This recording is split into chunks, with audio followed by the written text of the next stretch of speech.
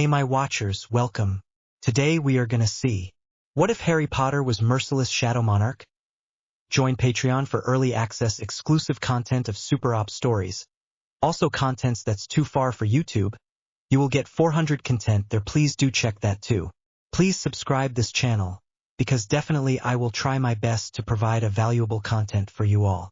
Also check the description to support the original author for this beautiful creation. Harry only realizes how extraordinary he is when he mentions that Dudley's parents make disgusting noises when they're rolling around together on their bed. And Dudley stares at him with blank eyes and asks, "How did you see that?" Then, of course, Dudley tries to beat Harry up for seeing that. But Harry slips around the corner and into a shadow that extends across the grass from the school building, and he winds up on the roof of the school while Dudley and his gang search in vain for him. When class is about to start again, Harry slips back down through the shadow of a tree and the shadow of a door, appearing calmly in the back of the teacher's room just as Dudley is about to tell her a lie about Harry not being there. So Harry doesn't get in trouble that day. It doesn't keep him from ever getting in trouble. The teachers don't believe Dudley's stories that Harry disappears when he's always right there, but Uncle Vernon and Aunt Petunia do. So Harry lies in his cupboard that night with his hands behind his head to cushion it a little, and thinks. He thought everyone saw through the shadows, they just didn't walk in them like he does. He's only 7, how he can be all that different. But now he thinks about the way Aunt Petunia and Uncle Vernon call him freak, and he nods. So that's what they mean. Shadows are his friends, and not theirs. Harry turns on the light bulb inside the cupboard and slips under the door through the shadow the light bulb casts. As always, it feels slightly cool and soft on the back of his neck and shoulders, and he sees a gray path in front of him winding through walls of darkness. Then he's standing in the kitchen, opening the fridge carefully. He can be gone in an instant if he wakes his aunt and uncle up, but that wouldn't stop them from suspecting him. Harry makes himself a slice of cheese and roast beef covered with mustard and eats it, thinking. Then he slips back through the shadows cast by the lights outside and into the cupboard, only having to switch once where the light's shadows cross the shadow of the cupboard. Back inside the cupboard, Harry turns off the light and starts thinking. When he assumed everyone saw through the shadows, he never tried to do anything much with it. It's walking that's been more useful. But now, his perfect marks. There's no way he could get perfect marks in maths. Mum, I'm good at maths. Harry widens his eyes innocently while Aunt Petunia pats sobbing Dudley on the back and glares at him over Dudley's shoulder. He never dared get perfect marks before, because Aunt Petunia and Uncle Vernon would punish him. And he probably couldn't get them even with a lot of studying. But he can get them when he goes through the shadows into the teacher's office and looks at the exams before she hands them out. And now he has a weapon to fight Aunt Petunia with. So he only waits until she sends Dudley into the kitchen with the promise of a huge chocolate ice and turns to face him. Boy, she begins ominously. You know that you're not smarter than my dudders, you must have cheated. You make a lot of noise when you're with Mr. Higgins from number 3. Harry says innocently. He's had a lot of practice in sounding innocent, too. More than you make when Uncle Vernon is on top of you. Aunt Petunia goes so white that Harry thinks she's going to faint like Mrs. Verner did last year when her blood sugar fell. She reaches out and gets hold of the wall, though. She's staring at him. What? She whispers. Sometimes you're in your bedroom with Uncle Vernon on top of you, and sometimes it's Mr. Higgins. It was yesterday when Uncle Vernon was at work. Harry slipped back through the shadows from school yesterday during lunch to see it. It was kind of disgusting and really noisy, but right now it's paying off. Aunt Petunia swallows slowly. Then she says, "You didn't see that." "Yes, I did. You were scratching at his back. And then he called you a tigress, Aunt Petunia. Are you a tigress?" Aunt Petunia actually takes a step backwards, away from him. Harry is a little disappointed. He thought it would take more than that to scare her. "Why, you're not going to tell this to Vernon?" "Why should I? As long as you don't punish me for getting good marks." Harry smiles at her. "You're a tigress, and I'm a good student." After a second, Aunt Petunia gives him a shaky smile. Then she ushers him into the kitchen and announces that they're going to go for ices. And Harry will sit in the back seat and be quiet and have a smaller one than Dudley. Dudley starts whining at the prospect of Harry getting an ice at all. But Aunt Petunia tells him in a hushed voice that Harry will be upset because it's a smaller one. And Harry does pretend to pout while he's eating his strawberry one in the back of the car as they come back from the shops, and Dudley is appeased. Harry goes to his cupboard happy that night, and planning a way to handle Uncle Vernon. Uncle Vernon yells at Harry a few days later because he didn't prune all of Aunt Petunia's roses, and starts to grab his arm and shake him. Harry focuses on his face as best he can and gasps out, Uncle Vernon, why is there another man's wallet in your pocket? Uncle Vernon is so perplexed he actually stops shouting. He does shake Harry again, but he asks, what are you talking about, boy? That wallet, Harry says, and widens his eyes in the direction of Uncle Vernon's jacket, which is hanging over the back of a dining room chair. It looks shinier than your wallet.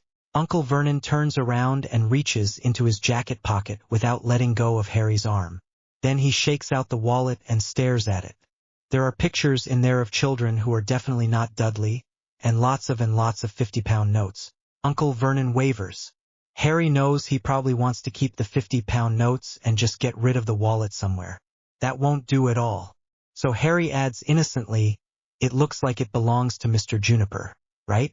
From number 7? He was saying that he lost his wallet the other day. If you tell anyone about this, boy, then I'll just tell them you took it. Uncle Vernon threatens him, and empties the money out of the wallet and goes out to throw it in the street. Harry frowns after him. Well, that didn't work the way he wanted it to. He probably needs to steal something more than money when he goes through shadows. Something that belongs to someone and has their name on it or something. Harry grins at the thought. He knows just what he is going to do. Well, after he goes through the shadows and takes a couple of the 50-pound notes back. Uncle Vernon didn't count them, and Harry considers some of them as rightfully his. What's this, Aunt Petunia? It looks expensive. What are you? That's not mine. Put it down. Aunt Petunia catches on more quickly than Uncle Vernon. She swallows the way she did when Harry confronted her with Mr. Higgins and asks, what do you want? Harry beams at her. I want Uncle Vernon to stop shaking me. And I want Dudley's second bedroom. Aunt Petunia doesn't even blink. Although Harry thought she would fuss about the second bedroom. She's looking at the picture. That doesn't belong to Vernon, she says, but her voice is weak. Harry immediately comes up with a better plan than the one he had, which was to tell people that Uncle Vernon stole the necklace and the photograph. Well, I don't know, he says, acting confused. I found the picture under a bunch of Uncle Vernon's socks in his sock drawer. Harry is the one who always takes care of the laundry, so Aunt Petunia can't argue with that. She hesitates and then says, you put it there. No, really, Harry says. He had it shoved all the way back and it got kind of crumpled, see? The photo is crumpled, although it was like that when Harry found it. Aunt Petunia mutters, you're lying, but Harry is watching her eyes. He's got really good at watching people's eyes. Aunt Petunia wants to think he's lying, but part of her believes him. She thinks Uncle Vernon went and rolled around on a bed with that woman and took the picture. She's suffering. Well, good. Harry wants to spread it around a bit. Please put the necklace back where you found it, Aunt Petunia whispers. Please, you can have Dudley's second bedroom. I'll talk to Vernon. What about the picture, Aunt Petunia? He put that back where you found it, too. Harry takes the emerald necklace back to the woman a few streets away and places it under her bed. She can think it fell there and that she really lost it instead of someone stealing it. Harry is thoughtful like that. He puts the picture in Uncle Vernon's sock drawer, shoved way back where Uncle Vernon barely ever reaches since he always grabs his socks from the top anyway, just in case. Harry is 10 when he finally terrifies Dudley into leaving him alone forever. Some of Dudley's friends won't join him in beating Harry up anymore. Harry whispered secrets to them that they thought nobody else knew about. Secrets he watched from the shadows of pictures or books or doors. Secrets they have about touching themselves or stealing things or cheating on exams that they want buried. But Piers Polkiss still joins Dudley, and one dark night they corner Harry far away from a street light. He doesn't have big enough shadows to slip away. Even though Dudley and Piers have never acted like they understand how he walks through shadows, they know something is different now. Their grins are bright as they wade towards him and bring up their fists. Harry cowers and feels something soft and slippery touch his ankles. He looks down. A tiny shadow is forming into a dark gray snake. It rears up and gives Dudley and Piers an unimpressed look. Its eyes are bright burning gray and Harry can see through its scales. But its teeth are long when it bares them. Go! Harry whispers, hardly daring to believe his luck. Piers. Harry reaches out and wishes as hard as he can that another shadow will come. It does. A shadow as flat as a stingray is right there, and Harry waves his hand at it and it flies towards Dudley and wraps around him. Both Dudley and Piers are screaming. High-pitched sounds that make the little dark corner of the street ring and start windows opening and lights turning on. Harry immediately slips away to number 4 Privet Drive and into his cupboard. Piers never joins Dudley in beating him up after that. Dudley tries one more time, but this time they're in a lighted area and Harry calls up a shadow dragon that breathes bright gray fire and gives Dudley a huge shiny pink scar on his arm. After that, Harry talks to Dudley, and they come to a sort of truce. Dudley doesn't beat Harry up. Harry doesn't interfere with him beating other kids up. Neither of them tell Dudley's parents. They go their own way. Harry is pleased with the way everything is turning out. When the Hogwarts letter comes, it's not really a surprise. Although Harry is disappointed that it says nothing about learning shadow magic. He thinks he could do even better with a teacher. Aunt Petunia tells him the truth in a few short sentences, that his mom and dad were murdered by a wizard called Voldy-something he survived with the scar on his head and drives him to the leaky cauldron. She's looking at him in so much fear when he gets out of the car that Harry feels compelled to reassure her. You don't have to come get me, Aunt Petunia. I can find my own way home. Or if I can steal enough money here and find food and a place to stay, then I can stay here forever. Aunt Petunia smiles all over her face. Oh, Harry, that would be the best. That would be the very best. I'll tell Vernon and Dudley. It's a great day. You should go be a powerful wizard, yes. With your magic. Yes. She's babbling, but Harry's tolerant as he watches her back the car out and zoom away, then turns and enters the leaky cauldron. No one seems to notice him at first. Then Harry catches the attention of the barman, Tom, and as he comes forwards to ask him what he wants, he gasps, "You're Harry Potter." That sets off a huge scramble as people in the pub try to come up and see him and shake his hand and touch his hair. Harry is bewildered. He doesn't think that he would be famous for shadow magic yet. He's only just going to be 11. But then someone says something about his scar, and he starts to pay more attention. Just where you know who put it, someone whispers to someone else. They're both older women, and honestly, except for the robes and pointed hats, they look a lot like Aunt Petunia. Harry listens to them and wonders if you know who is the same as the Voldy-something wizard his aunt told him about. So, his scar is the reason he's famous and the reason people can recognize him. Harry flattens his fringe over it and smiles up at Tom as the man finally lets him into the alley. Tom squeezes his shoulder and mutters something about the one who saved us all. They think I'm a savior? Maybe that makes a little more sense, although Harry still doesn't know the full story. But if this you-know-who was a frightening wizard and he somehow turned him back, then people would go crazy about him.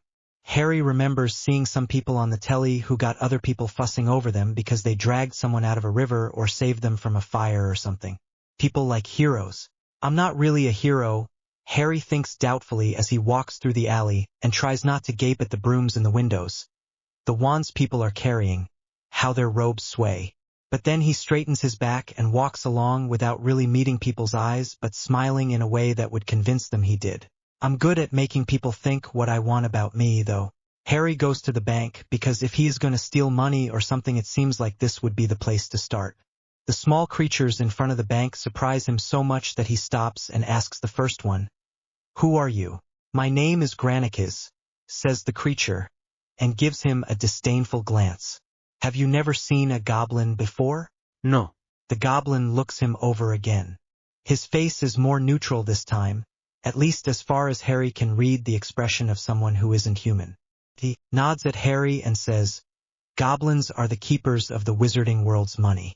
See that you don't be so rude again." "I promise," Harry says with his favorite smile, and walks into the bank. He sees the warning about stealing from goblins. He shrugs a little. He can't see anyone speaking to the shadows or moving through them around him. He will still try to take money if he can't get it here legally somehow, because he has to have money to go to school. When he gets inside, he sees a queue of wizards and he gets in it. He supposes that he can learn this way if he can get money from the bank just by asking or not. The queue seems to last forever, but Harry entertains himself by sending his mind questing through the shadows around him. He doesn't see a whole lot that's interesting except goblins counting gold and silver into chests, and the openings of stone tunnels lit by torches. It seems the bank goes down much further underground than it rises above the street.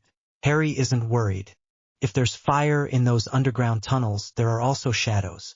In fact, it might be easier to move around inside the wizarding world than it is outside. He's never been a big fan of the kind of muggle lights that fill a room with such brightness that he can barely move around. Finally, it's Harry's turn to step in front of a goblin, who sneers at him. That's all right. Harry doesn't think they like anybody. Who are you? The goblin snaps. Harry Potter, Harry says, and pushes back the fringe so the goblin can see his scar. That seems to be the way people recognize him. The goblin narrows his eyes. Do I have money here? Harry asks, blinking. I didn't know I did. I don't have a key. He thinks it's a simple statement. Either they do know who he is and they give him some money because it's his, or they deny who he is and he steals it, but instead, it sets off a furious whispering and bustling in the goblins behind the counter. Harry stands there and waits. Wizards glare at him. Harry doesn't care. This is fascinating, although sadly the shadows can tell him nothing more because the goblins are all talking in a language he doesn't know. Finally, the goblin who asked him the question in the first place comes back and glares at him and says, "Come with me." Then he leads Harry back into the bank and makes him walk several times through an iron door that has no shadows around it at all, but a big chain hanging out of it. Harry wonders if it's like a metal detector at an airport. Finally, the goblins seem satisfied that Harry is who he says he is, and they take him on a wild ride into the bank. Harry laughs as the cart hurtles along curving, deep, and best of all, shadowy roadways into the earth. He walks around his vault when they get there and smiles at the heaps of gold and silver and copper. When he asks about the names of the coins and the exchange rate, the goblin sneers at him and recites the numbers in a bored way. They sound a little bewildering. Well, that's all right. Harry will make sure that he can work the numbers automatically by the time he goes to Hogwarts. He takes enough galleons to satisfy him, and on the way up, asks the goblin what they do to thieves, using the lie that he wants to know his money is safe. The goblin nods to a lump that's lying in the darkness off the track. Harry squints, but they're past it too quickly for him to be sure what it is. See, that? Yes, all that's left of someone who tried to come down here without a guide, the goblin says with the same relish Dudley used to use for talking about beating people up. Harry nods thoughtfully. He will have to make sure that he can move from shadow to shadow without popping up the way he does when one ends. It will work as long as the shadows overlap. Harry spends the rest of the day in Diagon Alley. He buys books including books about you-know-who, although there aren't many of those, and robes and a cauldron and scales and a potions kit and a pointed hat. He thinks about buying a pet, but he isn't sure which one would be best. Anyway, they would probably get left behind when he goes through shadows, and he wants one that can keep up. Then he goes back to the leaky cauldron and asks Tom for a room. All on your own, Harry?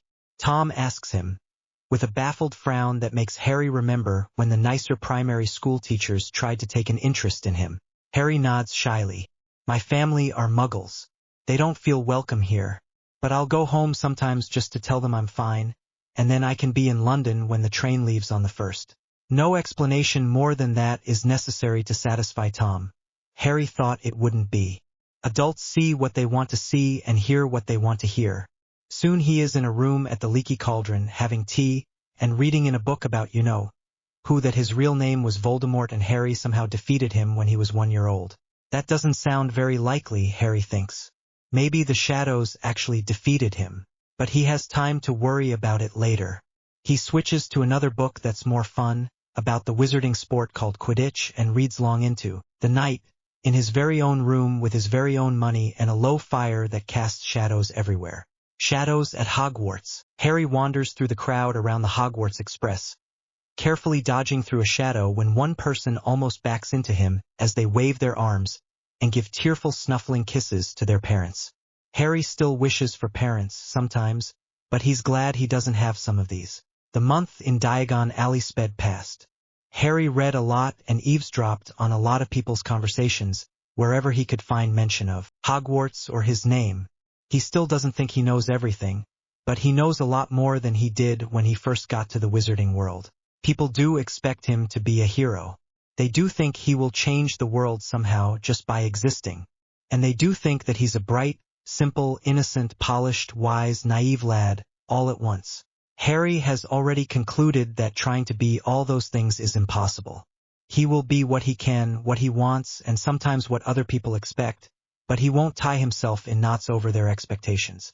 He finds an empty compartment on the train easily, since he's there before most of them anyway. He thought about putting on his school robes right away, but in the end he went with black casual ones. He slings his trunk into the compartment overhead and sits down with a book on history. It seems, from some of the things he heard from the shadows, that Hogwarts's history teacher is awful. No one bothers him until almost time for the train to get moving. Then the door of the compartment opens. Harry starts to wind the shadows around himself automatically. If he does it right and holds still, he can sit there and be invisible. Someone will look right at him and not be able to see him. He used that to escape Dudley and his gang a lot, but then he hesitates. He's going to have to show up at Hogwarts in a way he never did at primary school. And he doesn't have a Dudley running around this time to make the other kids hate him, and he hates the other kids. So he lets the shadows go, and pretends to be reading so intensely that he only looks up when the other kid clears his throat. Harry glances up with a faint smile on his face. He knows how to look sort of friendly after his month in Diagon Alley. The boy who's looking back at him is pale and thin and has a large shock of dark hair that's tamer than Harry's. He's also staring at Harry so intensely that Harry thinks he might have seen him if he was wrapped in shadows after all. Is anyone else sitting here? The boy asks quietly. Harry shakes his head. The boy sits down on the other side of the compartment for him and also takes out a book, although it looks as if this one's on Transfiguration. Harry is about to go back to his history book and maybe send out some shadows to spy on people when the boy asks, "What is your name?" "Mine is Theodore Not." He speaks formally, the way that Harry has mostly heard older wizards speak in the past month. Harry decides he probably has strict parents. He smiles back and nods a little and says, "My name is Harry Potter. What did you expect?" Harry asks. This is the first time he's been able to ask the question instead of just playing along with what people want to see. A parade of well-wishers, your loving family behind you, flying banners in red and gold. Not answers immediately. The last might be metaphorical. Harry rolls his eyes a little. He knows red and gold are the colors of Gryffindor House, where he doesn't think he has much chance of going. It's concerning to think people know his Hogwarts house before he's sorted, though. "What do you know about my family?" "Not much. Your mother and father are dead. I know you were raised by some relatives of your father's." "How do you know that?" "Well, I suppose I never received confirmation of it. But my father thinks that's likely what happened. It's well known that James Potter's mother's family came from out of the country and that you were supposed to be in a safe place with people who were taking care of you. It seems like a reasonable assumption." Nod is speaking slowly now, one eye on Harry. Harry shakes his head a little. It's not going to be good for him to show too much interest in talking about or defending his relatives. "I was raised by my mother's family. But your mother was." Harry gives Nod a friendly smile. "I'm not much up for my mother being called a mudblood. Just so you know." Nod pauses again.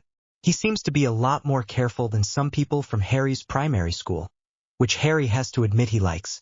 "I wasn't going to speak the word. Just think the thought." Harry raises his eyebrows when he sees a blush creeping over Nod's cheeks. He doesn't think he's ever made someone blush before. "Look, it's fine if you think the thought. If you treat me badly because of that, I'll convince you not to. If you just want to think it and avoid me for the rest of your life, I don't care. But you should leave the compartment now." Nod sits quietly for a long moment. Then oddly he smiles. "I think you're going to shake things up, Potter." And he goes back to reading without saying another word. After a second, Harry shrugs and does the same. But he can keep his eyes fastened on the page and his shadows spreading across the train to listen to the students' conversations. He's not used to spending a lot of time around people his own age. He needs to know what they talk about, By the time they walk into the Great Hall, with the swirls of stars and the shining moon overhead, Harry has a little frown on his face. It seems that people his own age mostly talk about houses, how much magic they already know, how much better they are than anyone else, and how much they wish other people like Muggleborns aren't here. This is all so boring to Harry. They're going to be sorted into their houses in just a minute, they're all going to learn more magic.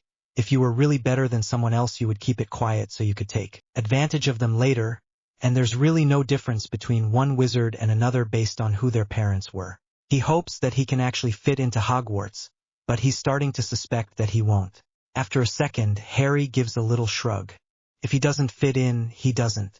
At least he knows he can protect himself and keep ahead of people by using his shadows to figure out their secrets. Nott stays close beside him as the Sorting Hat sings and Harry applauds politely. Harry supposes that makes sense.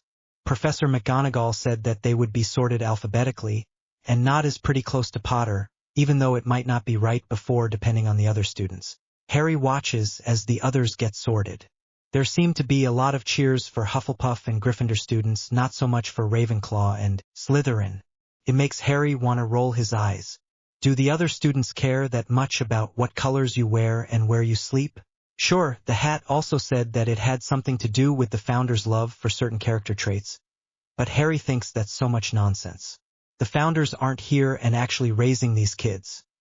They can't know that everyone who would get sorted into their houses would be perfect for them. Harry is rapidly deciding the whole house system is stupid, especially when he watches a girl called Granger argue with the hat before she's sorted into Gryffindor and a boy called Longbottom look utterly shocked when he gets sorted that way.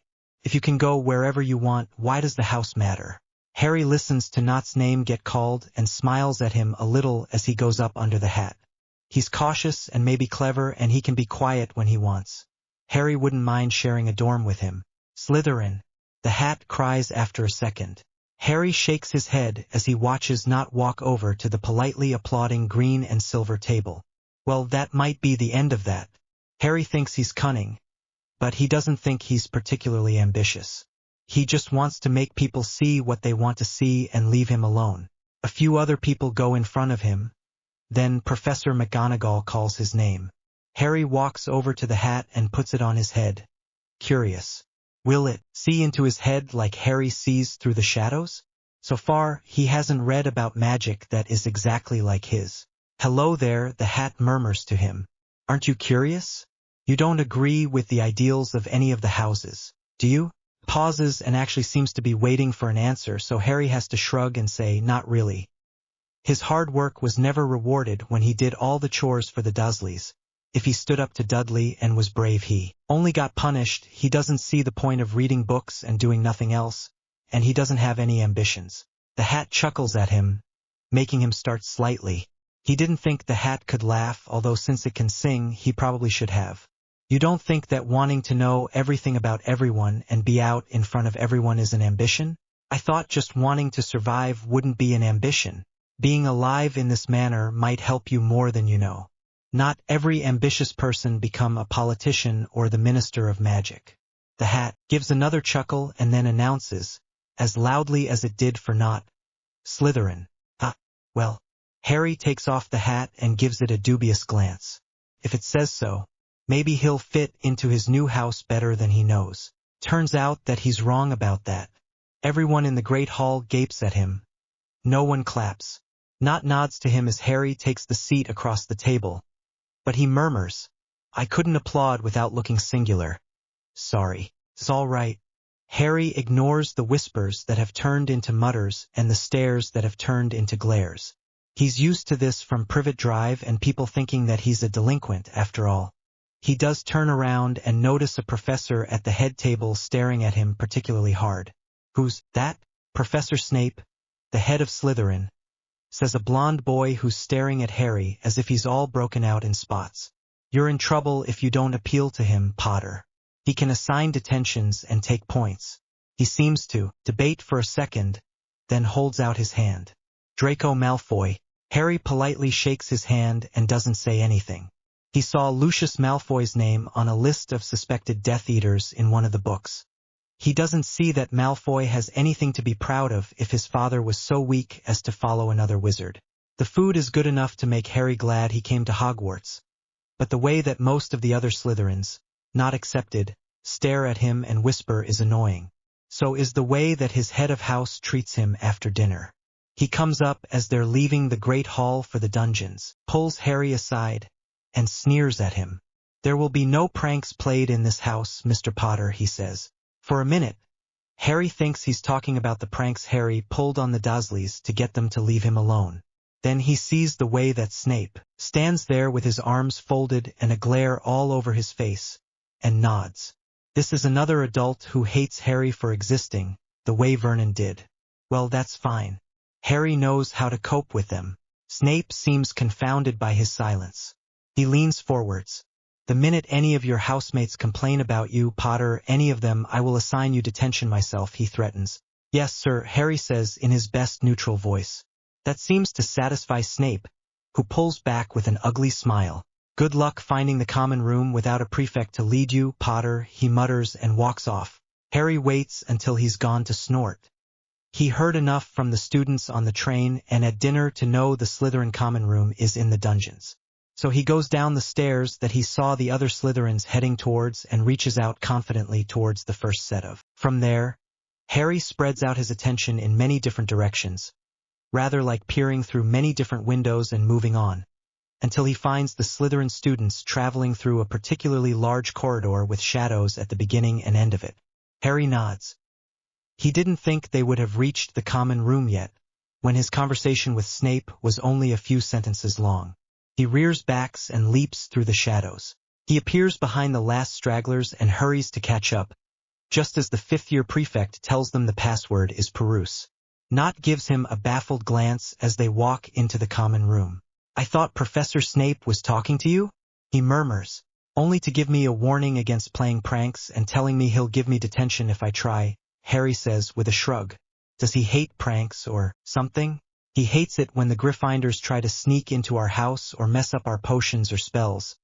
Nott says after a pause, "I can't think of anything else. I suppose he just hates me then."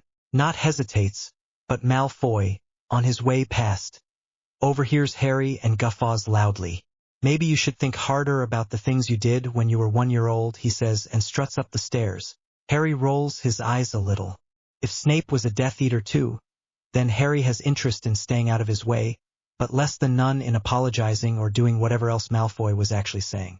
"Ignore Draco," Nott says, into a silence that feels almost embarrassed on his part. "He's a prat." "Oh, I know," Harry says, and smiles at Nott, and goes up to bed. The Slytherin boy's bedroom he's assigned to is dark green with pillars on all the beds, and some carved snakes on the headboards, and so much faint green light from the window that Harry can almost see well enough to read by it. And shadows. So many shadows, from high furniture and trunks and overhanging features of the ceiling and the walls. Harry goes to bed well pleased. The first few weeks or so are a blur. Harry does his best to make sure he's on time to classes and gives an honest effort at all his spells and potions and other schoolwork. When he realizes Snape is never going to mark him fairly no matter what he does, though Harry brews a good potion the first day without any help like the other Slytherins get and is told he must have cheated, he gives up on that class. Potions might be useful if he can study them outside of class, and the shadows have already showed him little passages in the walls and shut-up rooms where he can practice. Other people act strangely. They pretend to lose their way in the corridors just so they can talk to Harry. They giggle and stare at him from under their eyelashes. The strangest are probably the first-year Gryffindors, though, who corner Harry as a group on the second Friday when he's on his way back from potions.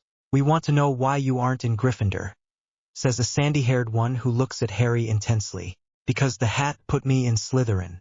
That makes the dark-skinned boy laugh, and he puts his hand out so Harry can shake it. "Dean Thomas," he says, "the rest are being weird, but I told them it's because the hat put you in Slytherin. I told them that's what you'd say."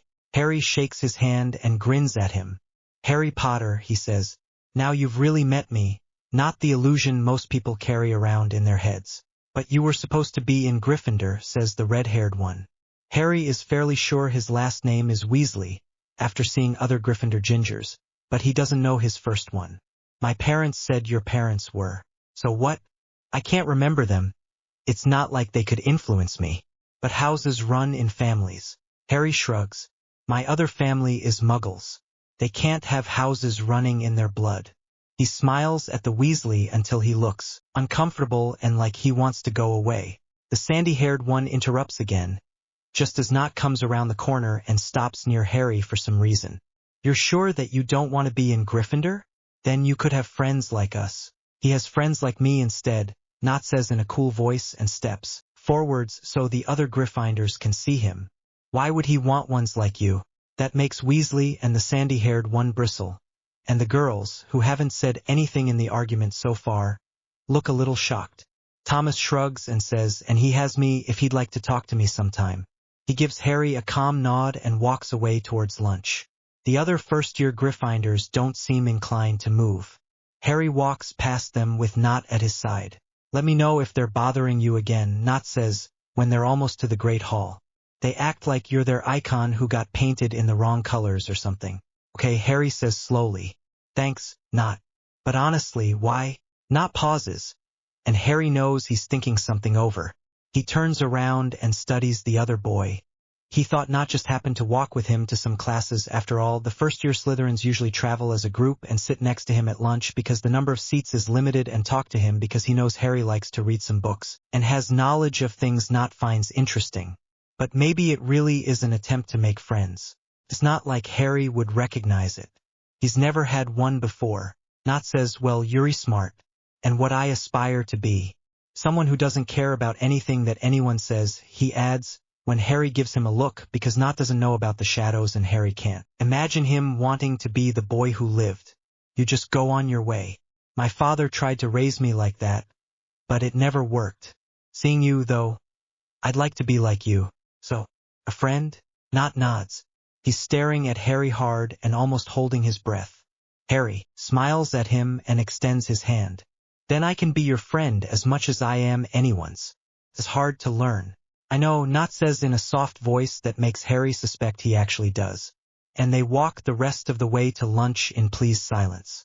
One of the first things Harry learns to love about Hogwarts is the way that shadows connect up so often with other shadows. He can pass through what seems to be solid stone and find hollows or corridors or staircases on the other side that he can also watch or run up depending on the way the shadows in this new space fall. There seems to be a bright fireplace in there. Harry leapfrogs under the door and lies in the shadow of a desk. He can see a perch with a brilliant bird on it, who is sleeping with his head under his wing. From the books he's read, Harry thinks it might be a phoenix. There are shining silver instruments everywhere, and books that look interesting. Harry might have manifested in the office to study them, except there are people there. Headmaster Dumbledore is sitting behind his desk with his hands folded, scowling at Professor Snape. Now, Severus, I understand that you don't like having Harry in your house, but aren't these concerns rather exaggerated? No, they are not, Headmaster. The boy thinks himself above everybody. He makes friends with no one. He disdains all his housemates. He spends the majority of his time by himself. And he gives me this knowing smile whenever he sees me. Harry would roll his eyes if he could. He gives the knowing smile at Professor Snape because he knows a secret of his. Harry won't use that secret until Snape gets more annoying than he is. But the shadows found something interesting in the corner of his bedroom. Harry's holding it in reserve. I thought he was spending a lot of time with Ethelred Nott's son. He's using the boy for Mr. Nott's studious skill, I'm certain. There's no way that he can be attaining the high results that Minerva and Filius and the others are reporting by himself. Minerva and Filius are most pleased with his progress. He still has his classes with Slytherin and can copy off Mr. Nott. If one of them catches him cheating, Severus, I'm sure they'll report it, the headmaster says, in a voice that tells Harry that line of conversation is over. And I will be happy to listen to them and discipline Harry then. You told me you had other concerns than the fact that you don't think Harry belongs in Slytherin. What are they? Snape hesitates for a long moment. Then he says, you know that I knew Petunia Evans growing up. This is news to Harry, but also something he's suspected. Headmaster Dumbledore nods.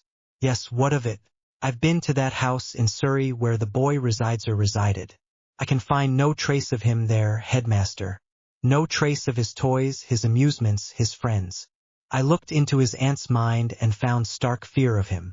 He is apparently an accomplished thief, but she had no idea how. And his cousin has a burn scar from him, but he couldn't clearly tell his parents how. I fear the boy may be drifting into dark arts, headmaster. Harry wants to sigh. It seems that while he can read the shadows, some people can read minds. Harry might have to use Snape's secret against him sooner than he thought, or find another one and have that in reserve too. But at least Snape didn't learn anything about the shadows from the Dursleys.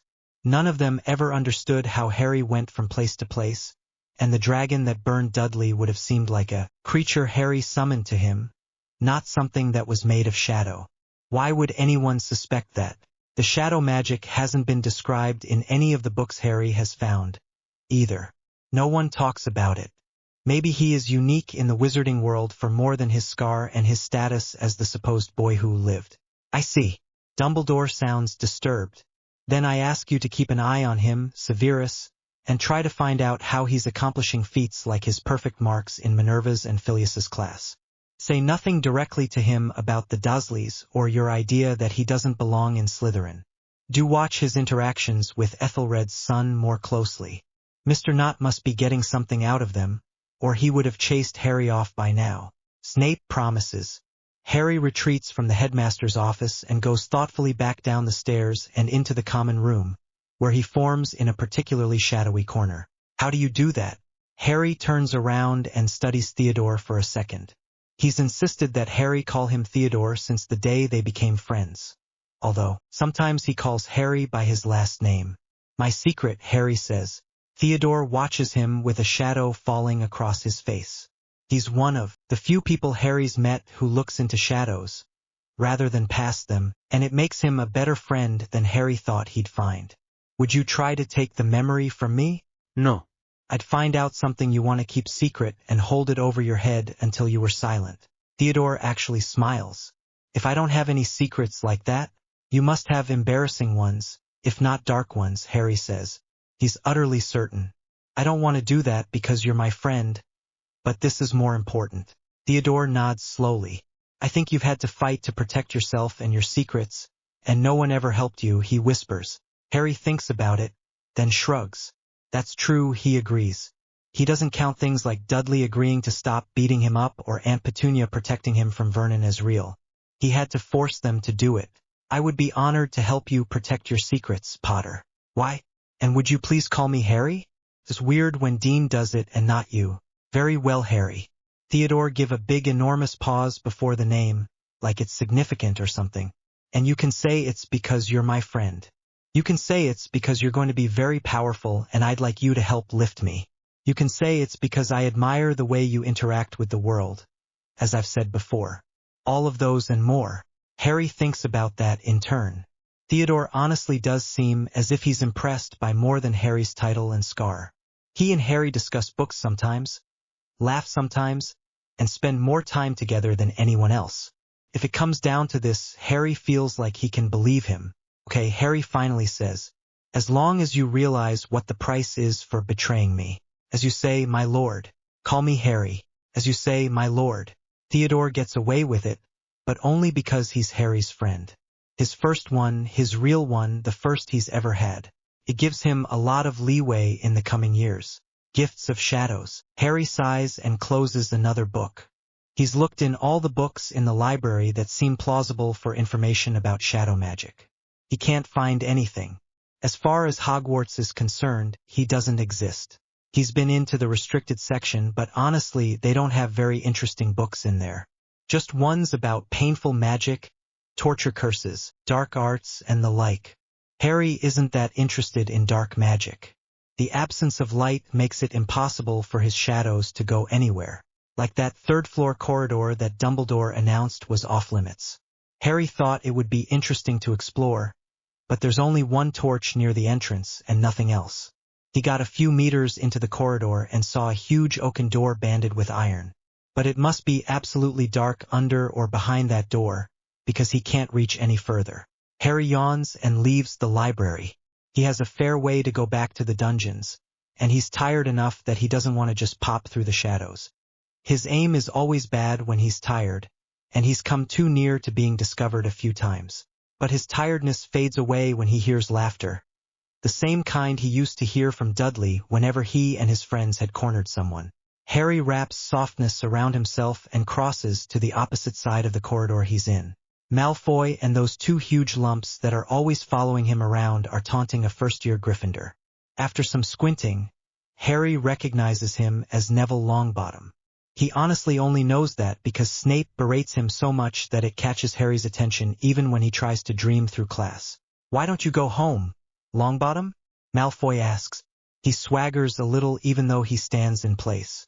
Harry would be more impressed if he hadn't seen Dudley do the same thing more than once. "Everyone knows you're a squib. You don't belong here.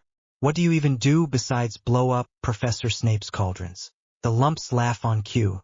Longbottom shivers. "Too am good at herbology," he says, in a voice so soft Harry wouldn't hear it if he wasn't this close. "That's not enough, Longbottom."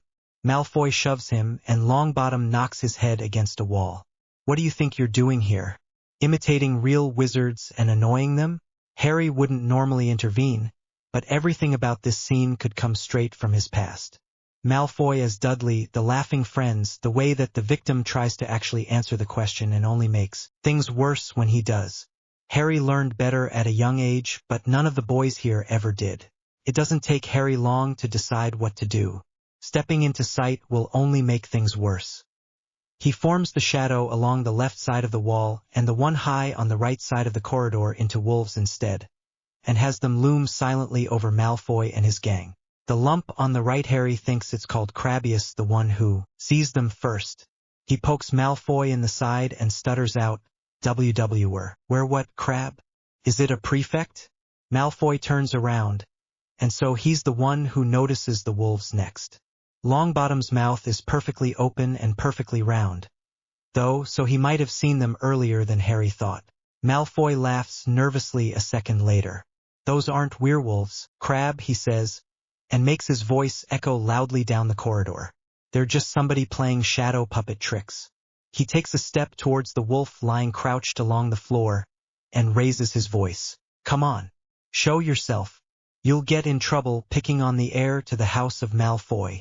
Harry forms a part of the tail of the wolf on the wall into an arrow and points down the corridor. Longbottom runs away at full speed, which is good, since Harry thinks the little boy is too timid to see what happens next. Harry makes the wolves stand and flow towards Malfoy and his lumps. Malfoy takes one step back, then folds his arms. "They're shadows, they can't hurt you." The wolf that's formed from the wall leaps down and grabs Malfoy. Malfoy screams as the teeth close on his arm. Harry grins. He's not going to have the wolf hurt Malfoy much. Just enough pain to make up for slamming Longbottom's head into the wall. So the teeth crunch down, and Malfoy screams again, and Harry pulls back into the shadows and wraps himself up and leaps to the Slytherin common room after all. It won't be careful and cautious to be outside when Snape comes looking for him. This time he slips in through the door with the password like anyone else. Even so, he can see Theodore's eyes on him, bright and knowing. When Malfoy limps in with a torn robe and babbling about wolves that came to life and try to eat people, Theodore looks at Harry. Harry is innocently occupied with his history book. It doesn't keep Snape from assigning him detention because he thinks Harry must be behind every time his favorite gets in trouble, but at least Harry knows Malfoy can't prove it, and neither can Snape, and neither can Theodore, even though he stares at Harry the next morning when Longbottom is telling his story in whispers about how the shadows came to life and saved him. Harry continues to ignore Theodore's sly glances, and the way he calls Harry my lord is exasperating, but Theodore likes to be that way. It doesn't mean anything. "Mr. P. Potter, St. stay be behind after CL class." Harry turns around and waits semi-patiently for Professor Quirrell to finish whatever he wants. The man has been the most useless professor Harry has. Snape seems to know how to teach other people, even though Harry's given up on learning from the idiot. Quirrell just babbles about vampires and smells of garlic and sends people into giggling with his stutter. Theodore and Dean, surprisingly, are standing near the door still, although they act like they're ignoring each other to focus on Harry. Harry shakes his head at them before the professor shuts the door. "Now, Mr. Potter," Quirrell says, and interestingly loses the stutter the instant they're alone. I notice that you're barely trying with the spells in class. Harry nods. Yes, sir, he adds, when Quirrell glares at him like he wants a verbal answer. Why, Mr. Potter? Most of them don't seem very interesting, Harry tells him. He would tell any other professor the same thing and be honest, but none of them are intent on asking him. He writes good essays and he can do the simple spells and transfiguration and charms, and working on basic herbology is a breeze after years tending Aunt Petunia's garden. Everyone except Snape has seemed pleased with him up until this point. Quirrell blinks. Then he asks, why not, Mr. Potter? Some of those spells could protect you from vampires and other dark creatures. I looked them up in the library, sir, Harry says, and he did when he was sneaking into the restricted section and looking for books on shadow magic. There are better shield charms than the ones you're teaching us. I've been learning those. Have you indeed, Mr. Potter? Frangir. Protego. The shield charm doesn't work as well as the books describe. Harry is still learning it, after all. But a spark in the air deflects Quirrell's bone-breaking curse and lets Harry duck out of the way. Quirrell is watching him with a faint smile when he stands again. Just because you are more powerful than other first years is no reason not to pay attention in class, Mr. Potter. I expect more of you after Christmas. Quirrell puts his wand away like nothing happened. Perhaps you will, after all, provide more of a challenge than I was expecting. That doesn't make a lot of sense. Harry keeps one eye on Professor Quirrell as he opens the door of the classroom and goes out to rejoin Theodore and Dean. They immediately close in around him.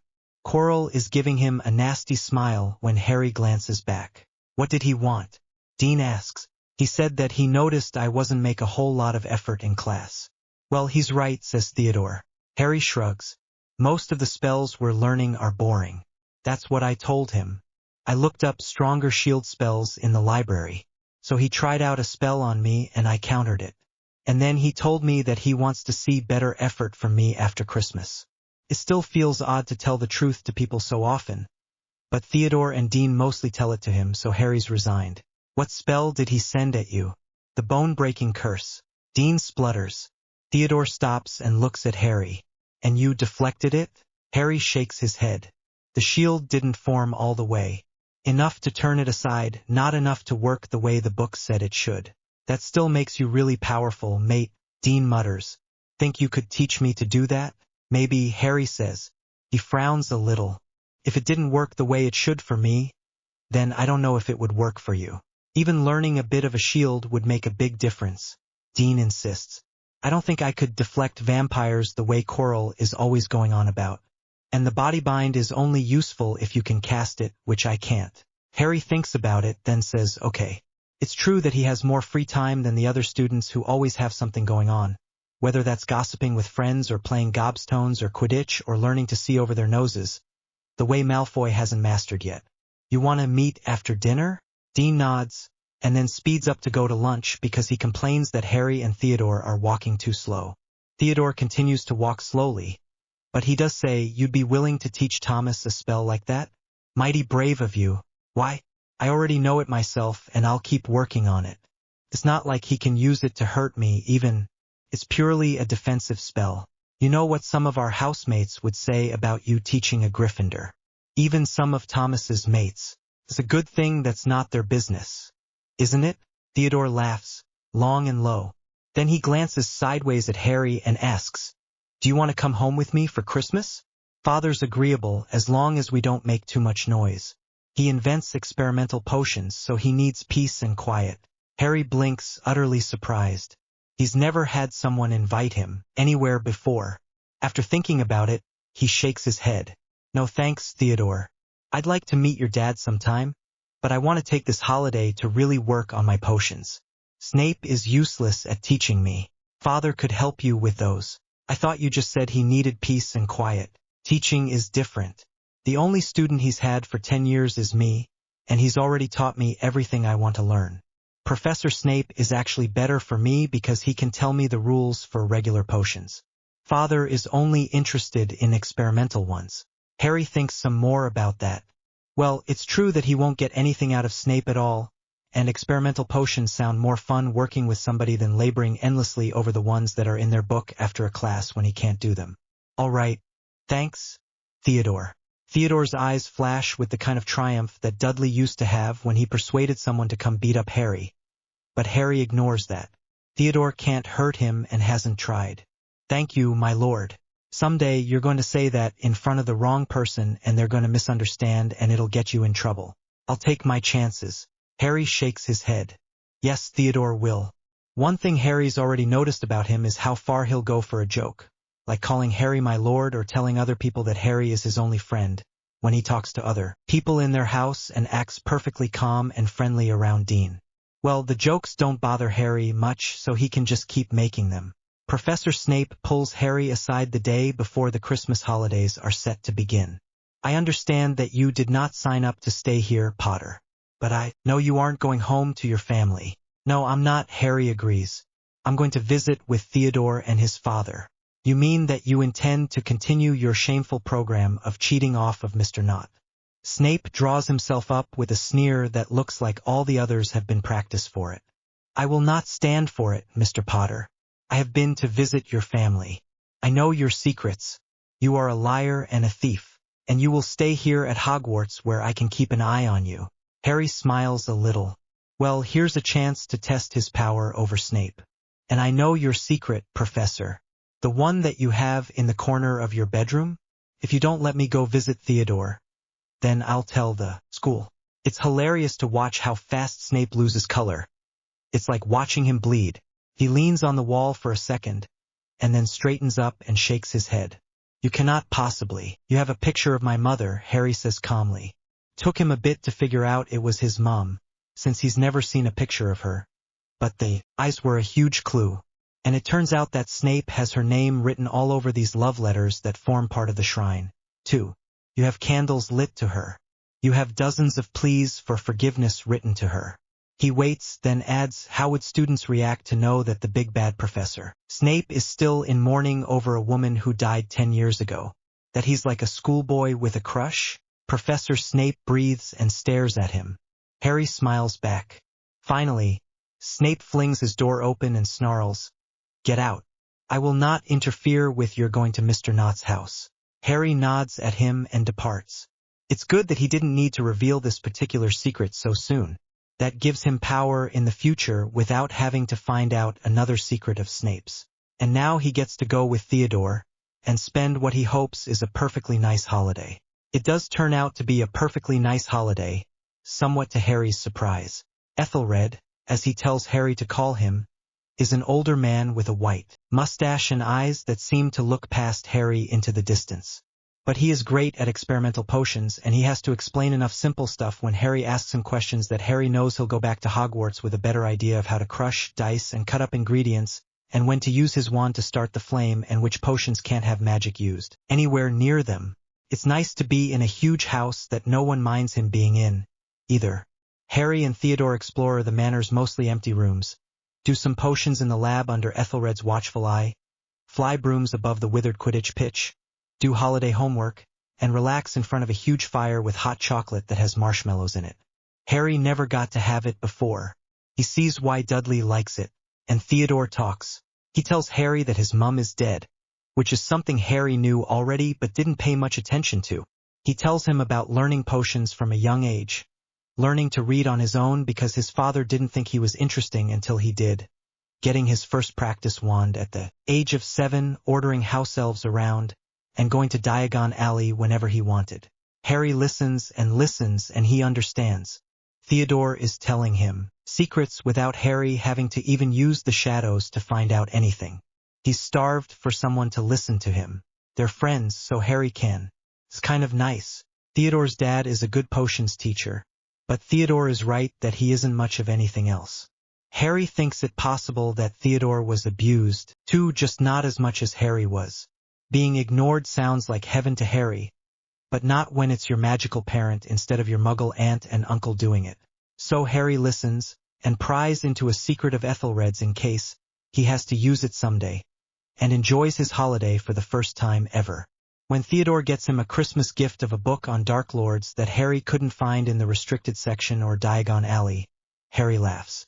"You really are committed to this joke," he says, flipping through it. "You realize there's nothing about Voldemort in here?" I didn't get it because I think that you'll have to fight Voldemort someday. Right, I should model myself on the Dark Lords in here and take over the world. Theodore lowers his eyes demurely. There could, he says, be worse ambitions. Harry rolls his eyes and practically throws his own gift at Theodore. Open that and go play with it for a while. Theodore seems stunned when he opens it to find the warded wand holster that Harry saw him eyeing on one of their trips to Diagon Alley. Harry, how did you get this? I went into the shop and bought it.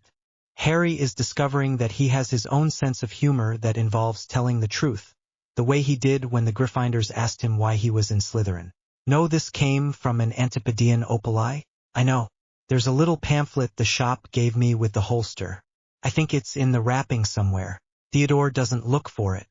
And the wards will prevent anyone from summoning or damaging my wand, he says, and looks straight at Harry. The look in his eye is different this time from most times in the past when he joked with Harry. Thank you, my lord.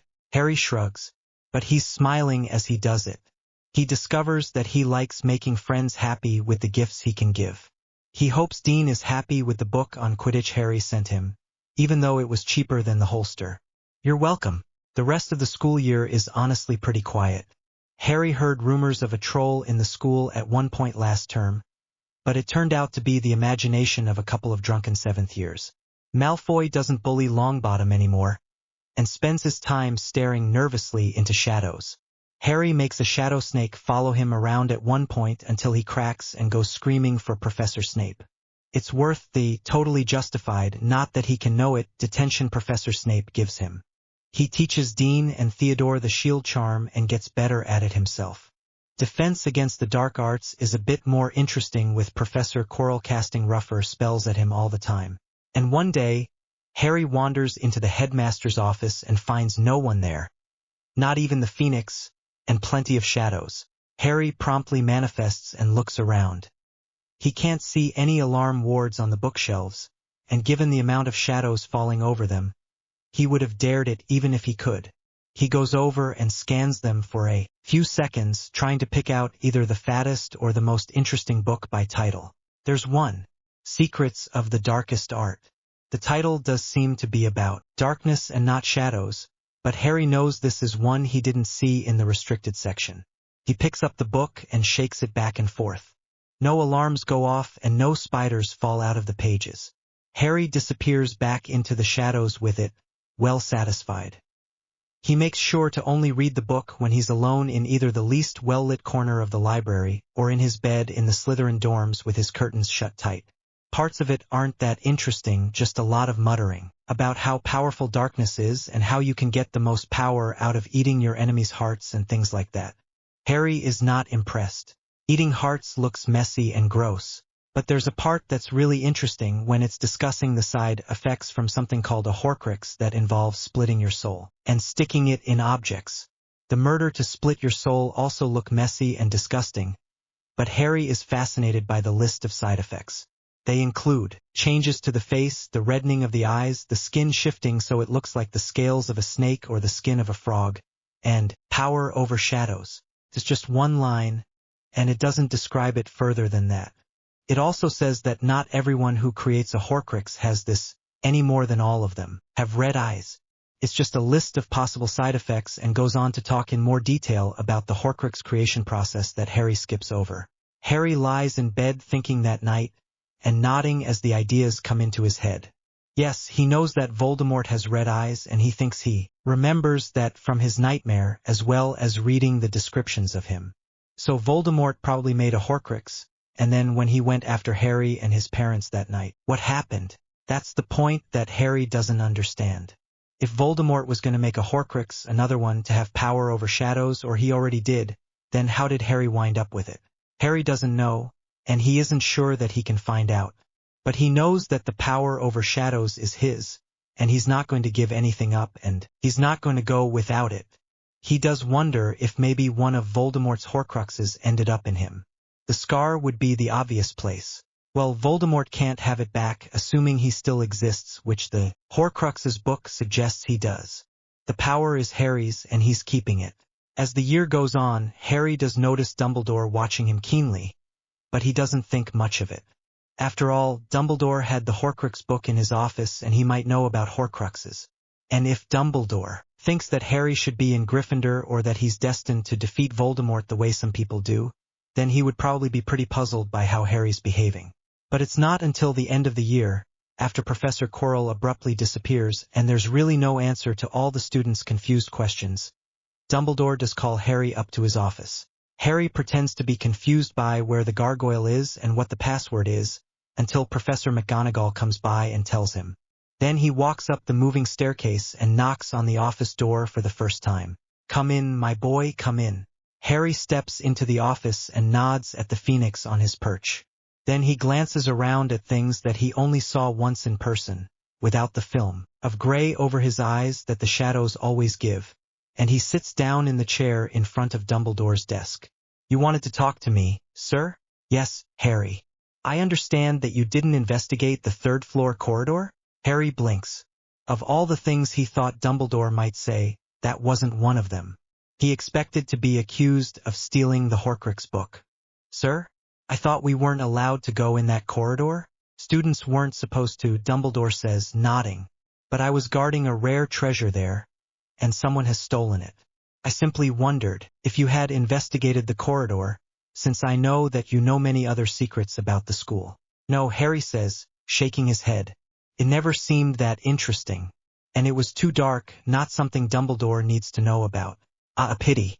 I hoped you could let me know where the Philosopher's Stone disappeared to." Harry blinks. He thinks he's read something about the Philosopher's Stone in the Horcrux book, or maybe in the restricted section. "Isn't that a famous stone that can help you turn lead into gold, sir? Or something else into gold, and brew the elixir of life that could let you live forever?" "Yes." Dumbledore leans forwards. "I suspect the person who stole it was specifically looking for the elixir of life." "Why, sir?" "The ability to turn lead into gold sounds more interesting to me." Dumbledore smiles sadly. "Do you think you care too much about the riches of life, Harry?" "No," Harry says, after considering that for as much time as it deserves, which is about 2 seconds. "I just want to know any information you may have about who stole the stone, Harry. If you suspect they stole it for the elixir of life, don't you already suspect who stole it, sir?" "I have suspicions, Harry, but I do not know for sure." "I don't know, sir. And since that's true, it's going to be true no matter how long." Dumbledore stares at him. He finally sighs as if disappointed and asks, "So, are you looking forward to the summer holidays, Harry?" "Yes, sir. I'm looking forward to doing lots of reading that isn't for my classes and staying with my friend Theodore." "Theodore?" "Ah, yes, Mr. Knott. Well, I'm afraid that I must ask you to go back to your family, Harry. They must miss you terribly." "Why are you asking me, sir?" "What? Well, of course, I hate to order any of my students around." "No, I mean why you specifically, sir? You're not my guardian or my head of house, so it just seems strange." Dumbledore's eyes have narrowed slightly. Harry thinks he's on to something, although he doesn't know what it is. He waits hopefully but gets nothing more interesting than Dumbledore saying, "It is just for the summer, Harry. They won't want me back," Harry says positively. "We don't get along. But I do get along with Theodore and his dad. So I'm going to his house. You will go back to the Dursleys, Harry." Harry doesn't see the point of arguing, so he shrugs a little. Then he goes back to the Slytherin common room after Dumbledore questions him one more time about the Philosopher's Stone, and tells Theodore what is going to happen. And what he says is going to happen is what does. He and Theodore ride the train until they're almost back to King's Cross Station, and then Harry pretends to go to the luggage compartment and disappears into the shadows instead. He told Theodore he would remain unseen. Theodore didn't question him as to how. Harry only comes out when he hears all the other students leave. He follows Theodore to where his father is waiting. Ethelred nods at them a little and takes their hands, whisking them through side-along apparition. Harry doesn't like it, not compared to his shadows, but he doesn't feel like he wants to throw up either, which is what Theodore looks like. "Come on," Theodore says the minute his father has disappeared into his lab. "I have new books that you haven't read, and there are games we never got to play, and I might invite Pusey over later." Harry follows him up to the room that he stayed in over Christmas, feeling content. From the way Theodore looks over his shoulder, he feels the same way. Dumbledore sends a few owls over the summer. They are incredibly easy to ignore, shadows in his eyes. The summer is wonderful. Harry has never lived in a house so large, or had the ability to wake up when he wants and do what he wants exactly then. Even staying in the leaky cauldron last summer, he had to wake up at certain times so he could get breakfast and lunch. Here, the Knot House elves will serve him whenever he wants. He soon explores all the shadowy corners in the manor, and finds a secret of Ethelred's that makes him smile to hold on to. Then he can concentrate on spreading out into the shadows of the forest and finding the hiding places of the unicorns that live there. Wild beasts scatter before him when he pops up. He finds a patch of potions ingredients that Ethelred has warned him to let alone and watches from shadows for a long time before he sees the find. Webs of guardian spiders spun among the herbs. Spending time with Theodore gets easier and easier. He's happy to talk as much as Harry wants or as little as he asks. He'll lean back with his eyes closed and his hand waving as if he's conducting music while Harry talks about the Dursleys. He'll come up with absurd ideas for revenge on Harry's relatives and laugh about them with him. And he buys Harry a birthday gift that has Harry giving him a long, narrow-eyed glance when he takes it out of the wrapping. "What?" Theodore asks innocently. A historical book about Dark Lords was one thing, but this is a less than subtle hint, Harry replies, turning the book over. It has a cover picture, not always the case with books in the wizarding world, and it depicts a woman holding a bat in one hand and a snake in the other. "Take over the world with dark arts," says the title. There's no author listed. Theodore doesn't say anything. Harry looks over at him to see if he's going to laugh, and finds him leaning towards Harry and staring, the way he did sometimes during the past year at school when he almost caught Harry using his shadow powers. "You're the likeliest candidate I know," Theodore says softly, "to take over the world." Harry snorts and opens the book. There are a few spells listed, but most of the book seems to focus on manipulation techniques. That might be interesting. I don't care enough about most people to want to rule them. Thank you for the book, though, he remembers to add. I think it's a requirement that you not care much about most people, in order to take over the world, Theodore says, smiling as he picks up the breakfast tray he and Harry have been eating from. "And you're welcome." Harry rolls his eyes as he watches a house elf pop up to take the tray from Theodore. "Why don't you do it? You don't care that much about most people, either." "I never had the power." "You do. You know, I don't care that much about being the boy who lived." And honestly, it seems that most people don't care that much about it anymore either. That's something Harry is proud of. He acted like an ordinary or average student all year, at least on the surface, and so people have to treat him as ordinary and average. "I wasn't talking about that." Harry laughs a little uneasily. Theodore's eyes are so piercing that he may actually see through shadows, both the kind Harry travels through and the kind Harry tries to throw. "I don't have that much magical power either. You deflected the bone-breaking curse with a fourth-year spell. Do you know I studied the shield charm after you started teaching it to me and Thomas? It shouldn't be able to turn back that spell anyway, unless practiced by a wizard 7th year and up. Quirrell was a horrible teacher and half our books for that class are wrong. You know that. And will you call him Dean? You gave him permission to call you Theodore. He wanted to, and it puts him at ease. But I call him by the name that reflects the distance between us. I always call people exactly what I want to call them and what I think they should be called. It always makes a statement about what I feel. Except with me. Why not with you? You joke about me being your lord, but you don't mean that." Theodore smiles and says nothing.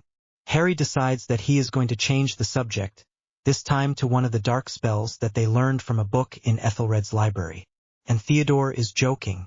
Harry's read about Dark Lords. They have so much more political power and caring than he does. Voldemort wanted to change the world, even if the way he did it was stupid. Harry doesn't want to change the world. He wants a few specific people to like him and the rest to leave him alone. "You said something about hearing a voice in the walls. So I brought you someone else who people think hears voices." Harry blinks at Theodore and blinks at the young girl Theodore is holding by the wrist, to make sure that she doesn't wander away. She has blonde hair and an expression so dreamy that Harry thinks it probably challenges his expression in potions when he's concentrating on his daydreams to get through the class without cursing Snape. She looks up at him and her eyes widen a little. "Theodore says you are my lord," she says in a high, breathy voice. "Are you?" Luna lo pegó. I hear the nargles when they talk, and the blibbering humdingers. I've never heard the heliopaths yet, but I haven't really concentrated. Do you hear those voices? Not unless they're in the walls and they're always hungry and talking about wanting to rip and tear, Harry tells her. He doesn't understand why. Theodore really brought Luna, but he supposes he has to deal with her now that she's here. Do you want to go to the library? Where are your shoes? Oh, some of the nargles took them. Or perhaps the mistletoe thieves. They're very common and neglected, you know. They steal because they want people to pay attention to them, but they don't take attention well. Harry narrows his eyes a little. I see. Luna may hear voices, but it's just as likely that she's speaking the way Harry used to, the way Longbottom did last year when Malfoy cornered him. Desperate words to make the situation better. You wouldn't be able to point out any of the mistletoe thieves to me? I don't know, my lord. They're very secretive. Harry sighs. The last thing he needs is Theodore's joke spreading to other people. Well, can you tell me where your shoes were when you last saw them? He catches Theodore's smile from over Luna's shoulder and rolls his eyes at him. He understands why Theodore actually brought the girl to him. She's a distraction from voices and the fear of going crazy that Harry's been dealing with all through his second year. And maybe Theodore knows enough to figure out that Harry will want to punish the people who bullied Luna. It's a bit creepy that someone knows him that well. Harry realizes when he thinks it through. But it's gone too far for him to turn his back on Theodore now. Serpensortia. Just one simple word, and all his life has changed. Harry scowls at the floor as people around him whisper in the Slytherin common room. Some are avoiding him. Some stare at him the way people did last year when the boy who lived nonsense was new. And everyone acts like speaking to snakes is remarkable, whether they think it's a good or a bad thing. Harry doesn't think it is. In fact, he thinks it's probably another side effect of the Horcrux, one of the things he learned about from Secrets of the Darkest Art. If certain people get snake-like features from making a Horcrux, why wouldn't you also be able to talk to snakes? And Voldemort can talk to snakes. People are telling Harry that now. Harry sighs irritably. It's not even the most remarkable thing he can do. Not that he wants to reveal his shadow magic to anyone. But for something that freaks everyone out, are you all right? Harry glances up and blinks in surprise as Theodore sits down opposite him. Harry thought Theodore would either be happy that his ability to talk to serpents has been revealed or relieved that the mystery of the voice in the walls has been solved. Of course Harry is hearing a snake. Instead, Theodore's gray eyes are burning with a pale flame. Yes? Harry asks, hating the way the common room falls silent to hear his voice. He scowls at them and stands up, retreating to the bedroom. Theodore follows him.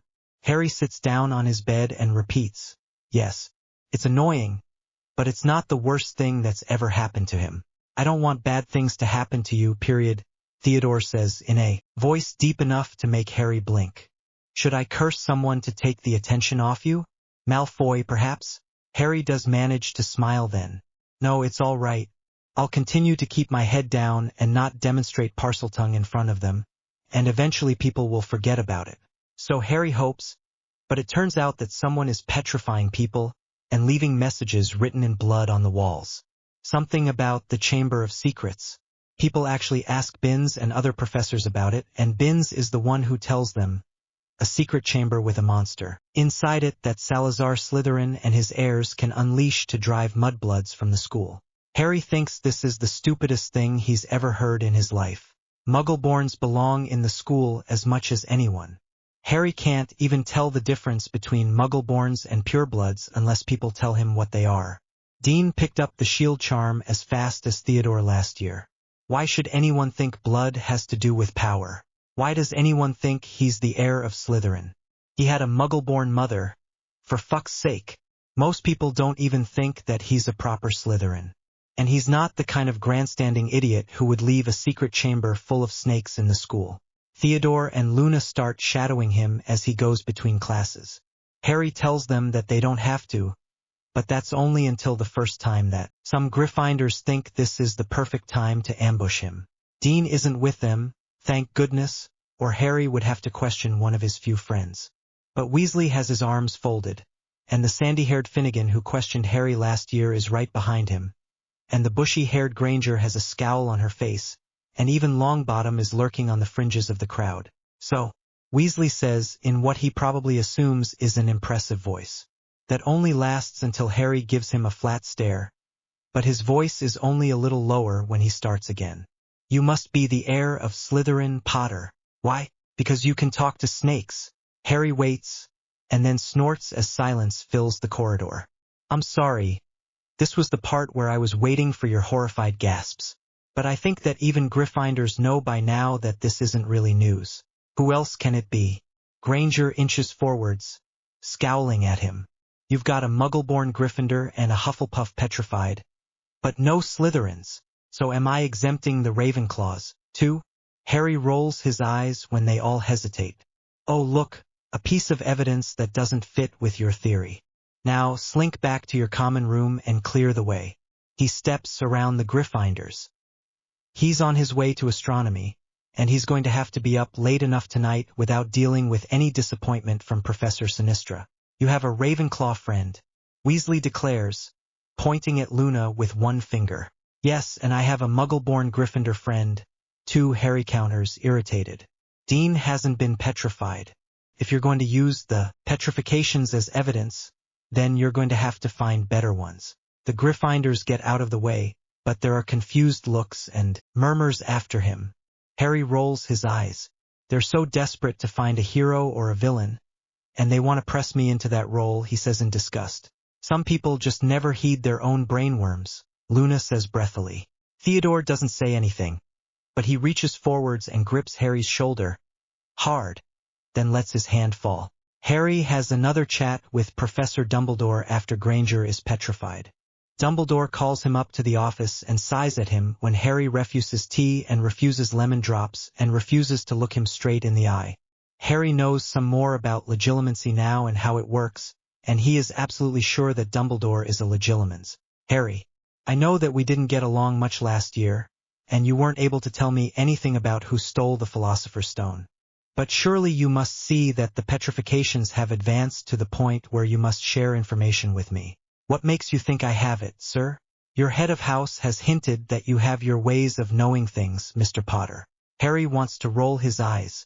Snape has largely left him alone this year, letting Harry dream through class and giving him acceptables on everything, but of course he has to get in this petty strike when he talks to Dumbledore. Well, I don't know anything, sir. Just because I'm a Parselmouth doesn't make me evil. The last heir of Slytherin was a boy called Tom Riddle, Jr., which is the mortal name of Voldemort. Dumbledore says that casually, but his eyes are absolutely fixed on Harry. Harry sighs. And sir? I'm not the heir of Slytherin. Anything that you could report to me, Harry. If you know anything about where the entrance is or what the creature is that is causing these petrifications, if I figured out that it was a basilisk, then you can do it, too. Harry sighs. I don't know anything. I certainly don't know where the entrance is. Why would I do something that would endanger me and my friends? One of my friends is Muggle-born, you know.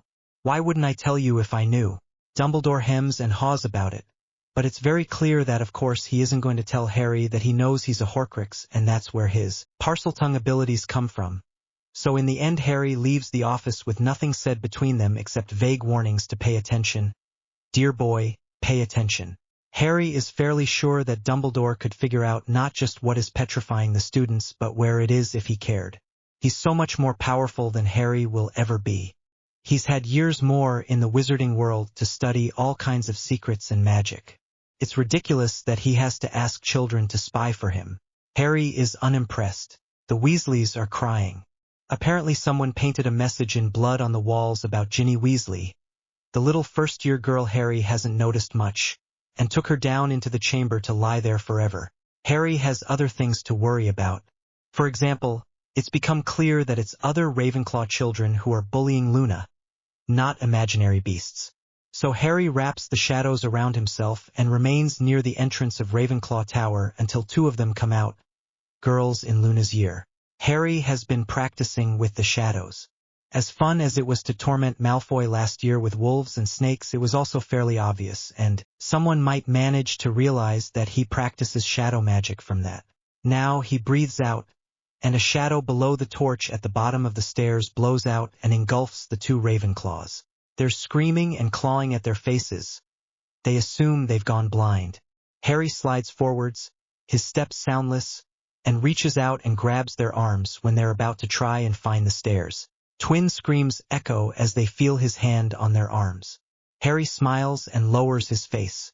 I'm going to hurt you if you don't leave Luna Lovegood alone, he breathes out. He's worked a charm to deepen his voice, since the shadows can't affect the way he sounds, but he doesn't think he would be recognized even if he spoke in his normal voice.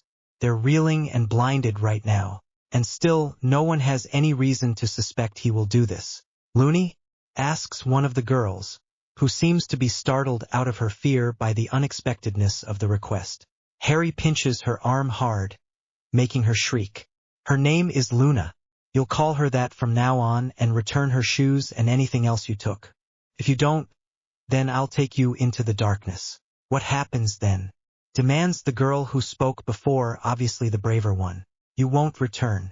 As Harry thought, the simpler threat frightens them far more than a more specific one. It gives their imaginations room to work. They scream and sob and promise, and Harry lets them go and vanishes into the shadows again. The next day, Luna is wearing her shoes, and Ginny Weasley is back after all. Apparently Dumbledore rescued her. Harry sits at dinner and smiles, ignoring the deep, dark looks that Dumbledore is sending him. He enjoys the way most of the first-year Ravenclaws hunch over their meals far more.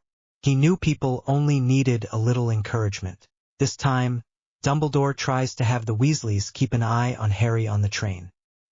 He rolls his eyes and disappears early, remaining in the shadows as he sits in a corner and reads and watches people search frantically for him.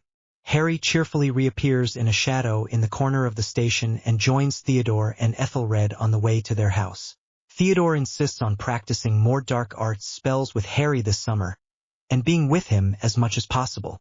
Ethelred seems to be writing lots of letters and doesn't have as much time to teach Harry potions, which is a little disappointing. Harry is seeing potions now as something that can be fascinating in its own right, even if they will never matter to him as much as his shadows do.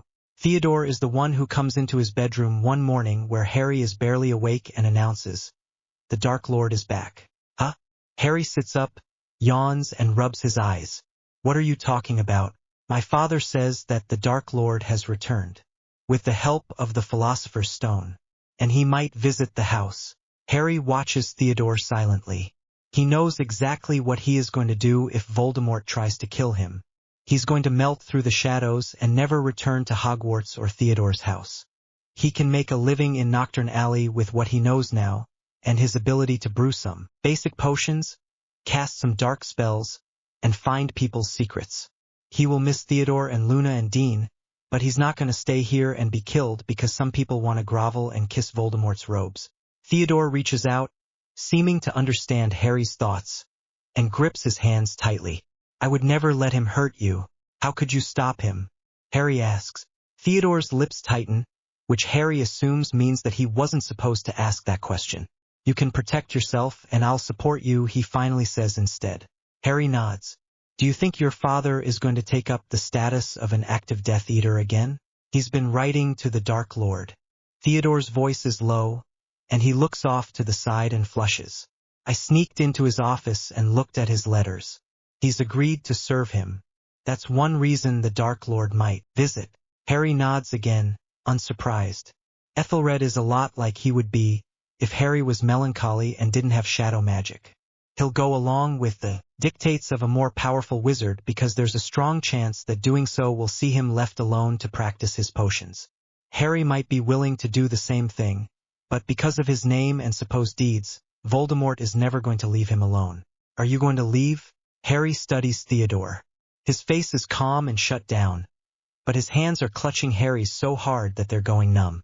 Harry tries to squeeze back, although his hands are numb, and he finally pulls them back and says, I'm going to wait and see if he comes and tries to kill me. If he doesn't, then I'll stay. Thank you, my lord. Harry rolls his eyes. The one good thing about Voldemort visiting, he thinks the one good thing is that Theodore will have to stop calling him that name because Voldemort might take offense. Voldemort comes strolling up the gravel lane that leads to the front of the Knot House in a handsome dark-haired body.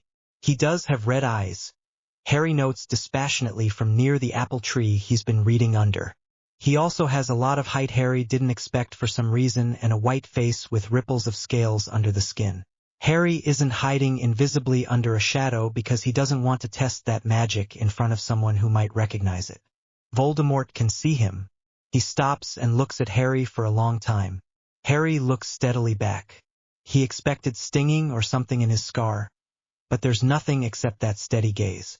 Voldemort finally nods and says, "So you are Harry Potter?"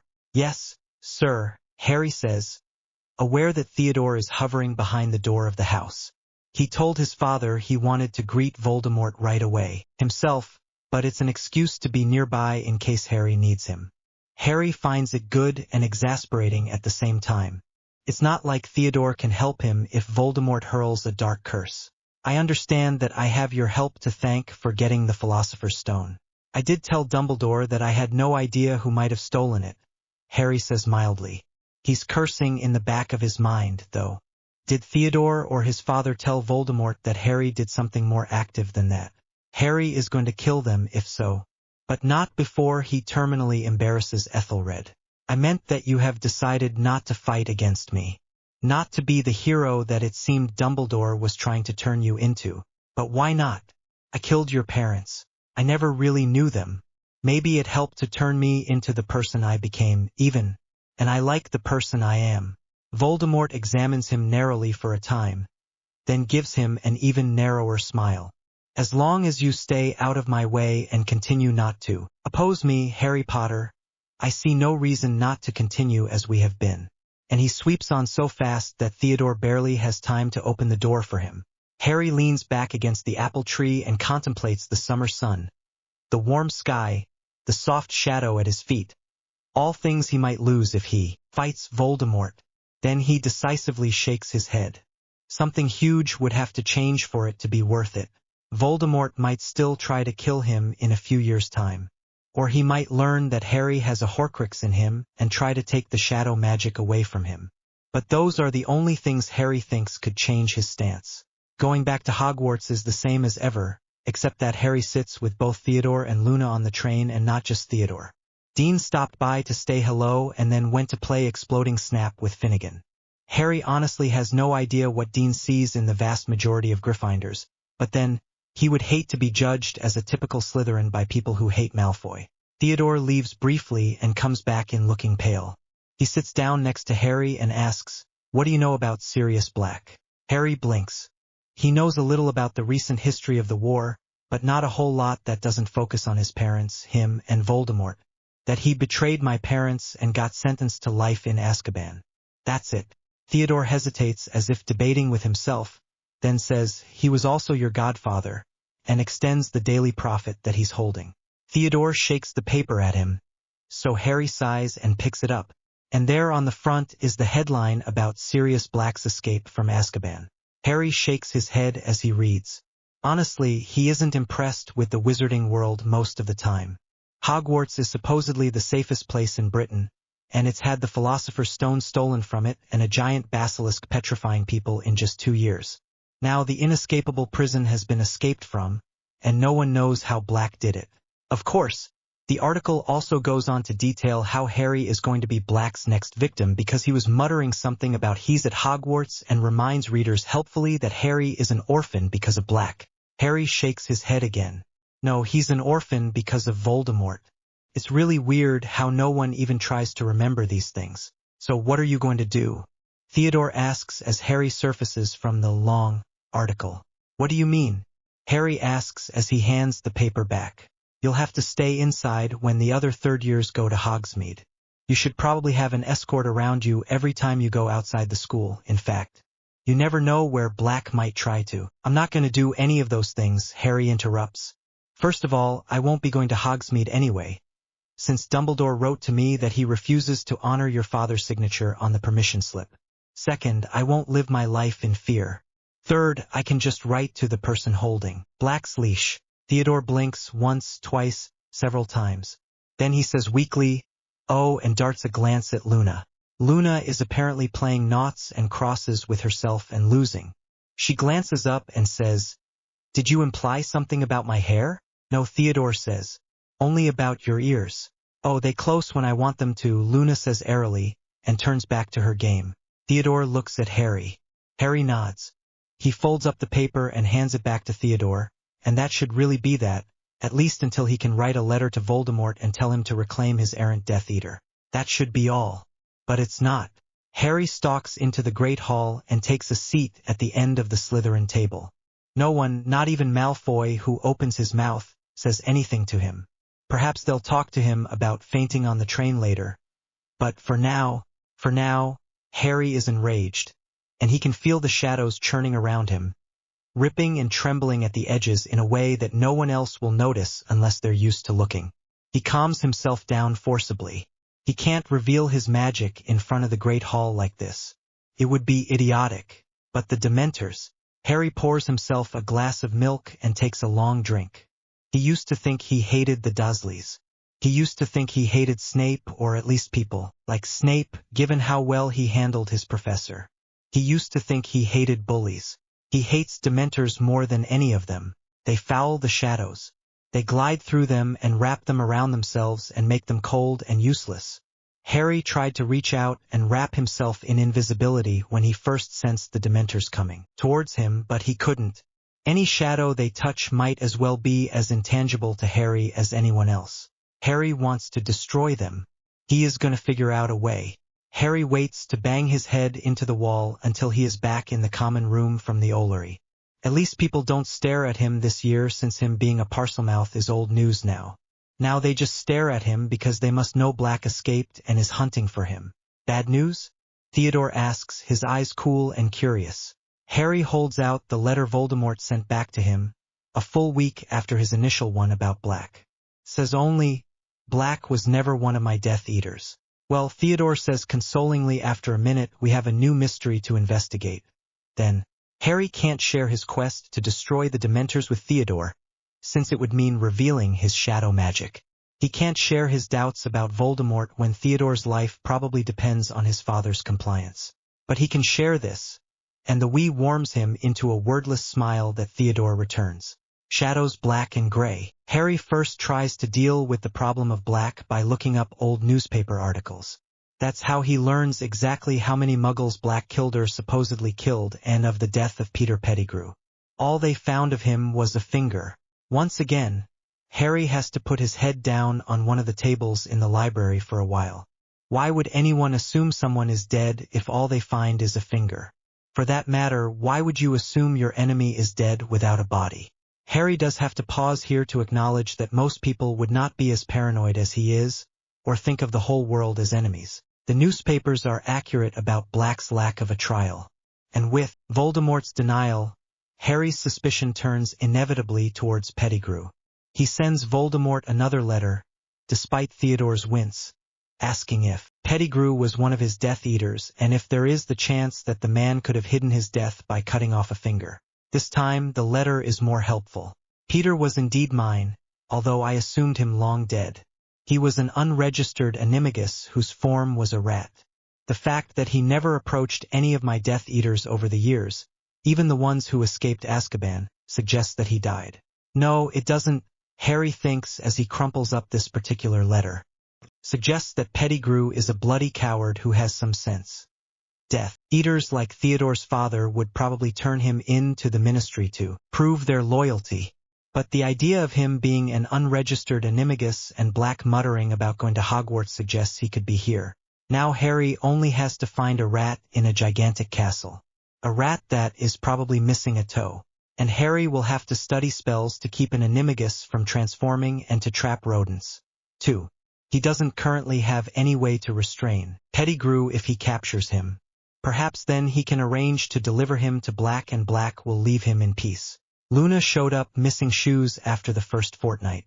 So Harry has to wait at the bottom of the stairs up to Ravenclaw Tower again, interrupting his busy schedule of homework, dreaming through Snape's class, ignoring Dumbledore and the pitying glances that people give him because of Black being his godfather, and studying rat restraining traps.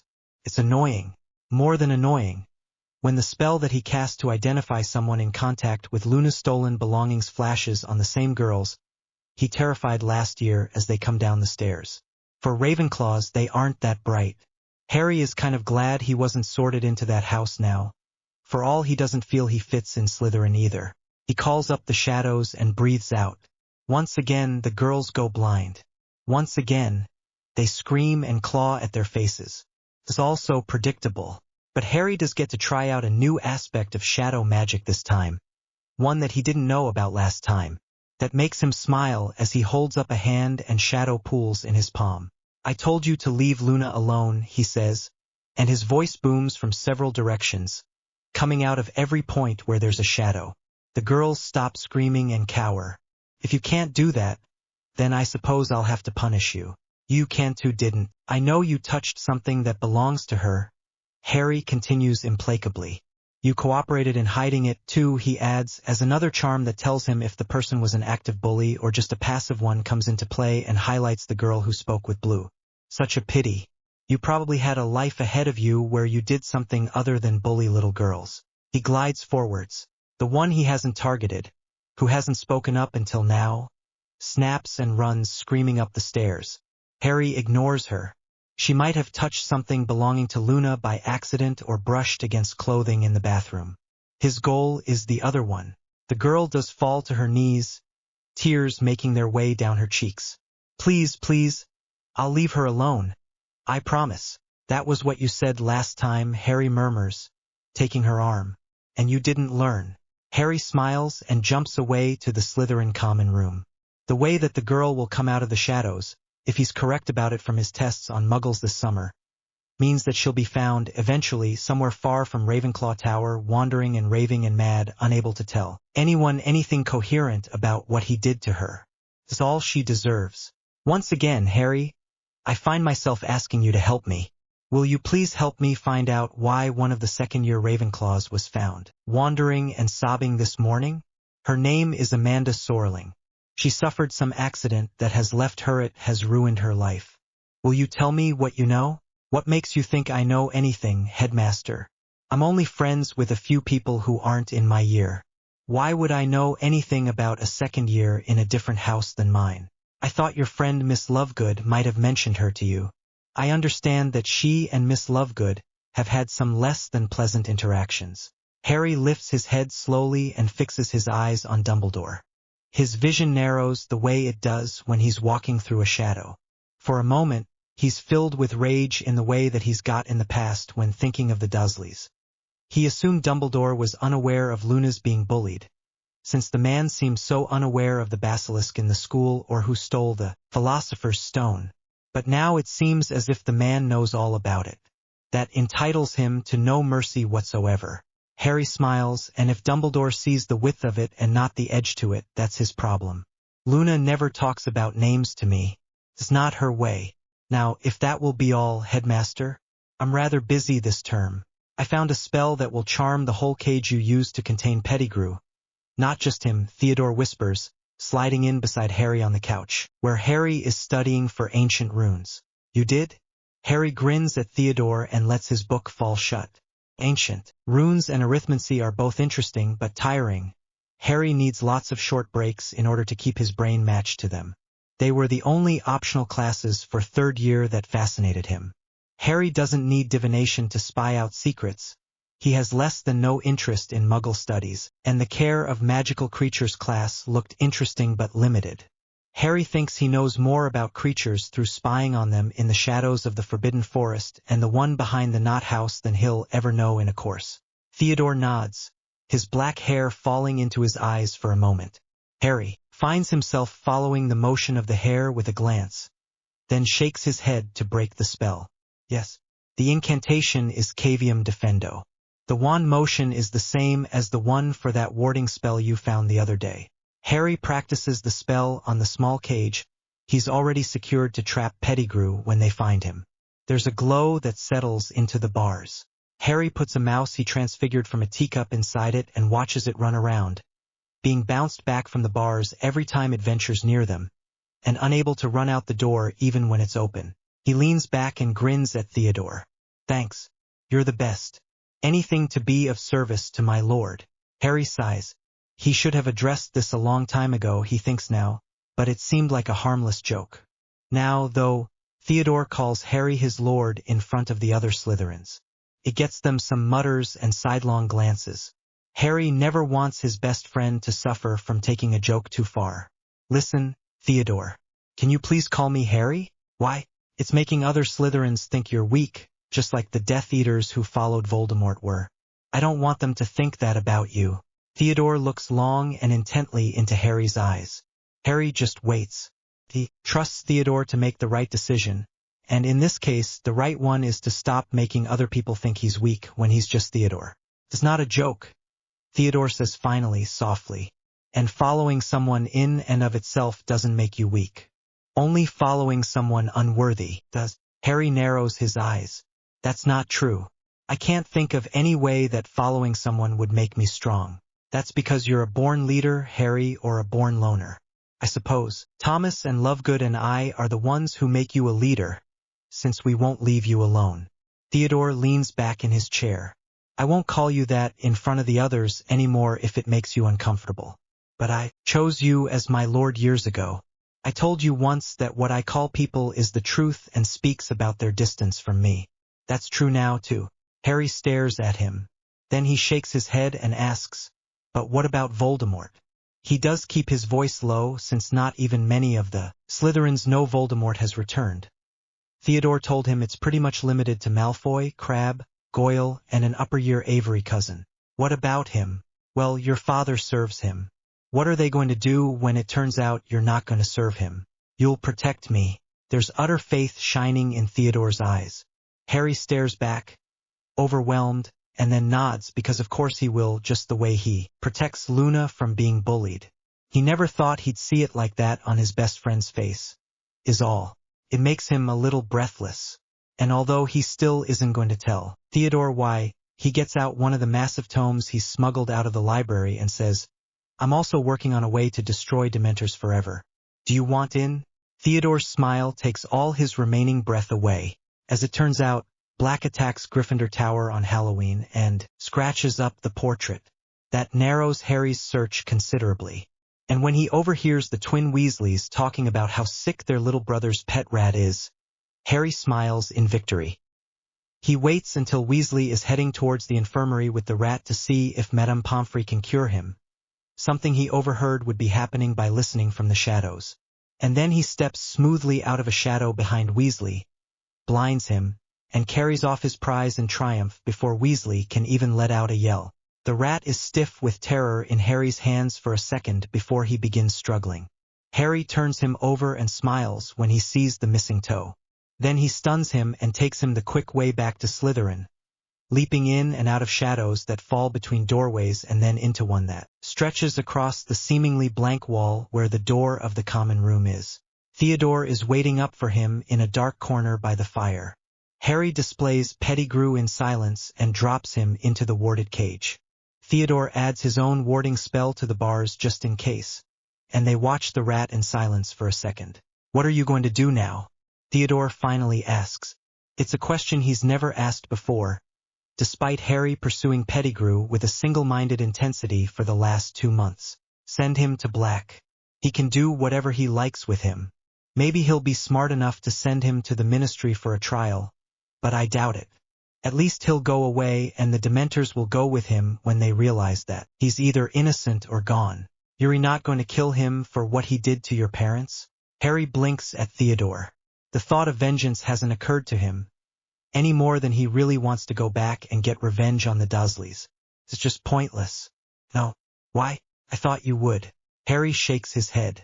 I would still defend you if you ever needed it, he reassures Theodore. The same way I would Luna or Dean. I just didn't care if it happened to me. If it happens to me, I'll stop it. But what happened doesn't matter very much. I'm very glad that our friendship is a thing that happened that you still care about. Harry reaches out, squeezes Theodore's hand tightly, and goes to the Ollery to send the rat to Black.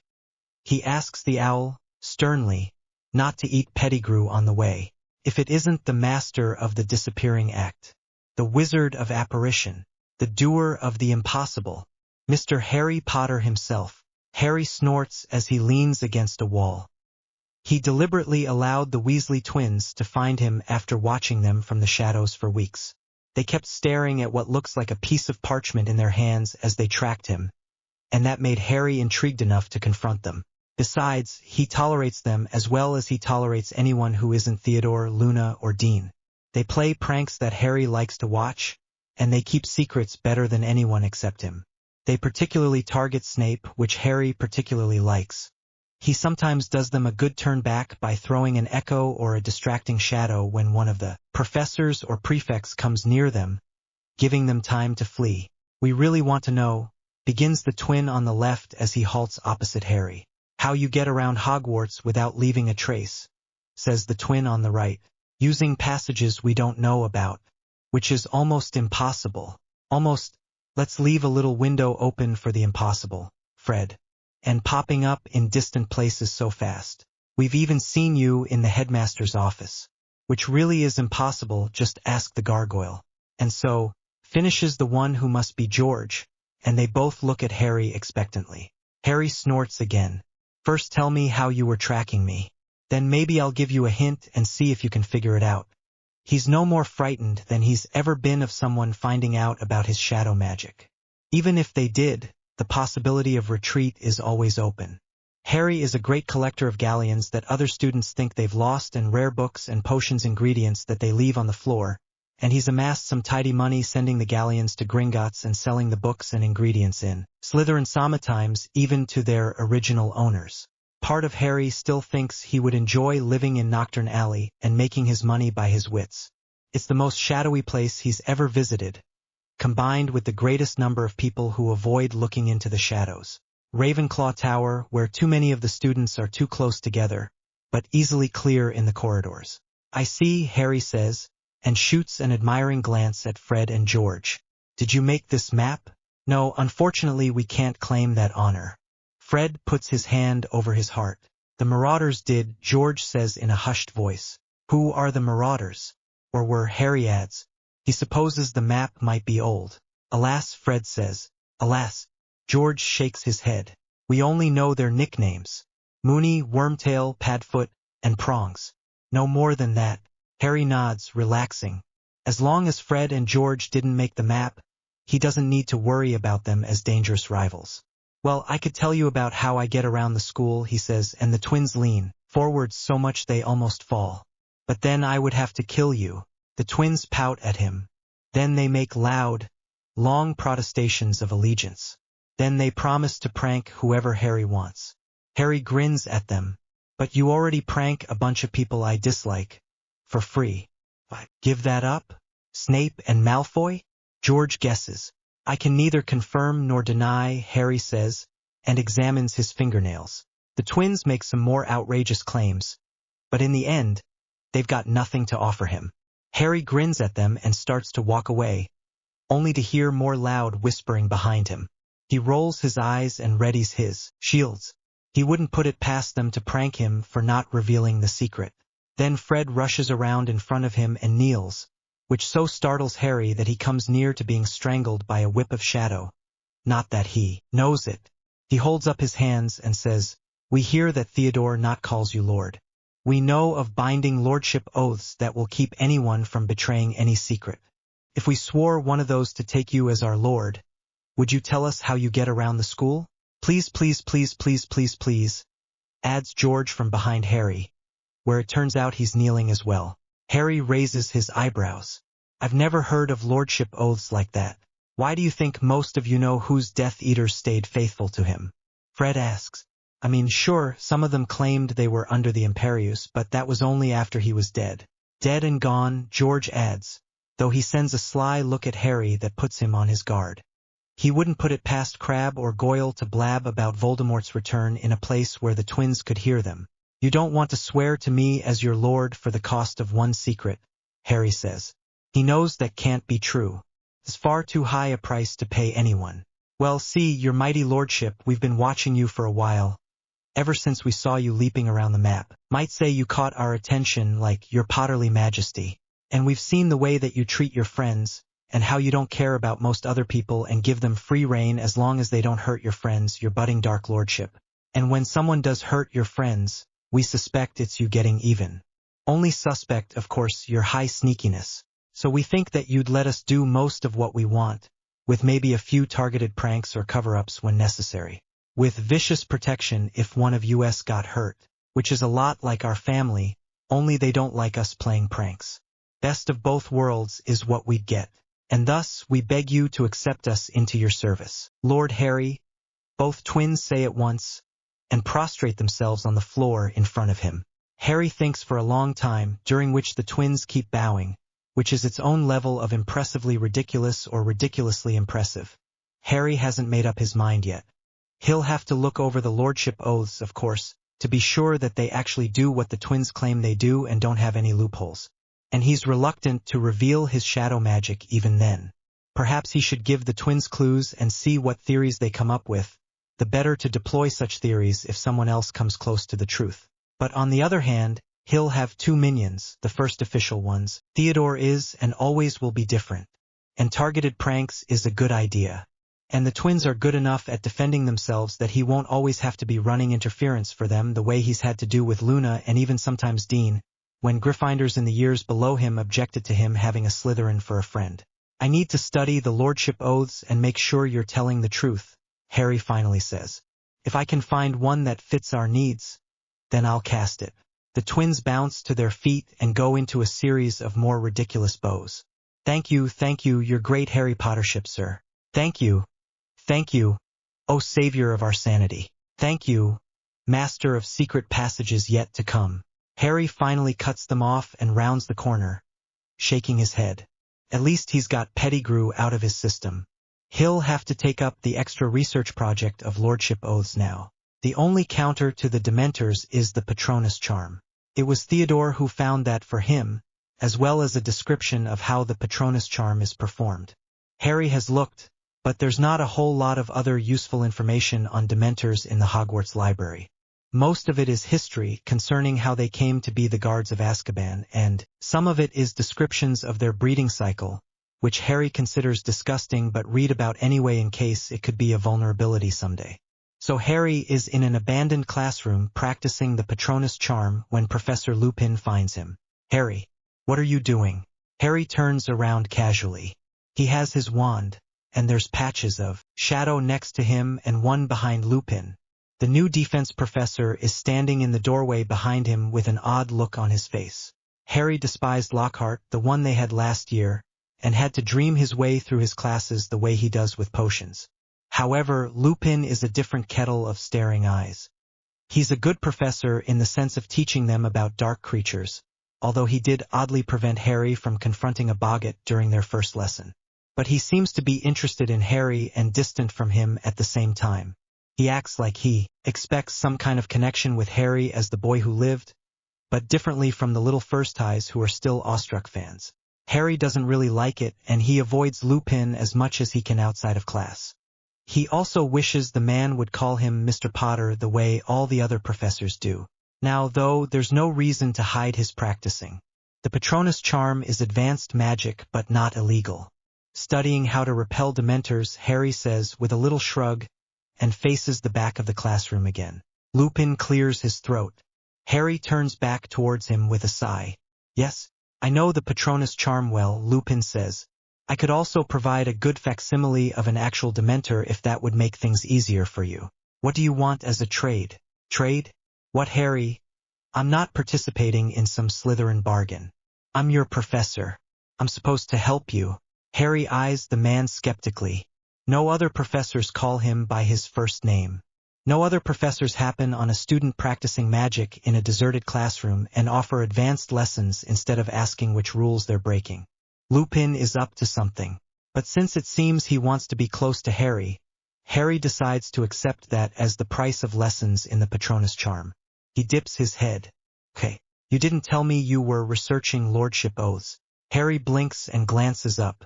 I also didn't hide the books, he points out as Theodore takes a seat on the stool across from him and offers him a glare. It seems to be the most sincere glare Harry's got from him in the 3 years of their friendship. I thought you knew. Theodore lifts a privacy charm around them that Harry knows from. Experience will make their faces, gestures, and mouths blur to the rest of the Slytherins as well as mute their voices. If someone is going to swear to you as their lord, I want to be the first. The Weasley twins were the ones who suggested this. They want to know secrets I have and promised they'd swear one if I could find one that works. You don't need to swear one, Theodore. You're already my best friend. I can trust you without an oath. I chose you as my lord first. I want official confirmation. The strongest ones I've found demand a brand, like the Dark Mark. Do you really want that? Want to wear something on your arm for the rest of your life that you wouldn't be able to get out of? Harry lowers his voice even with the privacy spell, and sees Theodore glaring steadily at him. It wouldn't have to be on my arm. Theodore's voice is low and precise. I started reading some of those books too when I saw you with them. Could be anywhere. And yes, I want the brand. I made my choices, my lord. I don't back out of them. Harry hesitates, then breathes out slowly. Okay, but that means I'll have to research even more before I choose one of the oaths. I'm not going to brand my best friend with something that will hurt him. Theodore's smile is long and slow, and he reaches out and casually takes hold of Harry's wrist. Thank you, my lord. The Dementors are finally withdrawn from Hogwarts near the end of the school year, when the Ministry receives a sighting of Black in Surrey and decides that he's nowhere near Hogwarts anymore. Harry shakes his head. He supposes Black probably killed the rat the instant he got hold of him. Either that or he turned him in to the Ministry and then the Ministry did nothing, as per usual. Harry does manage a respectable Patronus. Although Professor Lupin seems absolutely shocked at the silver none to that finally comes leaping out of Harry's wand when he calls. He keeps giving Harry thoughtful glances through the end of the year. Harry is glad that the man won't be back next year, having been called to other duties. Harry gets more looks and sighs from Dumbledore when he passes Harry in the corridors, but no more direct interviews. Sorling, the Ravenclaw who was bullying Luna, is apparently irretrievably mad and is being locked up in St. Mungo's long-term care ward for the rest of her life. Harry is just happy that the other Ravenclaws can take a hint and have refrained from taking Luna's possessions or taunting her. It leaves him freer to do the other things he wants. He thinks he's finally chosen the lordship oath he wants, if he must do this, and Theodore doesn't let him forget, but he intends to practice it intensely first, and perhaps capture a muggle and do it on them to see about side effects and casting time. More, it can only be cast at the new moon, and the book recommends not doing more than 3 people at once. Harry tells Theodore that he intends to test it on the Weasley twins after the beginning of his 4th year and bind Theodore with it on the new moon after that, if it works. No. Me first. Granians that are currently staying on the Knot property and are doubtless going to be used by Voldemort in some evil plot in the future fly after it, squabbling. Why, Theodore? You don't care about the twins. You don't have a reason to protect their safety by volunteering to go first. That book said the most intense connection between Lord and Vassal comes from the first few times the oath is cast. First few times. You'll still get an intense one, but some authors use few when they mean several and some use few to mean 2. I'm not taking the chance that you'll have the most intense connection with those ginger menaces. You're serious, Harry whispers. Of course I am, my lord. What did I say back in April? Harry breathes out slowly. He still thought there was a chance this was a joke, that Theodore would change his mind at the last instant and admit he found this whole situation hilarious. But Harry is beginning to think now that he misunderstood Theodore's sense of humor. All right, he says. If I can get it right soon, then the new moon in September. Otherwise, October. Thank you, my lord, Theodore says, and tilts his head down a little, and gives Harry a look that makes his breathing hoarse and his heart rapid. This is a new problem, Harry thinks, but he's intrigued. It seems like a good problem to have. As it turns out, the lordship oath takes much more time to perfect than Harry thought it would. It requires a long incantation in Latin, followed by both the lord and the vassal exchanging oaths in their own wording, followed by a second incantation where the lord visualizes the mark he wants to create and the vassal bears the part of their body that will be marked, drinking a potion, and then a final incantation to seal the oath. Harry does capture a muggle to practice with for the new moon in July, under the Imperius that Ethelred obligingly casts for him. The ritual proceeds perfectly, with the muggle speaking the modified oath that the Weasley twins will take. Theodore watches intently, but he absolutely refuses to tell Harry what his own oath is so the Muggle can speak it. It's going to be ours and ours alone, he tells Harry. The Muggle does writhe and scream, even under the curse, when Harry casts the mark he envisions for everyone other than Theodore. A lightning bolt with a small wolf crouched beside it, in memory of the wolf that bit Malfoy. Harry wanted to use something with a shadow, but he also doesn't want to reveal what shadows mean to him. Perhaps it will be different with Theodore's mark. Harry notes down that they'll need silencing charms and a pain-killing potion.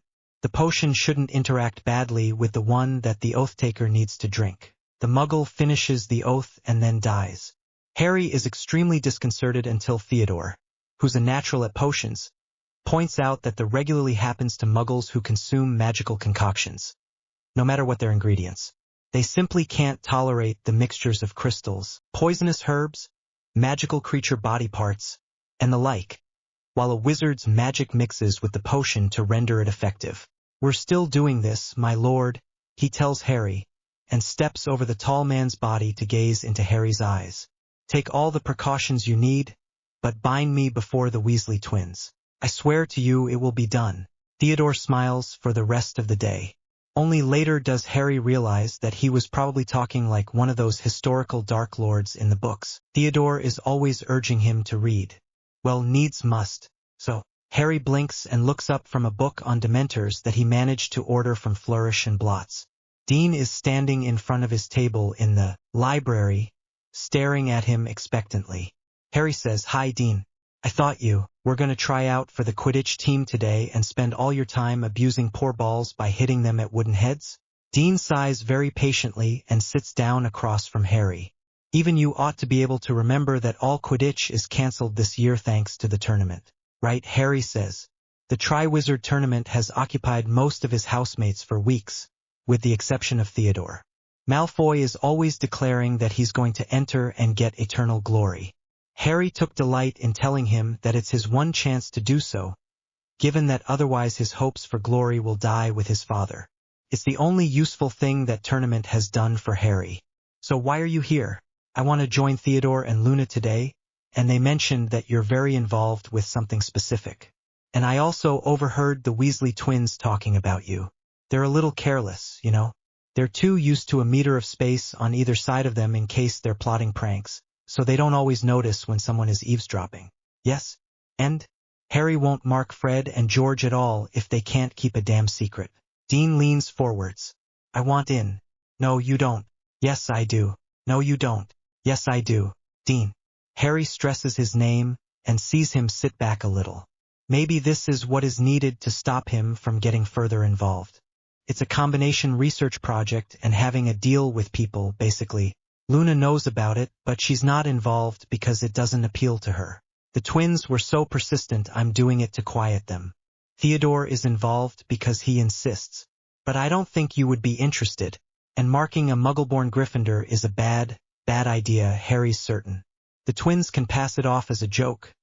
Theodore is so bloody committed he can't back away, and Harry won't mark Luna. But Dean is right in the middle of the risky vulnerable because of his blood status and vulnerable because he has housemates who think it's hilarious to tease him about things like this intersection. Harry thinks he would even be a little disgusted if he figured it out, thinking Harry's like Voldemort. Dean squints at him. "If Luna knows about it, then I can know about it too. Even if I decide it's not for me." Harry sighs and regrets the lack of a wall to bang his head against. "Oh, very well," he says, taking out his wand. "But Luna had to swear a wand vow to me, and you do too, that you can't run and tell anyone about what I'm going to say." Dean looks insulted as he takes out his own wand. "When have I ever told Seamus or Ron or that lot about anything you say?" "That's right, the youngest Weasley's name is Ron." Harry keeps forgetting. Dean listens in silence as Harry tells him about the lordship oath and the mark and what the twins and Theodore are going to do. He stares at Harry for a while. "But why do they want to take you as their lord instead of just swearing a vow like the one Luna and I did?" With the twins, it's specifically because they want to know certain things a wand vow isn't enough to protect. With Theodore, it's because he's made his choice. "What if I want to know the secrets the twins know, too?" "Dean, no. Listen, Harry, I think you're about the most awesome wizard I know. But I'm tired of the feeling that you're hiding secrets all the time and Theodore gets to know them and I don't. I put up with it because you're in Slytherin together and it's kind of natural, but if other Gryffindors get to know and I don't. Dean lets his words tail off. Harry shakes his head. It's different for you because you're Gryffindor and someone could find out, and you don't have the excuse of playing jokes all the time and doing it for a lark that the twins are planning on using if someone finds their marks. Plus, you're Muggle-born. It would look a lot worse for you to be the marked servant of a lord than it would a pureblood. People kind of expect that of purebloods, not Muggle-borns. Did you know that you're not the only person who can read history? Huh? Blame yourself, you got me doing it so I can actually pass my history. Dean's smile is fleeting. There have been Muggle-born Dark Lords, Harry, and there have been lots of marked people in history. I suppose because it's the strongest lordship oath like you said.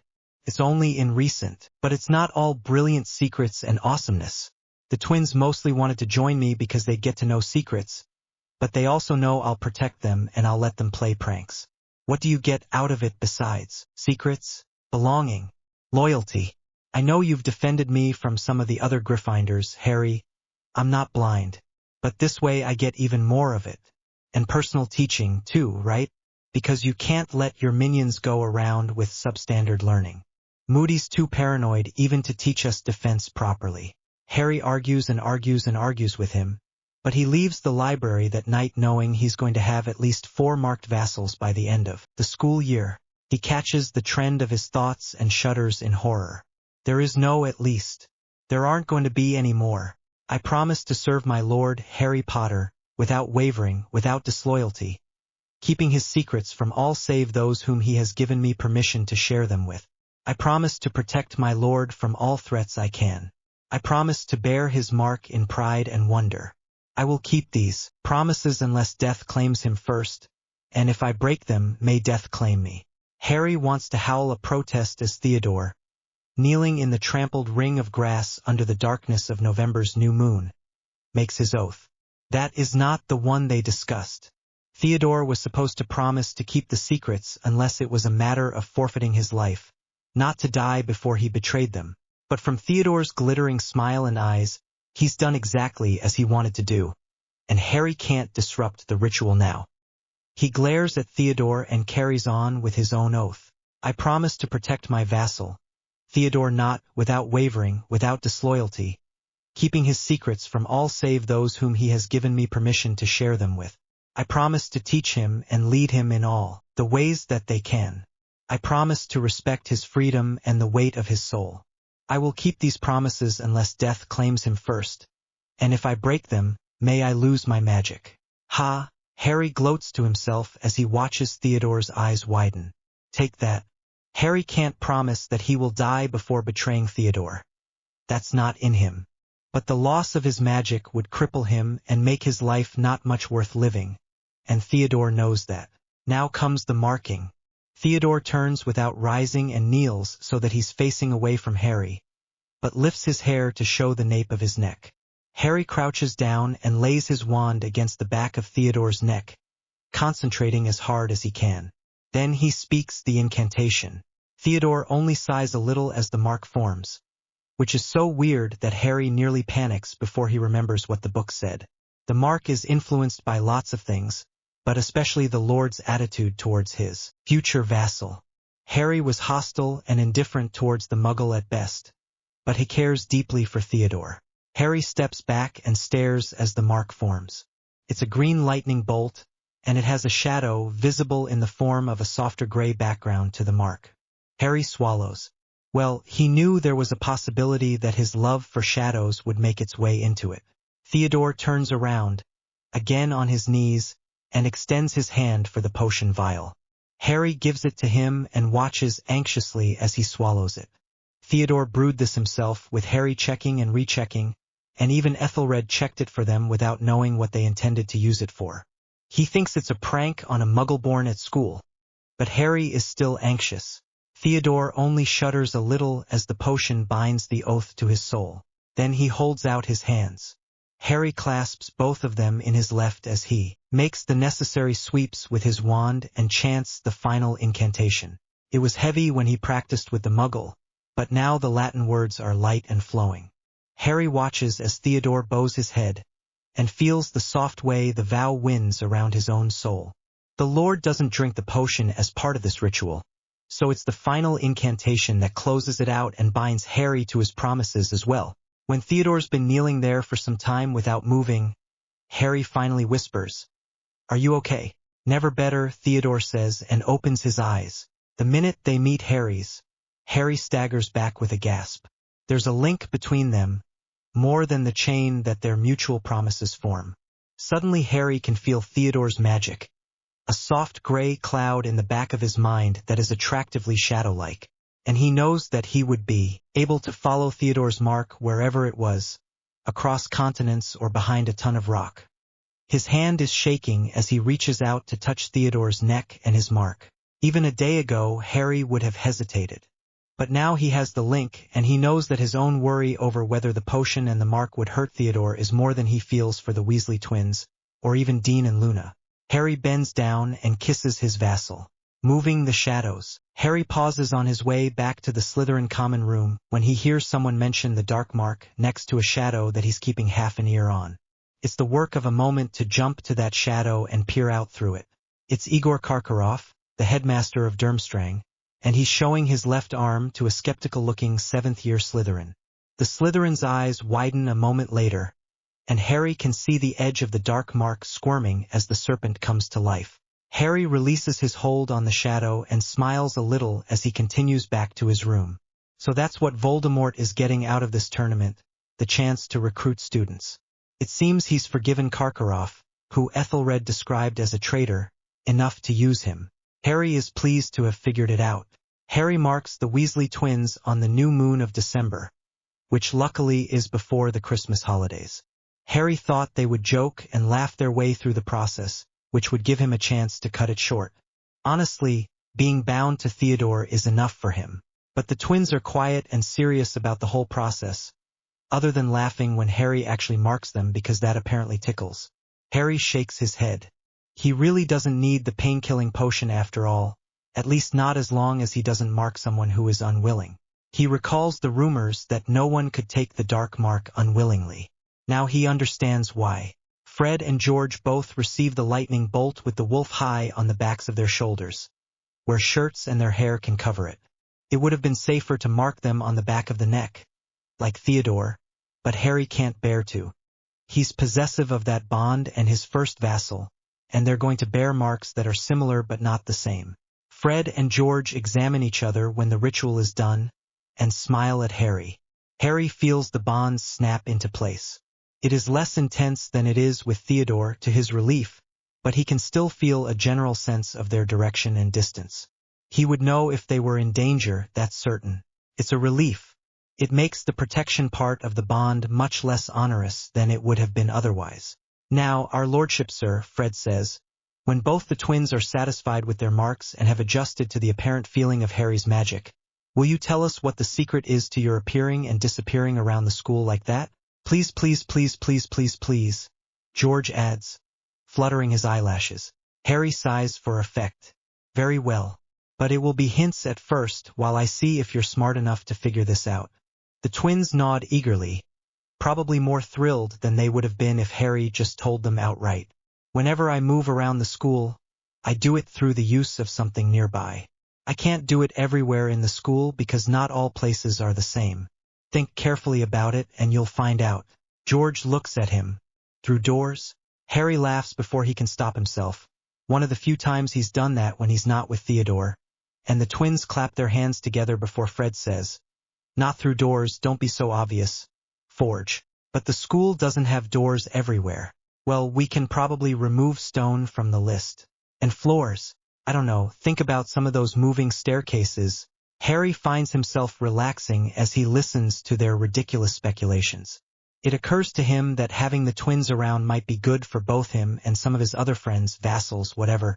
Theodore is serious, Luna is off in her own little world, and Dean's sense of humor is more like that of the other Gryffindors and thus not all that comprehensible to Harry or Theodore. But the twins will lighten the mood. As he becomes more fully involved in his research to destroy Dementors, Harry's mood could use lightning. He loathes them more and more the more he learns. No one knows for sure whether Dementors were created by some ancient wizard and then used by modern wizards to guard that bloody prison, or whether they're a kind of natural creature that modern wizards offered a bargain to, and of course, none of the books are specifically about their effect on shadow magic, but Harry can read around the edges. Dementors eat souls. That means they foul the places where soul-bearing creatures walk. The atmosphere around Azkaban is reportedly unbearable for both prisoners and guards, which is why prisoners usually go insane and guards are rotated in and out on a regular basis. It would make sense for them to foul the shadows the same way, even if soul-bearing creatures who can use shadows are extremely rare. There's also distressingly little information about how to kill Dementors. Patronuses drive them away or hold them at bay, but that's all. There are a few conflicting reports of killing. Harry discounts all of them as he reads them. Among other things, Gilderoy Bloody Lockhart is the source for a few of them. But then Harry finds a single, solitary sentence in a book that's mostly about how to deal with dark creatures in general, similar to the single sentence about shadow magic that he found in the book on Horcruxes. Dementors feed on both memories and souls, although they are most notorious for their soul-stealing kiss. Harry knows the sentence is important, but not exactly how. He begins to wrestle with it in the privacy of his brain, and he wrestles with it on the walk back from the library for once. He doesn't leap through the shadows to make it shorter, and he wrestles with it as he flops down on the couch in the Slytherin common room in front of the fire and stares at the flames. "My lord." Theodore's voice is soft and respectful. He doesn't call Harry that loudly in front of the other students anymore, but Harry knows that has a lot more to do with what they might hear in his voice when he does it and nothing to do with the depth of his conviction. Never that, Harry thinks as he smiles at Theodore and leans over to kiss him. They got a few stares for that, too, but not many. Theodore pointed out when Harry asked that most of the Slytherins assumed they were already dating, since they spend so much time together. Sometimes Harry assumes he will never understand people, but then he realizes he understands Theodore and Fred and George and Dean and Luna, and that's really enough, and he becomes cheerful again. "Tell me what you're worrying about," Theodore says, unceremoniously shoving Harry's legs out of his way so he can also sit down on the couch. In some ways, he treats Harry more casually now than he did before he was marked, probably because he knows that their bond will tell Harry what he really feels. "It's nice. A line to kill Dementors," Harry says, bringing up their favorite privacy charm around them. "Or rather, I think it has relevance. Hell, I know it has relevance. I just can't figure it out, and my brain won't let it go. Tell me what it is." Harry tells him about the difference between eating memories and eating souls, and Theodore spends a second tapping his fingers on the couch arm before he says, "It's two different methods of eating, right?" Harry raises his eyebrows. "I did just say that." Harry nods slowly, and Theodore gives him a slightly exasperated look and says, "You probably can't get them to eat anything else through their kiss. And use something other than guilt, which attracts them," Harry says and sits up. He can feel his eyes widening, and his mind leaps and then comes down without telling him where it's going. For example, something that, "My lord." Harry starts badly as he turns around and realizes that Theodore is kneeling on the couch, his head bowed. The privacy charm and the fact that he's on the couch instead of the ground will keep most people from realizing what he's doing, but it's still an enormous risk and might tell people what's really going on. "Theodore," Harry hisses, yanking at his arm. "What the fuck? Will you not tell me what the magic is that you have?" Theodore whispers, not looking up. "I have been patient. I have never asked, even when I suspected. But I think I deserve to know." Harry sighs, gets up, and uses the shadows to check that no one else is in their shared bedroom. Then he yanks on Theodore's arm again. "Come on." Theodore follows him in silence that makes the bond that links them vibrate. He's apparently very content to finally know the source of the secret. Harry, by contrast, is trembling a little and sweating more than a little. "They can't cage you," he reminds himself as he turns around in their bedroom, locks the door, and faces Theodore. "If he hates you, if he reacts negatively to you, you can still retreat through the shadows. You can come back just when your vassals are threatened, and that will be enough. But he doesn't want to, that's the hell of it. The bonds that link his vassals to him also tie him to them. He doesn't want to leave them, and he doesn't want to leave Hogwarts with its library that might still give him important clues about how to use his shadow magic and destroy Dementors. Facing Theodore's shining expectation, Harry pulls shadow to him and lets it pool in his palms, the way he did right before he cost Luna's bully her sanity. Theodore's mouth opens slightly, and his eyes widen. I can use shadows in any way I wish, Harry says quietly. To spy, to travel, to blind people. Sometimes I attack people with them, but not often. It's really obvious. And if you tell anyone, I am going to leave forever. Theodore. I mean that. Theodore stares at him still, not moving, mouth still the same, eyes still the same, but bond vibrating in an odd way. Harry forces himself to face it. He doesn't know what he's going to do if Theodore is afraid of him. Harry blinks and lets the shadow go. Oh, he says, and nothing else, because he doesn't know what to do. Theodore settles it for him, seizing him and snogging his face off. They don't stop until their roommates impatiently hammer on the door, demanding that it be unlocked so they can take showers and go to bed. And Harry lies there with his mind whirling and his smile probably looking stupid and his brain buzzing. He has someone to share things with. Once, he thought he would never have that and he was okay with it. Now he never wants to give Theodore up. Harry marks Dean at January 2nd new moon. Since Harry and Theodore both went to the Knot House to avoid the bustle of the Yule Ball even though Dean stayed at Hogwarts. Dean accepts the mark with a laugh like Fred and George's, then shakes his arm a little and conjures a mirror to study the wolf and the lightning bolt. Tickles a bit. Why a wolf? One of the illusions I used to torment Malfoy, Harry says with a grin. Illusions is a good explanation for his shadow magic if he has to mention something specific, and Dean apparently heard about that because he nods, but he doesn't move away even when the bond settles between them and they're more used to carrying the weight, like an iron crown around their heads. Dean hesitates, and Harry finally sighs as he cleans up the last remnants of their ritual circle of flattened grass and asks, "What is it?" Neville would like to be marked. Harry snaps straight before he thinks about it, his wand aimed at Dean. The shadows at his feet are trembling as well, though with only Lumos charms lighting the area, it's not noticeable. Dean raises his hands. It's okay, Harry. Really. I didn't tell him. He listened and figured it out, and he think he maybe saw one of the twins' marks. It's impressive that he figured it out in such a short period of time, don't you think? As bloody concerning is what it is, Harry snaps back. His paranoia is already turning outwards, wondering what he missed. What if someone else slips up? What if Dumbledore or Voldemort figures out what he's doing? It's true that Theodore is so quiet in Slytherin that almost no one pays attention to him and almost everyone gives Harry a wide berth. But, Harry, my lord, I promise it's all right. Dean grabs his wand hand and forces it down. Neville didn't tell me everything, but he said that's because he wants to talk to you. And he told me that he'll accept a memory charm if you determine that's necessary. Harry narrows his eyes. He isn't good at casting the memory charm.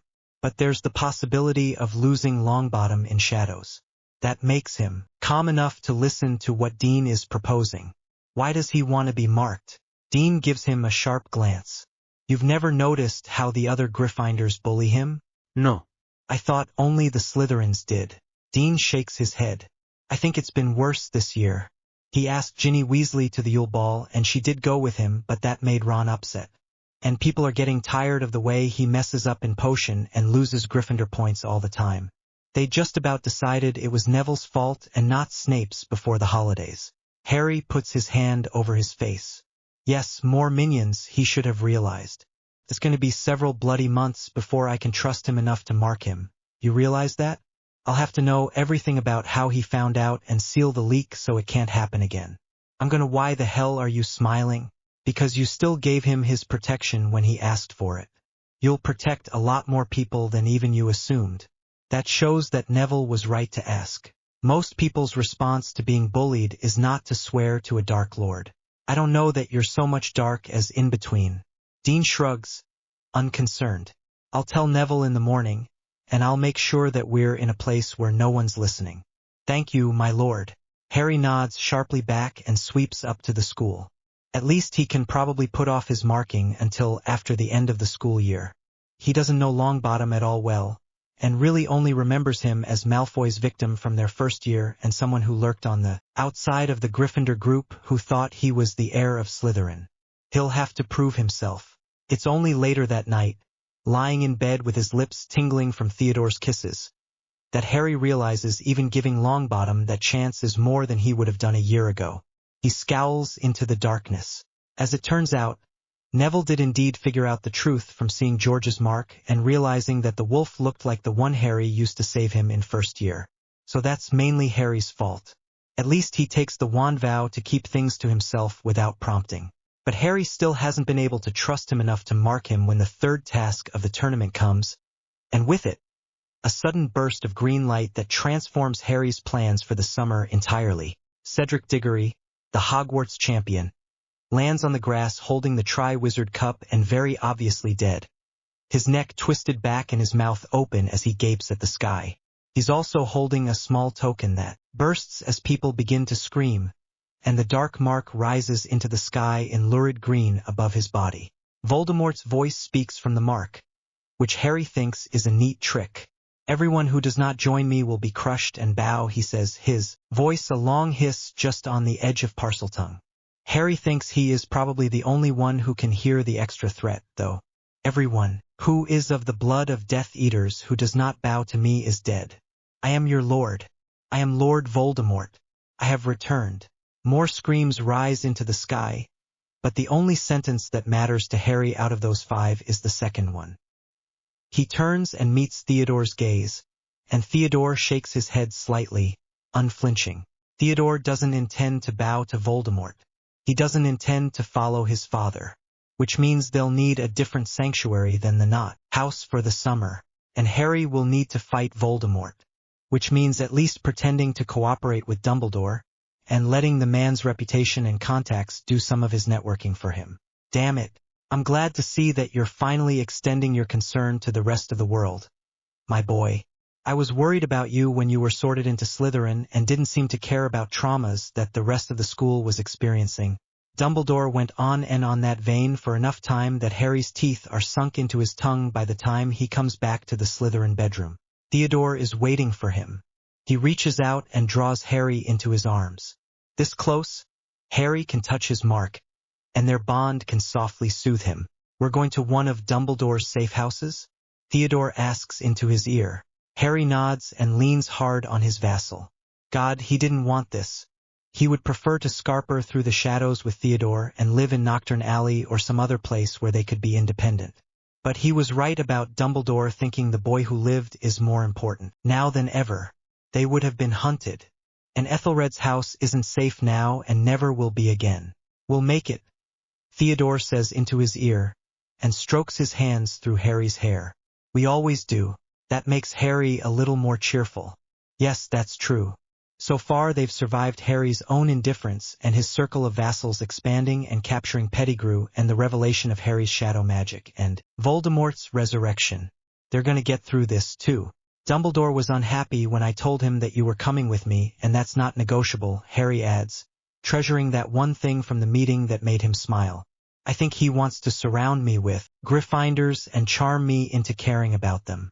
He'll get used to disappointment. He's had more than 100 years to, after all." Harry laughs and closes his eyes. Feels good to lean on Theodore for once. It turns out that the safe house Dumbledore takes them to for the summer belongs to none other than Sirius Black, who let Pettigrew escape because he's an idiot. But Dumbledore is hiding him because he belongs to Dumbledore's Order of the Phoenix. And he has an enormous house that's filled with lovely shadows and a library with more interesting books than Harry can read in a week. Harry only puts up with him for his house, honestly. Black is intent on reclaiming his place as Harry's godfather, and that means inundating him with stories about his parents and telling him he should spend more time around Gryffindors and presenting him with gifts in red and gold colors and telling Harry earnestly that the littlest Weasley fancies him. "So?" Harry asks blankly when Black tells him that last. They're eating breakfast in the kitchen of Grimmauld Place. The old house elf who works here seems to spend a lot of time staring at Harry, but it results in good service for him and Theodore, which is fine with Harry. In fact, some reason. Harry supposes she was closer friends with the Weasleys and more under Dumbledore's sway than he thought. So I'm just saying. Your dad married a beautiful red-haired woman. You might too. Black nudges Harry's ribs in what might be the most obnoxious touch he's ever felt. No, Harry says, and eats the bacon that creature plops in front of him. You don't know what's going to happen in the future, Granger says from across the table. She gives the youngest Weasley an encouraging smile. I know what's happening now, Harry counters, which is that I have a fit dark-haired boyfriend. He's glad to watch the residual tension completely dissipate from Theodore's tight shoulders. He smiles at him. What? It seems like everyone says that at once, although it's more a bellow from Black and a squeak from Weasley. Harry sighs, rolls his eyes and leans across the table to kiss Theodore. He enjoys it and enjoys the pale faces and dropped jaws he gets even more.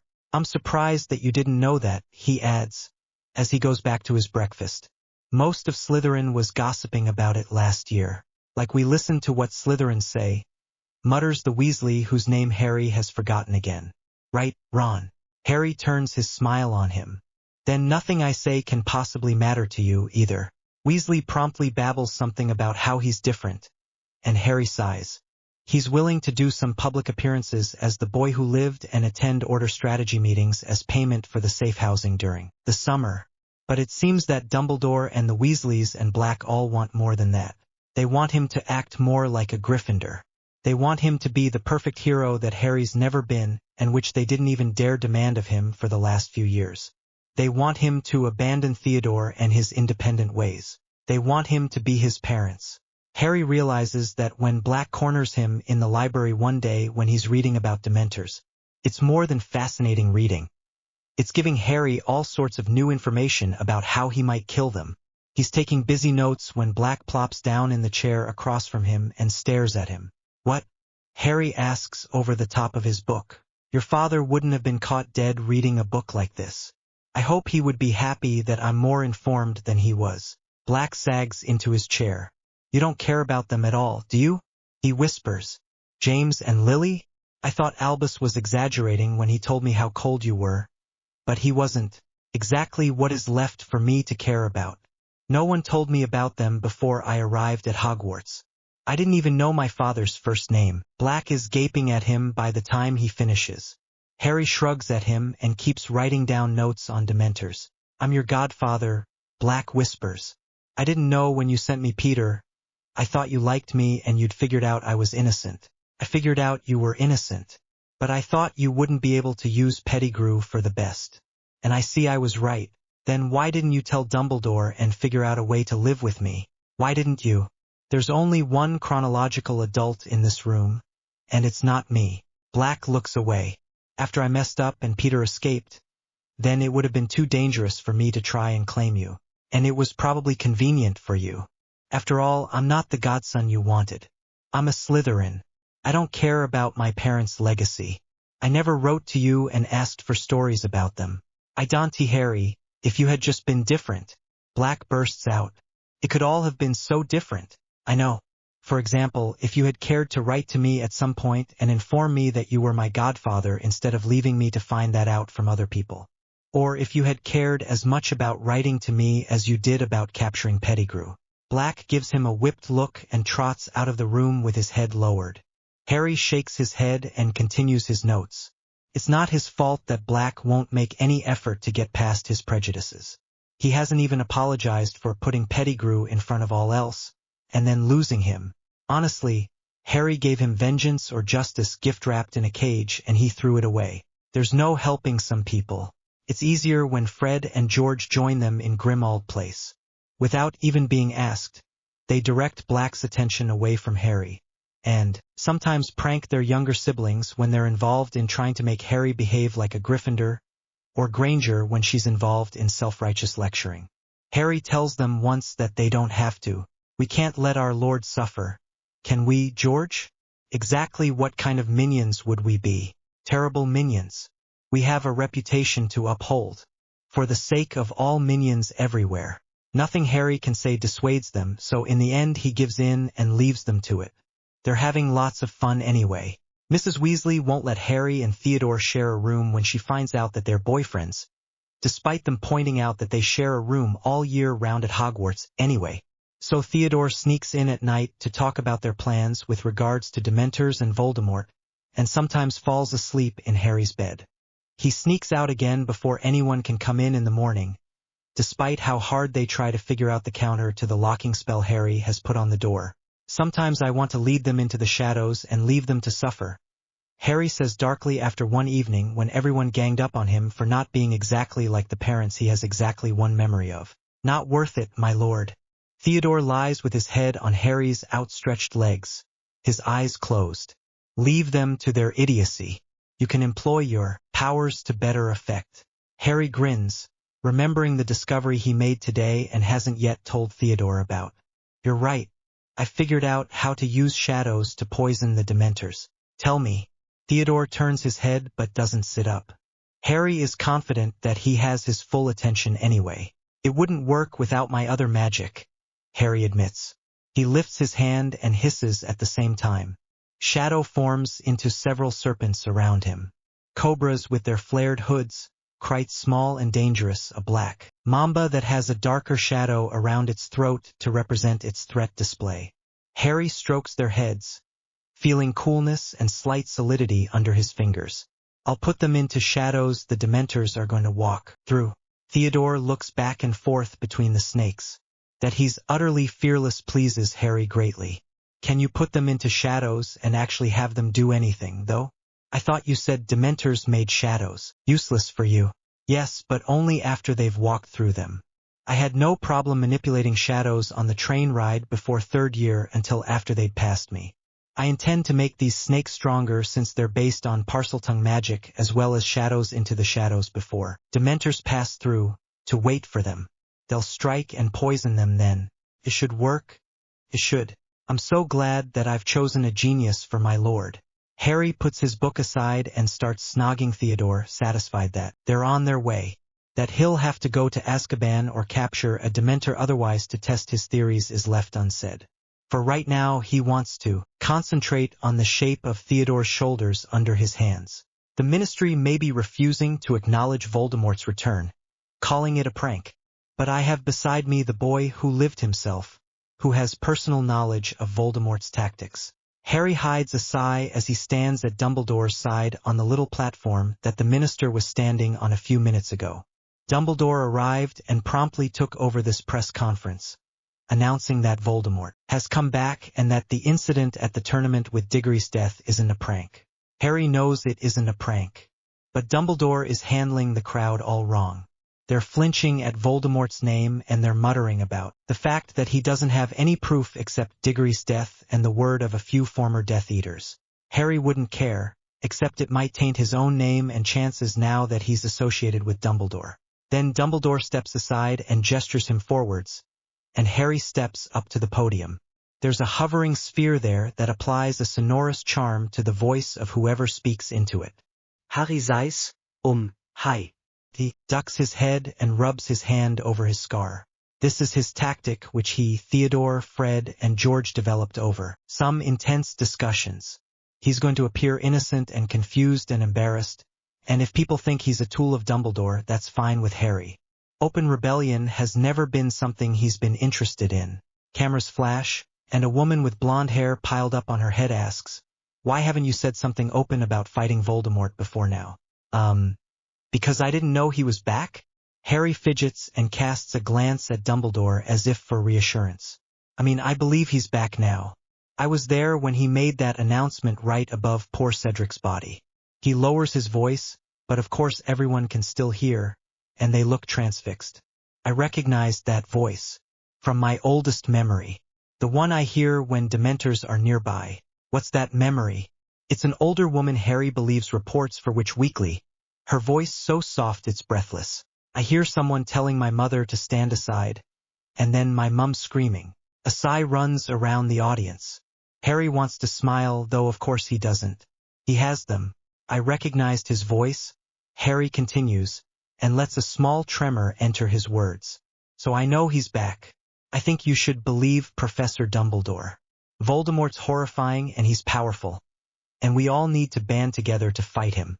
He nods and steps back before someone else can ask another question. Dumbledore watches him with narrowed eyes for the rest of the day. Of course, Harry has done exactly as Dumbledore asked in one sense. He's supported his public position that Voldemort is back, and contradicted the Ministry. But he hasn't acted the heroic part that Dumbledore wanted him to act. It doesn't matter if he doesn't forgive Harry, though. Harry isn't inclined to forgive either. They have a new defense against the dark arts teacher that year, of course, since Moody was paranoid enough to curse the wrong person at last and end up in Azkaban. Her name is Dolores Umbridge, and she simpers and talks constantly about how they don't need spells to defend themselves, that the Ministry is enough. She also sends Dementors after him when they've been back to Hogwarts for a fortnight. Harry knew she would. He overheard her discussing the need for the appropriate paperwork and threatening to reveal some secret she holds. With a Ministry flunky through her fire, Shadow's fire's throw are always so useful to hide in. Harry is going to make Umbridge pay later, of course, but for right now, he's mainly excited to test his shadow snakes on the Dementors. He makes sure that he's out on the Quidditch pitch in the evening after Umbridge was discussing it. The shadow's absolutely full of cobras and krites created from Parseltongue. Theodore, Fred, and George are hiding out of sight. Fred and George don't know exactly what he's doing, but they know he plans to ambush Dementors somehow, and they're excited to be part of it. They'll intervene if something goes drastically wrong. Harry grins as he feels the cold approaching. He steps into the glow of the moon, making himself visible. Around him, the shadows at his feet seethe and boil. Harry knows some of them will be useless after the Dementors appear, but it's one reason he's doing this confrontation out here. He rarely comes to the Quidditch pitch or has a reason to escape from it, after all. The lead Dementor comes sweeping towards him. Harry remains poised to leap if he needs to, but he also watches as intently as a lover for the moment that the edge of the Dementor's robe touches the shadow where he's concealed a snake. It happens. A churning gray shape lunges forwards, and the Dementor screams in a thin, high-pitched voice at the edge of hearing, like a dying bat. The second Dementor circles around to the rear. That's not a help, either, considering that Harry's trapped every single shadow in sight. It ends up rolling a few centimeters above the pitch while writhing bodies cover it. A krite is the one who has the honor of diving beneath its hood and making everything fade at once this time. Harry reckons this one was simply overwhelmed with the venom. The shadows fade back into regularity, all trace of cold gone. The ones that stay are clean and his. Harry laughs aloud.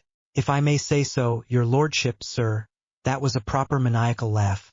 Fred says approvingly from the edge of the lake where they're concealed.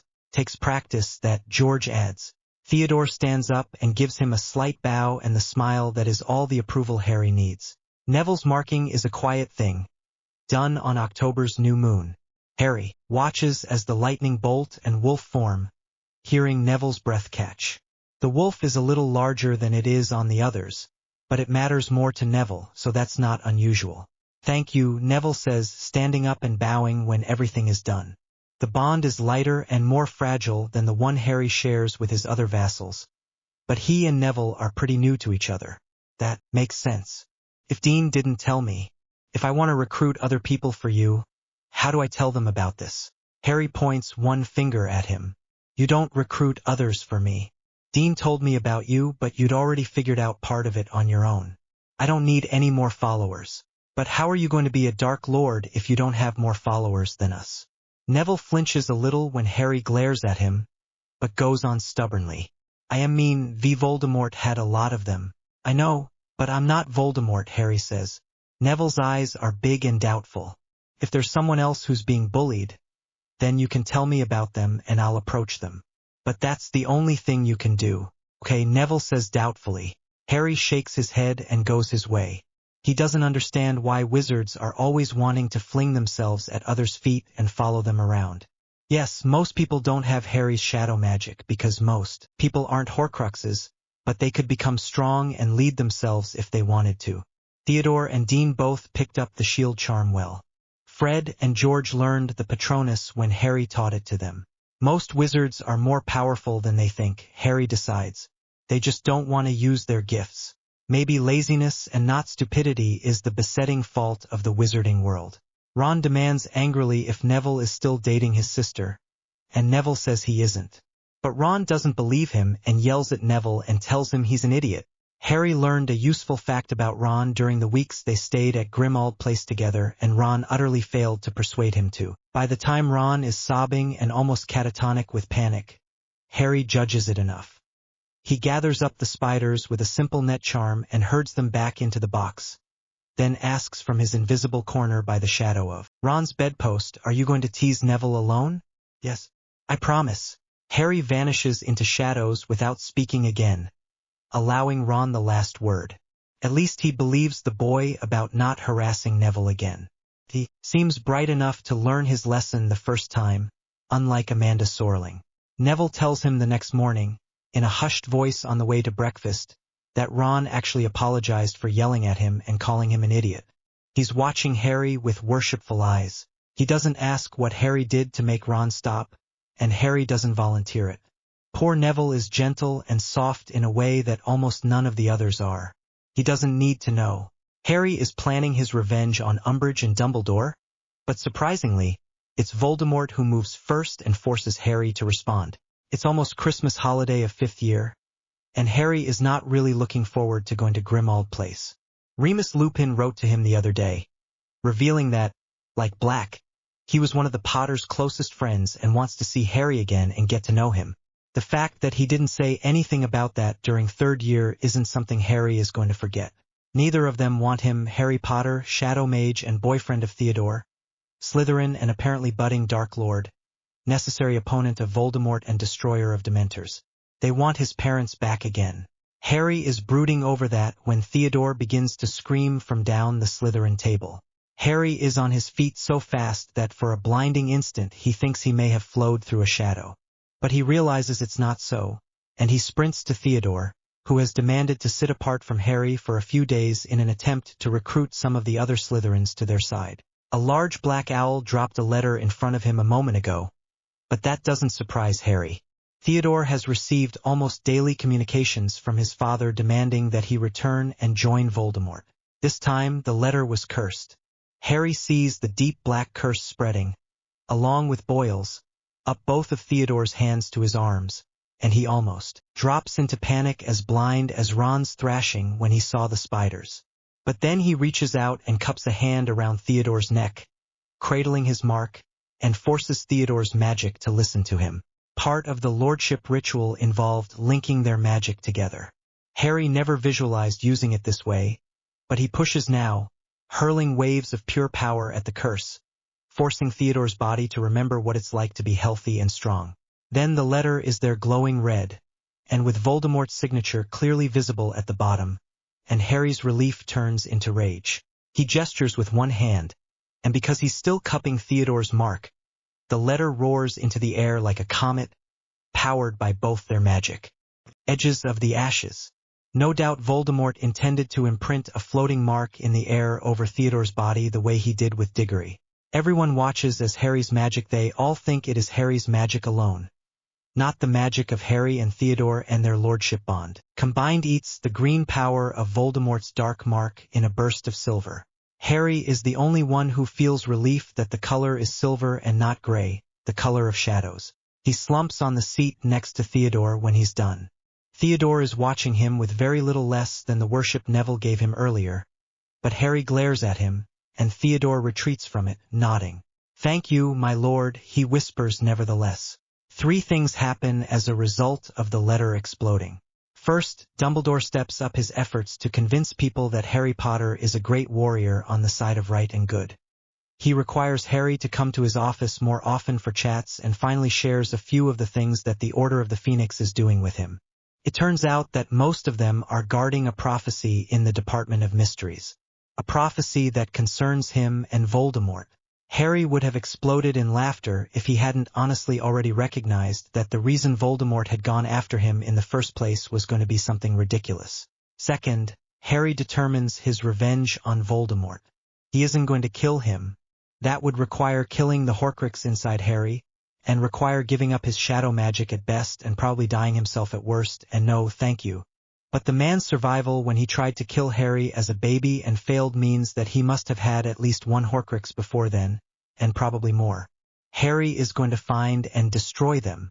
Then he'll destroy Voldemort's main body and confine his spirit in a trap for the rest of eternity, aware and screaming but unable to leave. Is what he deserves for trying to touch Theodore. Third, suddenly Harry has recruits who are coming to him on their own, wanting to serve a man of such immense power, not people who have come in through anything Dean or Neville or Theodore or the twins have said. It's utterly maddening. But Harry also recognizes that his goals are going to need manpower. So he interrogates the people who quietly offer, swears them to wand vows, and has the twins use some of their memory-removing potions at which they're scarily good on those who turn out to be either untrustworthy or unwilling to follow someone dark. He marks Millicent Bulstrode, Pansy Parkinson, and Daphne Greengrass in February. All of them are Slytherins whose families were never that close to Voldemort, or only pretended to be to avoid his attention during the First War. And they were more than half listening to Theodore already. Harry offers them the same deal he did the twins, protection and secrets in exchange for using their talents when he wants them to on various people. Millicent is particularly enthusiastic about this, since even fellow Slytherins taunt her as a half-blood. Harry has to shake his head at people sometimes. Have none of them ever noticed that Millicent makes herself the master of their secrets while pretending to be as dumb as Crabbe and Goyle actually are? Have none of them seen that Daphne prattles and gossips while her sharp eyes watch everyone around her, and she's the first one to know when a prefect is coming around a corner or when a professor is in a bad mood? Have none of them realized that Pansy flirts with all the boys and makes them think of her as harmless while she gets their protection against girls in other houses? The answer is no, because of course it is.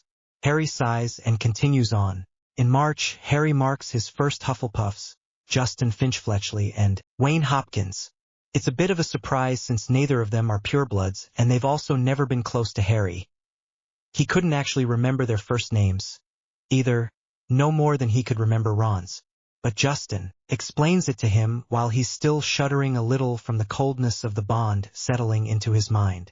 I'm Muggleborn, he says quietly, leaning back on his heels to look up into Harry's eyes. I know that Voldemort is going to come for me, and maybe my parents, and I suspect that there are students here in the school who would gladly see me dead, too. This way I get a bit of protection. Wayne is a half-blood, but besides having a Muggle father, he has a stutter. That causes enough scorn from some of the people in the school, and constant comparisons of him to Quirrell even 4 years later, that he came in the minute Harry confirmed that he'll protect people from bullies. It's weird, but people here are a lot worse-ish than even the Muggle kids I went to school with when I was little, he whispers as he rubs his hand over his wolf and lightning bolt. I don't know why. Harry knows why. The wizarding world hates difference, or at least difference that doesn't fit into neat little boxes. They're fine with Gryffindors and Slytherins being different from each other, but even in those houses, half-blood Slytherins and shy Gryffindors get bullied. And look at Ravenclaw, House of the Smart, and their prejudice against Luna. Hufflepuffs are more loyal to each other, so few of them seem to be bullied, but there are the popular and unpopular ones, like any other place, and enough purebloods at the top of the house's hierarchy to push Muggleborns to the bottom. Are you going to create a world of equality and justice for everyone? Was one of the first questions Justin asked Harry. No.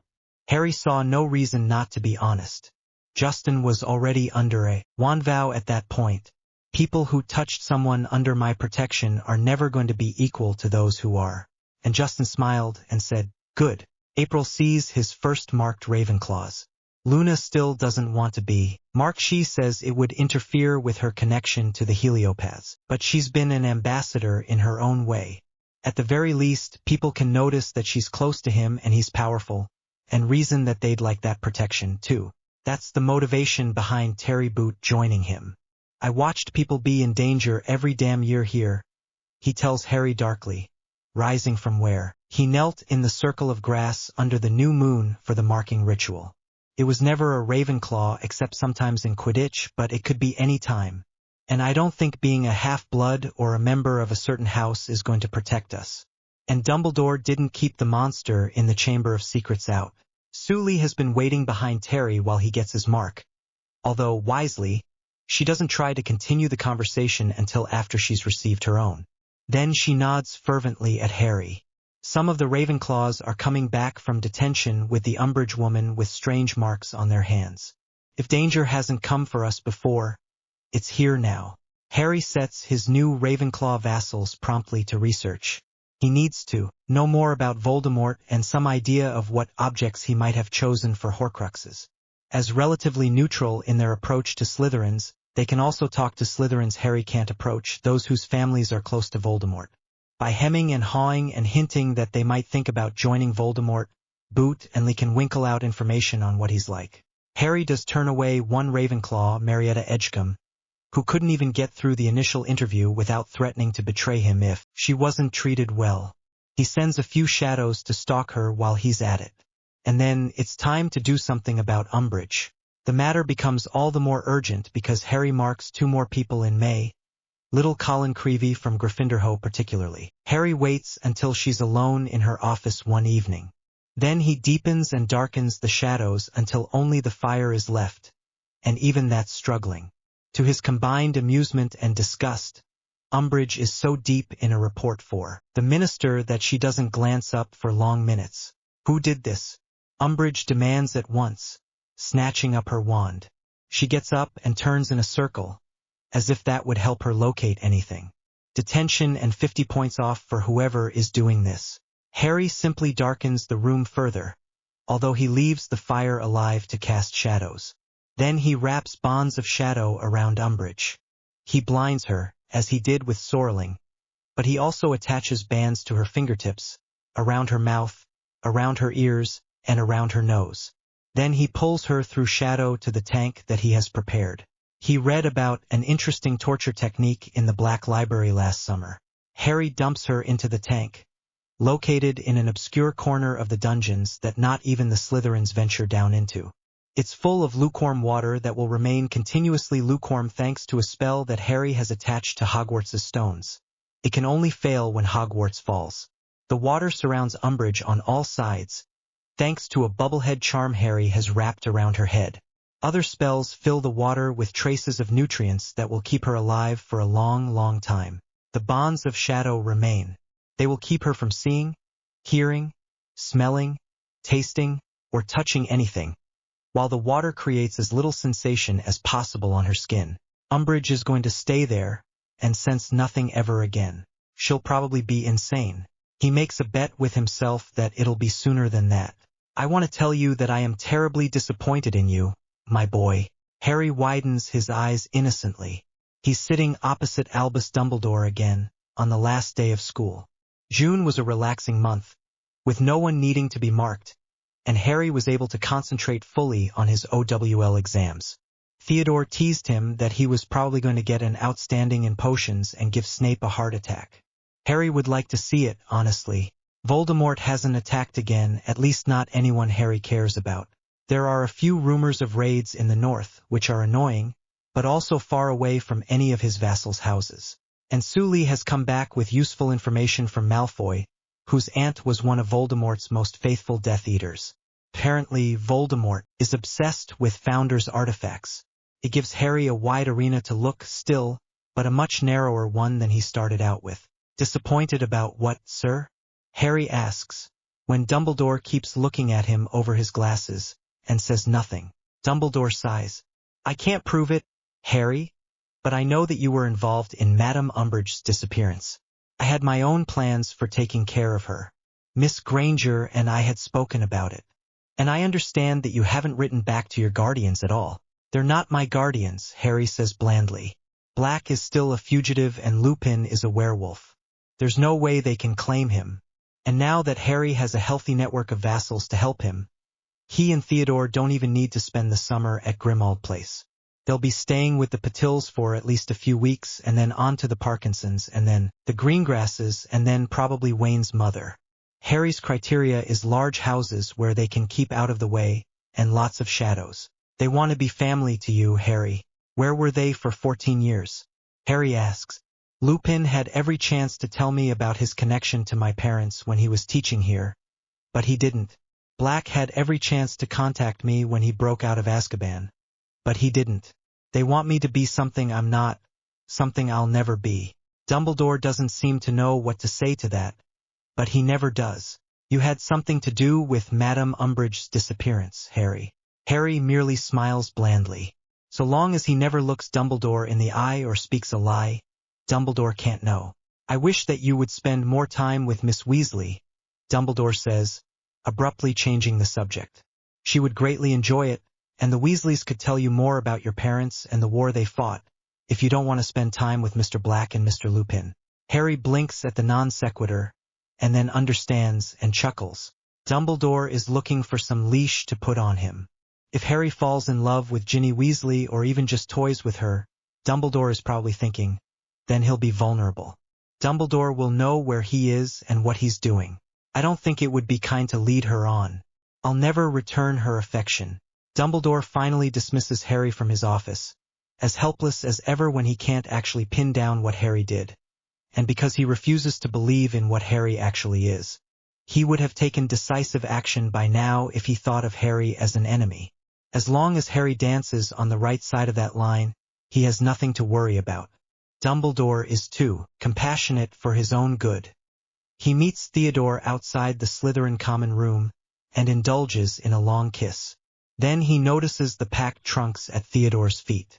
He raises his eyebrows. We're leaving now? Malfoy tried to kill me this evening. Harry is already turning towards the door of the common room when Theodore grabs his arm. No, my lord, he says softly into Harry's ear. He was doing it on Voldemort's orders, I'm sure. He left a cursed necklace near my bed, charmed with the compulsion to put it on.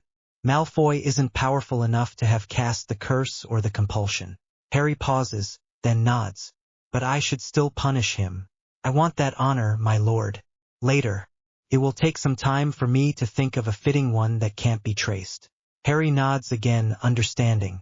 All of his vassals insist on taking care of their own problems sometimes.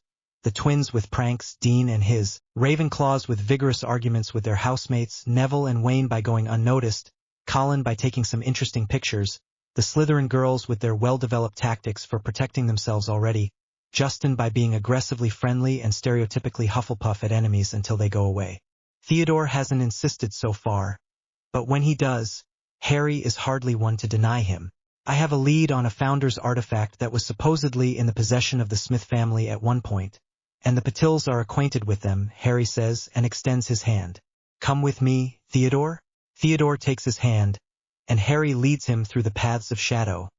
The sliding gray roads that take so much less time to walk through than covering the same distance in the physical world. They cross what seem to be shimmering silvery moors, wade crashing rivers of gray foam, and step out through an Argentine door into a shut-up guest room in the Patil manor that Padma told them about. Theodore is swallowing hard when Harry turns to look at him. He's traveled with Harry before, but it's by far the most extensive journey he's ever taken. Harry waits patiently for him to recover from it. Theodore leans against him and kisses him slowly. Harry kisses him back, and they don't get around to dusting the room or unpacking their trunks for a full 20 minutes. Lord of Shadows. Did you see the headline, my lord? Harry snorts as he looks at the Daily Prophet that Theodore's handed him. Boy WHO lived missing. It screams across the top of the page. He hands it back to Theodore. Of course Dumbledore would do that. He doesn't understand that I can move unseen.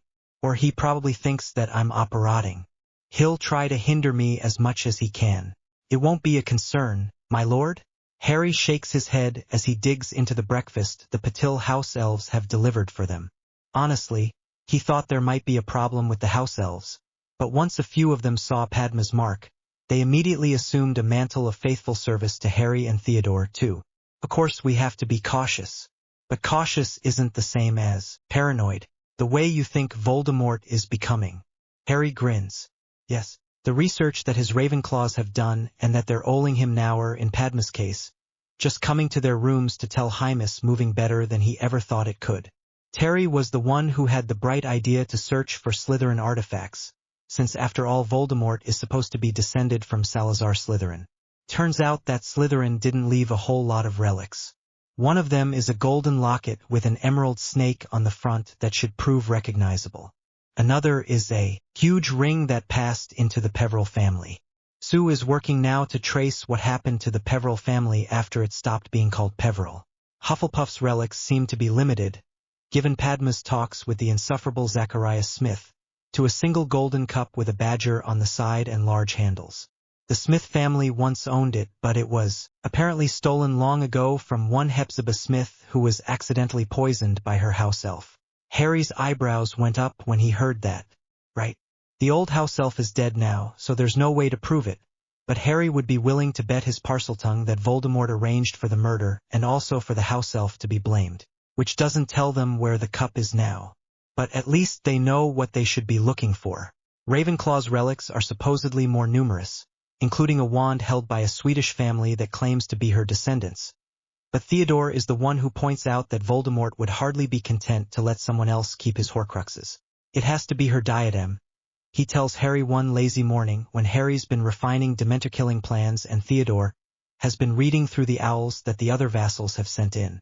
Wayne's mother turned out to have a distant relation to the Peverils, too, which has made that part of the research a little easier. That's her most famous relic and the most long-lost. Lost almost 1,000 years ago, in fact. Then how would Voldemort find it? You know how clever he was, my lord. Besides, he might have asked the Grey Lady. The who? Theodore rolls over and gives him an amused look.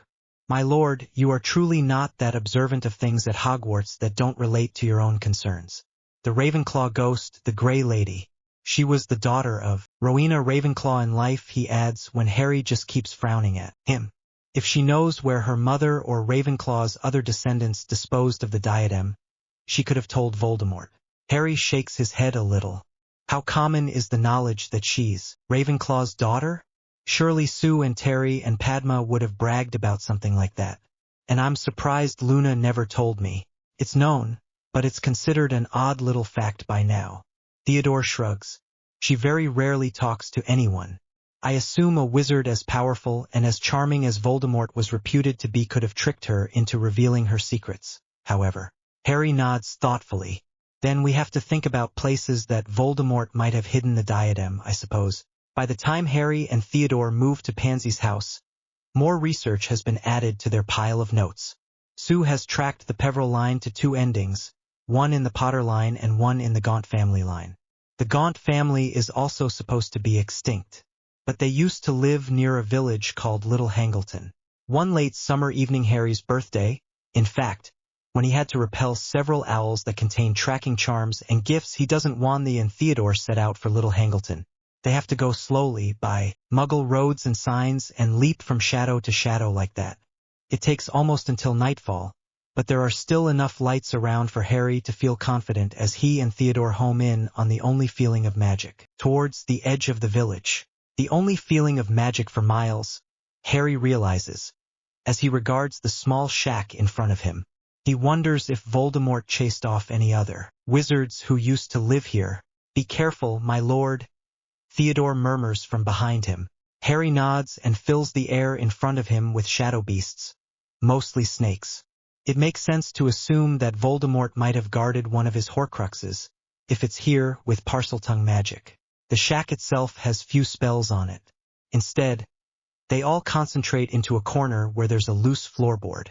Harry flings shadow beasts at it and watches as the spells trigger, one by one, destroying his creatures. At least, he can resurrect them, and the spells don't foul the shadows the way Dementors do. When Harry finally can use a shadow lion to pry up the floorboard, he isn't surprised to see a gleaming golden ring with a huge black stone lying there. What does surprise him is the immediate compulsion to put it on. Harry shakes his head and steps back. He does send a shadow snake down to retrieve the ring for him. When the snake lifts its head, Harry can make out the symbol scratched on the stone, the circle and line inside a triangle. Harry frowns. He's not sure if that symbol would be on all the Horcruxes, but no, his own lightning bolt doesn't have anything to do with that. He has the snake bring the Horcrux out of the shack.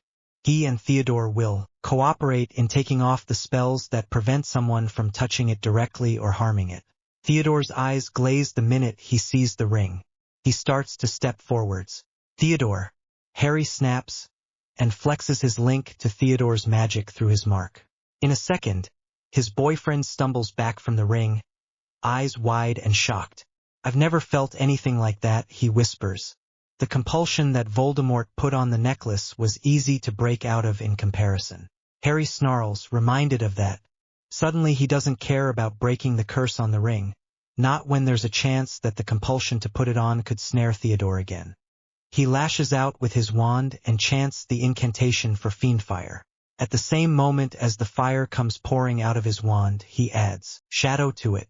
The flames writhe and turn gray, rising into the shapes of lions and leopards with long, jagged teeth and wings sprouting from their backs.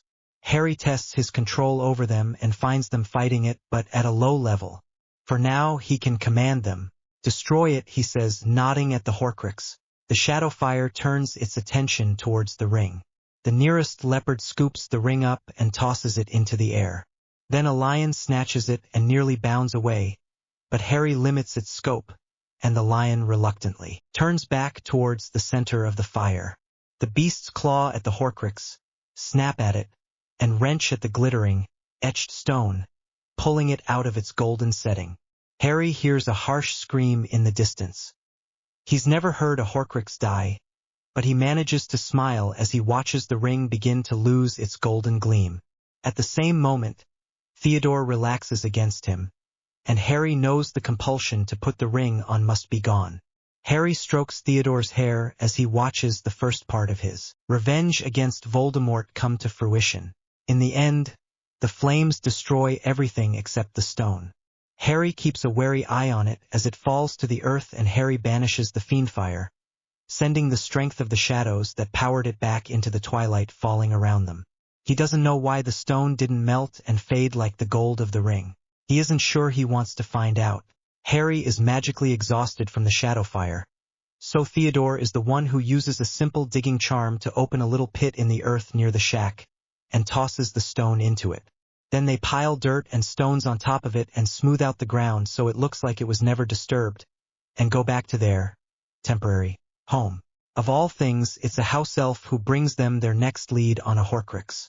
Harry and Theodore lingered longer on the Parkinson estate than they meant to, but Pansy's parents are at least sympathetic to Harry's goals, and it's pleasant to be out in the open, using the library brazenly and eating meals with people who want to know what he's going to do in the future rather than concentrating on what they think he should have done in the past. They are packing up, however, when a familiar-looking elf appears in front of them. Harry puts Theodore behind him with an easy twist of motion, and then frowns as he realizes that he recognizes the elf. Creature? The elf nods, eyes fixed on him.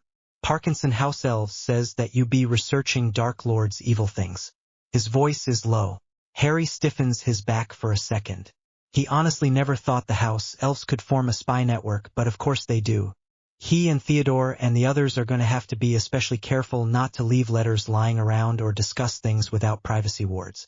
But Creature is looking at him expectantly, not with hostility, so Harry says, "Yes, I've already destroyed one of them." Creature lets out a long, shaky breath and says, "Then Creature can be delivering Master Regulus's locket to you." He reaches up and untangles a thick golden chain from around his neck. "Locket?" Theodore asks, but his breathless voice tells Harry that he knows what's happening as well as Harry does. It's weird, but hey, this will work. Master Regulus gave it to Creature and told him to destroy it. Creature murmurs as he extends the locket. With an effort, Harry remembers that Black talked at one point about a younger brother, a Death Eater who was called Regulus. Creature could not. He has carried it all these years and kept it safe from bad Master Black. Yes, he has. There's no question the locket is a Horcrux. For one thing, it perfectly matches the description of the Slytherin locket that Harry has already received. For another, the thick, choking aura of dark magic fills the room. Harry wrinkles his nose with a slight snarl. The only thing he dislikes more is the sense of a Dementor advancing towards him. "Thank you, Creature," Harry says, and shields his hand with a wrap of shadow before he reaches out to grasp the locket's chain. Creature's eyes widen at that, and Harry narrows his eyes at him. "I can reach you any time I want, Creature. I can destroy you if you speak about this to anyone." Creature wants to watch. Harry nods, and leads the elf and Theodore out onto a patch of grass that's concealed from any windows the Parkinsons are likely to look out of. Then Theodore puts up containment spells he learned from his father, while Harry lays the locket on the grass and prepares to cast the Fiendfire spell. This time, Harry glances at Creature before he infuses the flames with Shadow. Creature just bows low. Creature is being honored to serve Master Harry Potter, he says. Creature is not telling anyone else. Given that Creature has apparently kept the secret of the locket for decades, since Regulus's death, Harry supposes he has to be content with that. The end. This time, the locket opens while it screams, and a figure tries to escape out of it. Harry watches critically. The figure looks a little like him. He supposes it's part of the Horcrux's defenses, to try and tempt the person who holds it to treasure it instead of destroy it. Unluckily for the Horcrux, Harry has no emotional connection to Founder's artifacts, and thinking of how Voldemort tried to poison and control Theodore would be more than enough to overcome any reluctance to get rid of them. He asks one of the dragons to swallow the figure, which it does happily, and the shriek dies away at the same time as the locket melts into a rush of metal. Theodore buries the metal the same way they buried the stone from the ring. Harry turns to Creature, who has tears running down his face and tracing small clear paths through the grime there. You can speak to no one of what you've seen, he repeats. Creature kisses Harry's feet, which is an uncomfortable sensation. Creature knows, he whimpers. Creature is so grateful to Master Harry Potter for fulfilling Master Regulus's legacy. Would you happen to know of any other artifacts like this? The Dark Lord has others. We're trying to destroy them all. But Creature shakes his head so hard his ears flop. Master Regulus was knowing only the one. Harry sighs a little. Well, it was worth a try. Then you may go, Creature, and keep an eye on Black for me, would you? Tell me if he's plotting anything against me. Creature would do far more than that for Master Harry Potter. The elf says, puffing out his chest, and vanishes.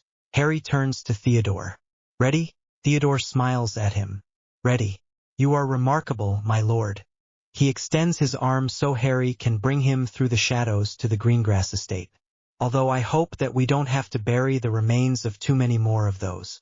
Theodore's wish comes true, although in an irritating way. They return for their 6th year at Hogwarts, not having found any more of the Horcruxes. Harry did receive an outstanding on his potions OWL, which makes Snape glare at him as he comes into the classroom. Harry only raises his eyebrows at the git and says nothing. He is going to do something about Snape, too, now that Neville is one of his vassals. It will simply take a while to build. For now, the pranks that the twins regularly send to all of Harry's marked ones are doing the job nicely. Padma and Justin, as the ones with the most innocent faces and the ones who never played any pranks on Snape before, are particularly good at them. Their defense against the dark arts professor turns out to be a badly, in Harry's opinion, disguised Sirius Black. He concentrates a lot on the theory behind dark arts and how dark arts are evil, and on countercurses and defense moves.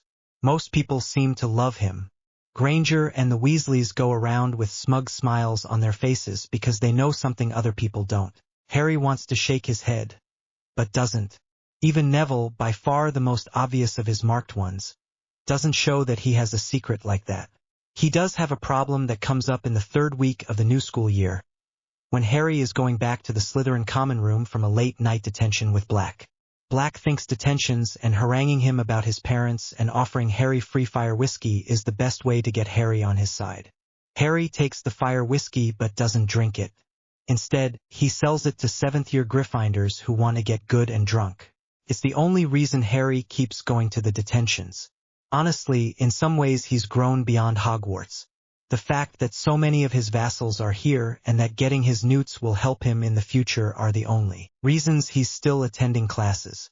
Someone moves in the 3rd-floor corridor ahead of him. Harry stops and coils the shadows in readiness to attack. Some of them have teeth and heads until he quiets them. Creating shadow fire from the Fiendfire seems to have made the normal shadows all the more eager to defend him. The person comes around the corner. Harry raises his eyebrows. Weasley. Harry. It's Ginny Weasley, her eyes big and hopeful.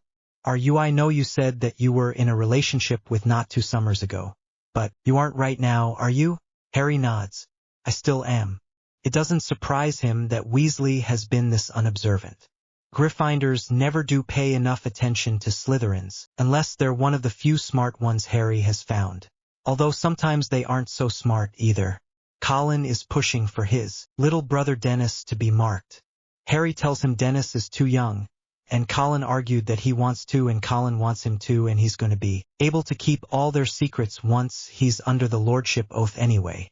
Harry hasn't won the argument yet, but neither has Colin. Weasley droops, looking devastated. Harry doesn't feel sorry for her. After all, it's her own lack of observation skills that's the problem, not anything Harry did. Two really like you, Harry. And you know that I've spent a lot of time with Sirius and Dumbledore and the Order of the Phoenix, right? I could tell you everything you want to know. Harry holds back his guffaw. This is a weird bargain, kind of like the ones that his vassals made with him, but honestly, dating as a price? Harry doesn't think he would ever have been interested in dating if he hadn't found Theodore. Harry shakes his head. No thanks, Weasley. She watches him go with the same huge eyes. Harry sighs to himself and decides that he has to keep an eye on her. She might try to hang around him and pry into what he and his vassals are doing. When Theodore welcomes him back to the common room, it's with firm hands on his shoulder and a desperate kiss. Harry runs his hands gently up and down Theodore's arms and asks when he finishes, "What is it?" "I saw Weasley following you," Theodore says, drawing him down to a couch. "And following you with her eyes earlier." "My lord, you wouldn't. You're the only one for me," Harry says, and squeezes Theodore's hand until he smiles. Pissed Potter.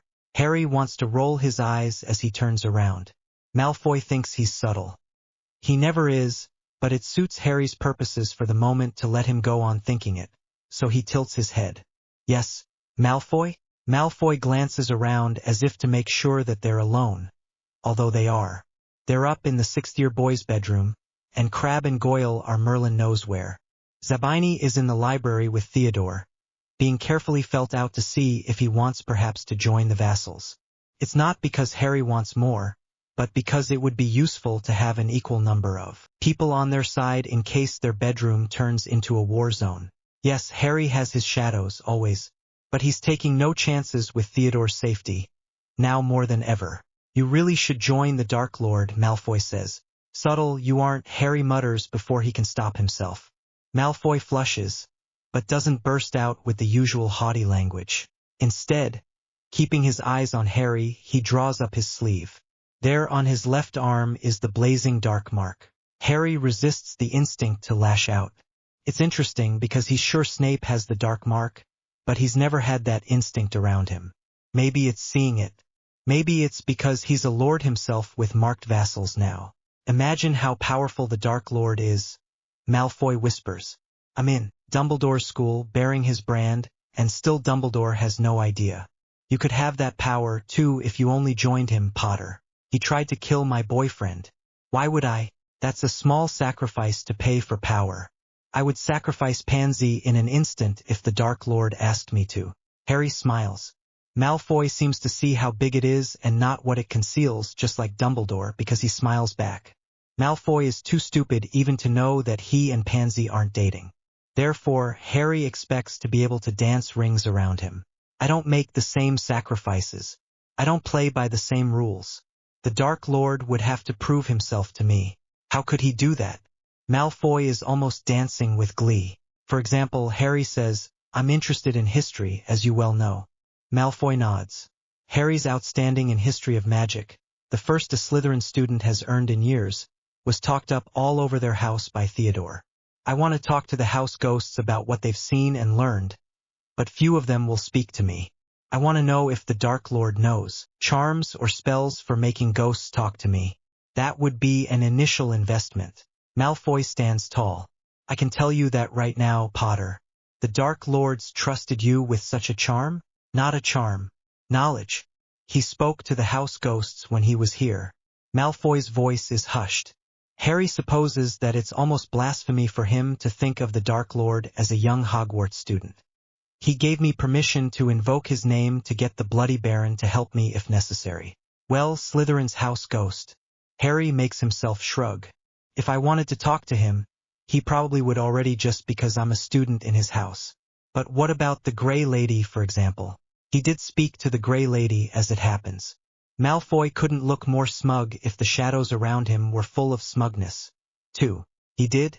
Harry makes his voice sound a little odd, and of course Malfoy falls for it. Yes.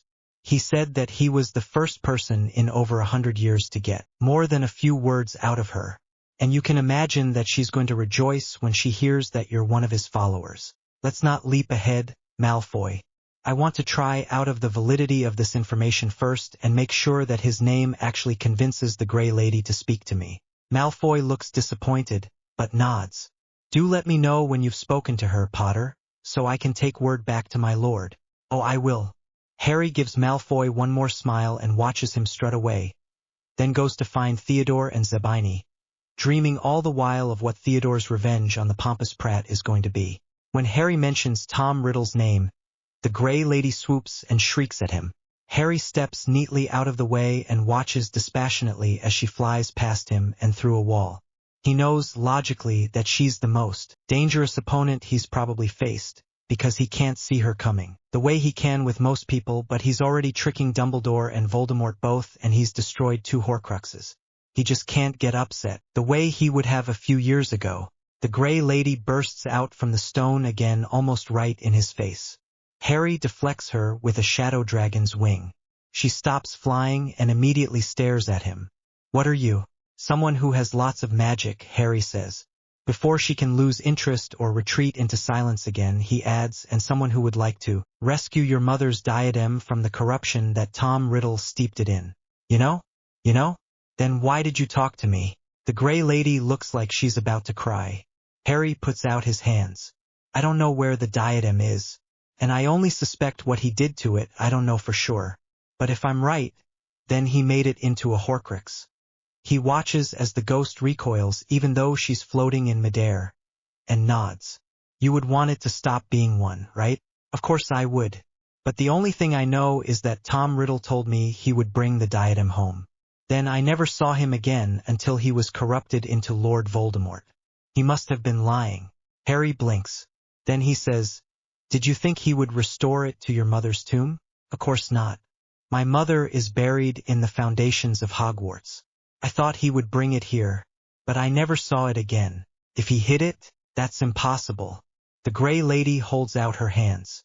For a second, a shimmering blue and bronze glow surrounds them. The only color Harry has ever seen in a ghost. It dissipates almost immediately. I still hold on to that much magic.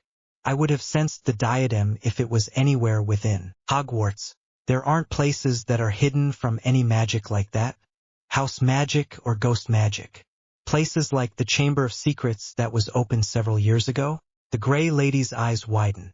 Then she murmurs, I never thought I would have thought of that myself. But I was sunken too deep in my own sorrow. But how can I help you in that case? My magic would still not sense them. And I have never known where the entrance to the Chamber of Secrets is. Salazar was too cautious. It may not be there, Harry reassures her. It may be somewhere else. If you could give me a list of those places, then I may be able to search and find them. And he's sure that whoever was opening the Chamber of Secrets in his second year must have had access to Parseltongue, which means that he can even open that. If he can find it, that's how Harry ends up opening the door of a room on the 7th floor that only springs into existence when you call it, and stepping into a sea of rubbish. Coughing, Harry casts a charm that clears the dust away from his nose and mouth, and looks around in curiosity tinged with awe. Some of these things, like the fur-trimmed robe he can see with huge claw slashes through it, or the broken chair it's hanging from, are probably worthless. Others, like a giant mirror with runes carved into it, might be valuable. But it will take a long time to search, and Harry doesn't know any spells that can find a diadem or Horcrux specifically. He sighs and sets out to look for it. As it turns out, he doesn't need spells. His head snaps around after an hour when he feels the dark, greasy magic that surrounded the ring and the locket. There's a cabinet ahead of him, and on the cabinet is a bust, and hanging from the bust's ear is a diadem. It's slim and made of shining silver, and has a sapphire in the middle. When Harry steps close enough to it to read the inscription curling around it in delicate letters, he can see that it says, "Wit beyond measure is man's greatest treasure." Harry sighs out and floats the diadem into the air. While there don't seem to be protections around this one the way there were around the ring, he doesn't want to take any chances. He takes himself and the diadem through shadow to the same dark corner of the grounds where he marked his vassals last year and unleashes shadowfire that this time takes the form of giant frogs with clapping mouths and fish without eyes. And so he destroys his third Horcrux, a week before the Christmas holidays. Harry, wait up. I want to talk to you. Harry's tired and would like to go to bed. But Black is hastening towards him, and at least he knows that Black isn't one of the professors who will get after him for being out of bed after curfew. He nods to Theodore, and Theodore nods back once and continues on his way to the Slytherin common room. Black comes to a stop in front of him, eyes wide and worried. Harry, I want to know why you aren't coming to Grimmauld Place for the holidays. Harry's exhaustion makes him pause before he answers. He might give away too much of himself otherwise. Because you and Lupin want to be my family, and that's never going to happen. But why, Harry? Why did you never write to me once you broke out of Azkaban? Black flushes violently, but for once, he looks Harry in the eye and answers instead of turning away and being silent. Because I thought you didn't need an influence like me in your life. You know, wild and a fugitive. But since then, I realized how much you do need someone like me so you don't go dark.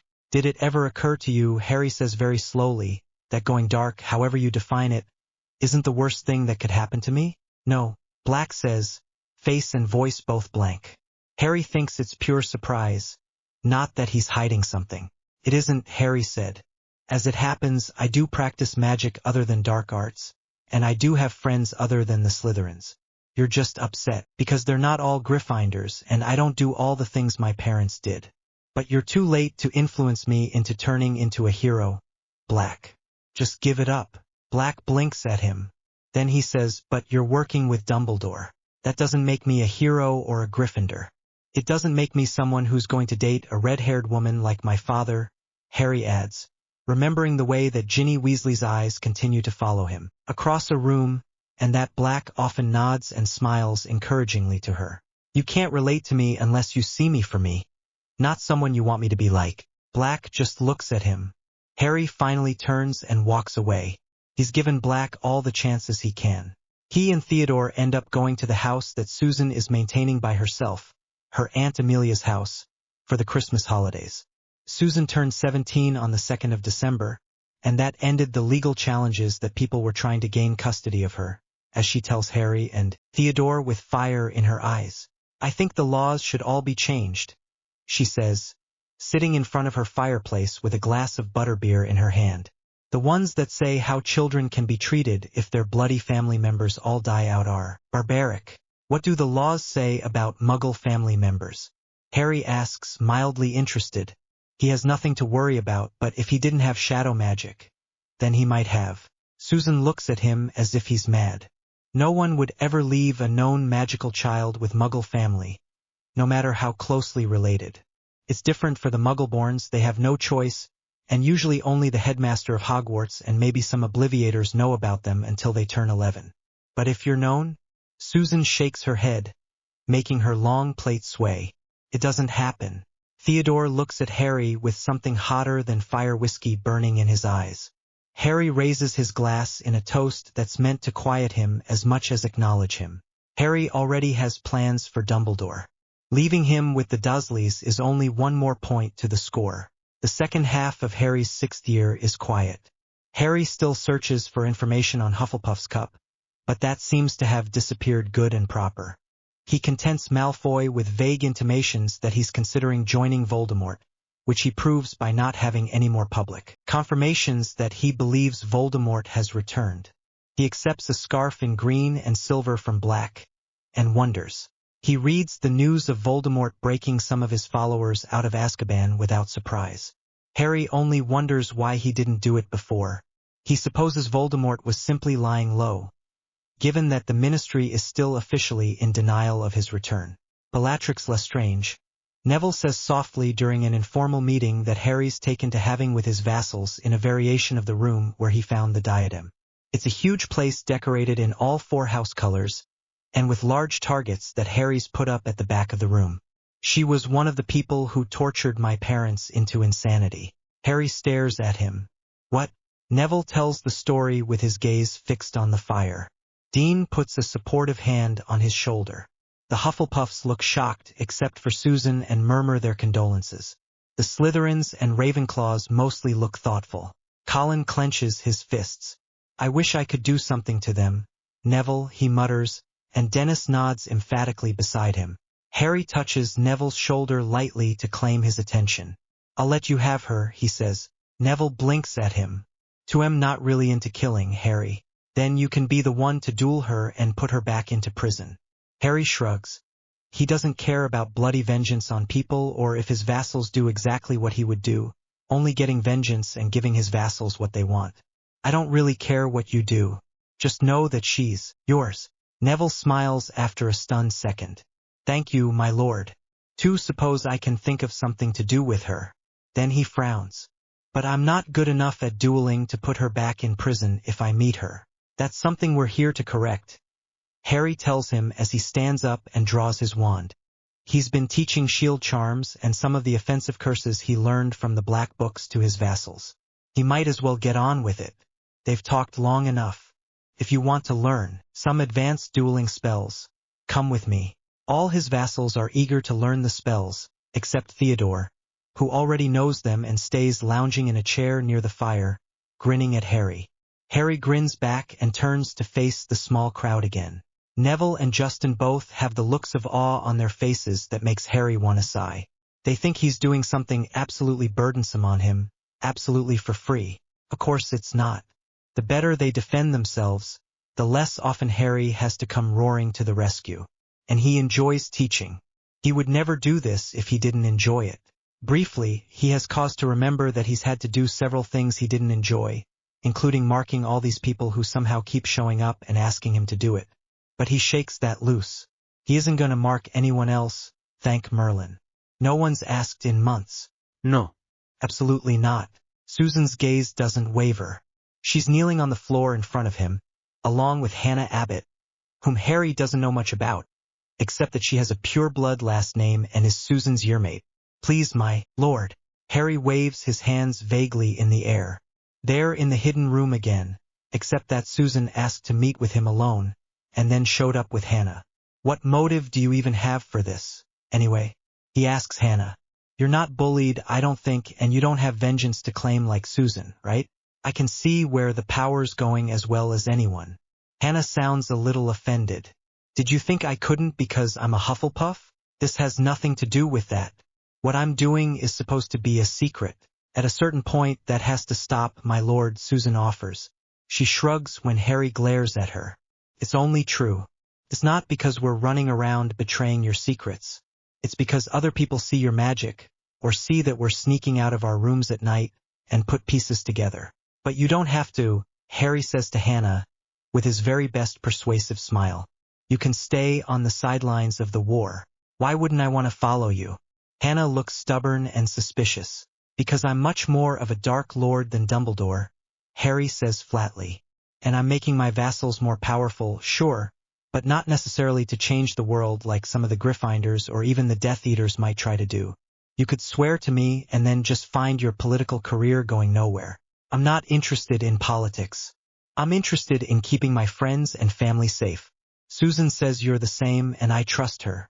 You, Harry tells Susan darkly, have a lot to answer for. Susan only gives him a demure smile and watches as Harry swears Hannah to a wand vow. She also attends Hannah's marking, held 2 new moons after that. Harry, my boy, I have lessons that I would like to impart to you. Harry leaves the first of Dumbledore's lessons, showing a memory of a young gaunt woman falling in love with a handsome muggle, and laughs himself sick in the Slytherin common room. Dumbledore is trying to give him lessons on Horcruxes, of all things. Of course, he couldn't say that outright when Harry asked what the lesson were for. Instead, he said vaguely that they would help Harry defeat Voldemort.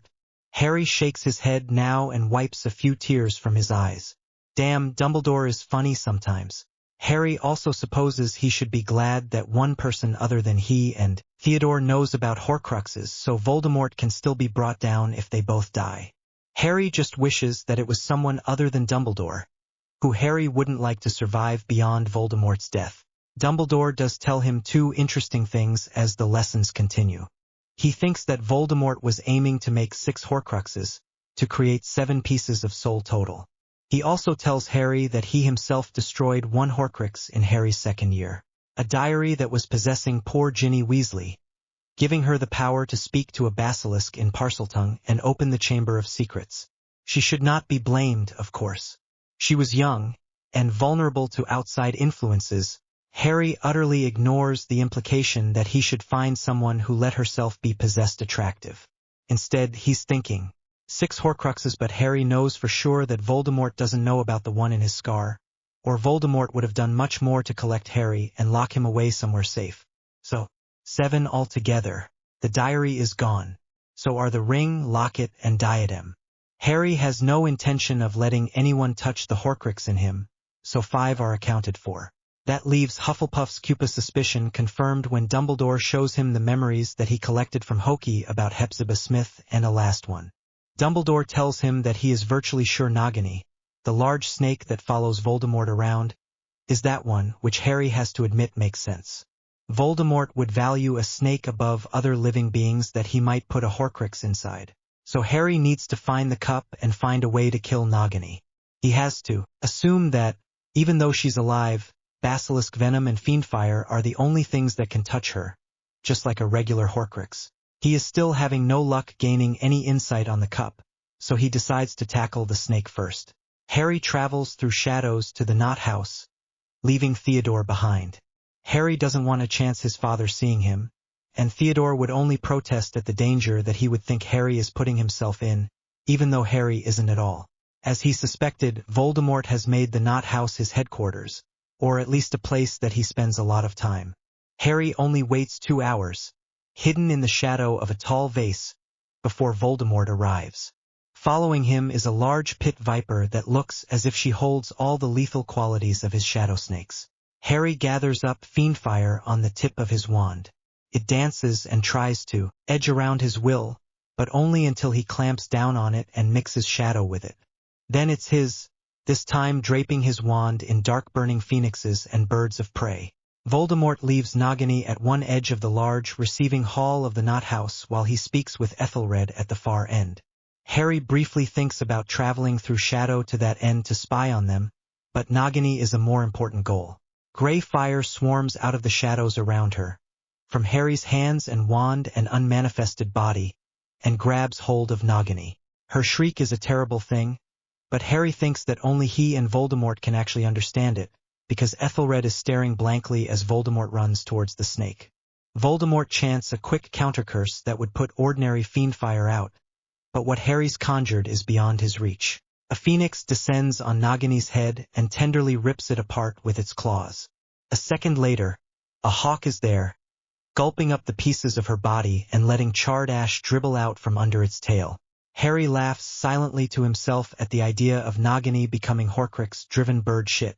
Voldemort screams in Parseltongue, first Nagini's name over and over, and then demands that the person who did this reveal themselves. Harry shakes his head. Has that ever worked in the history of dark wizards with enemies?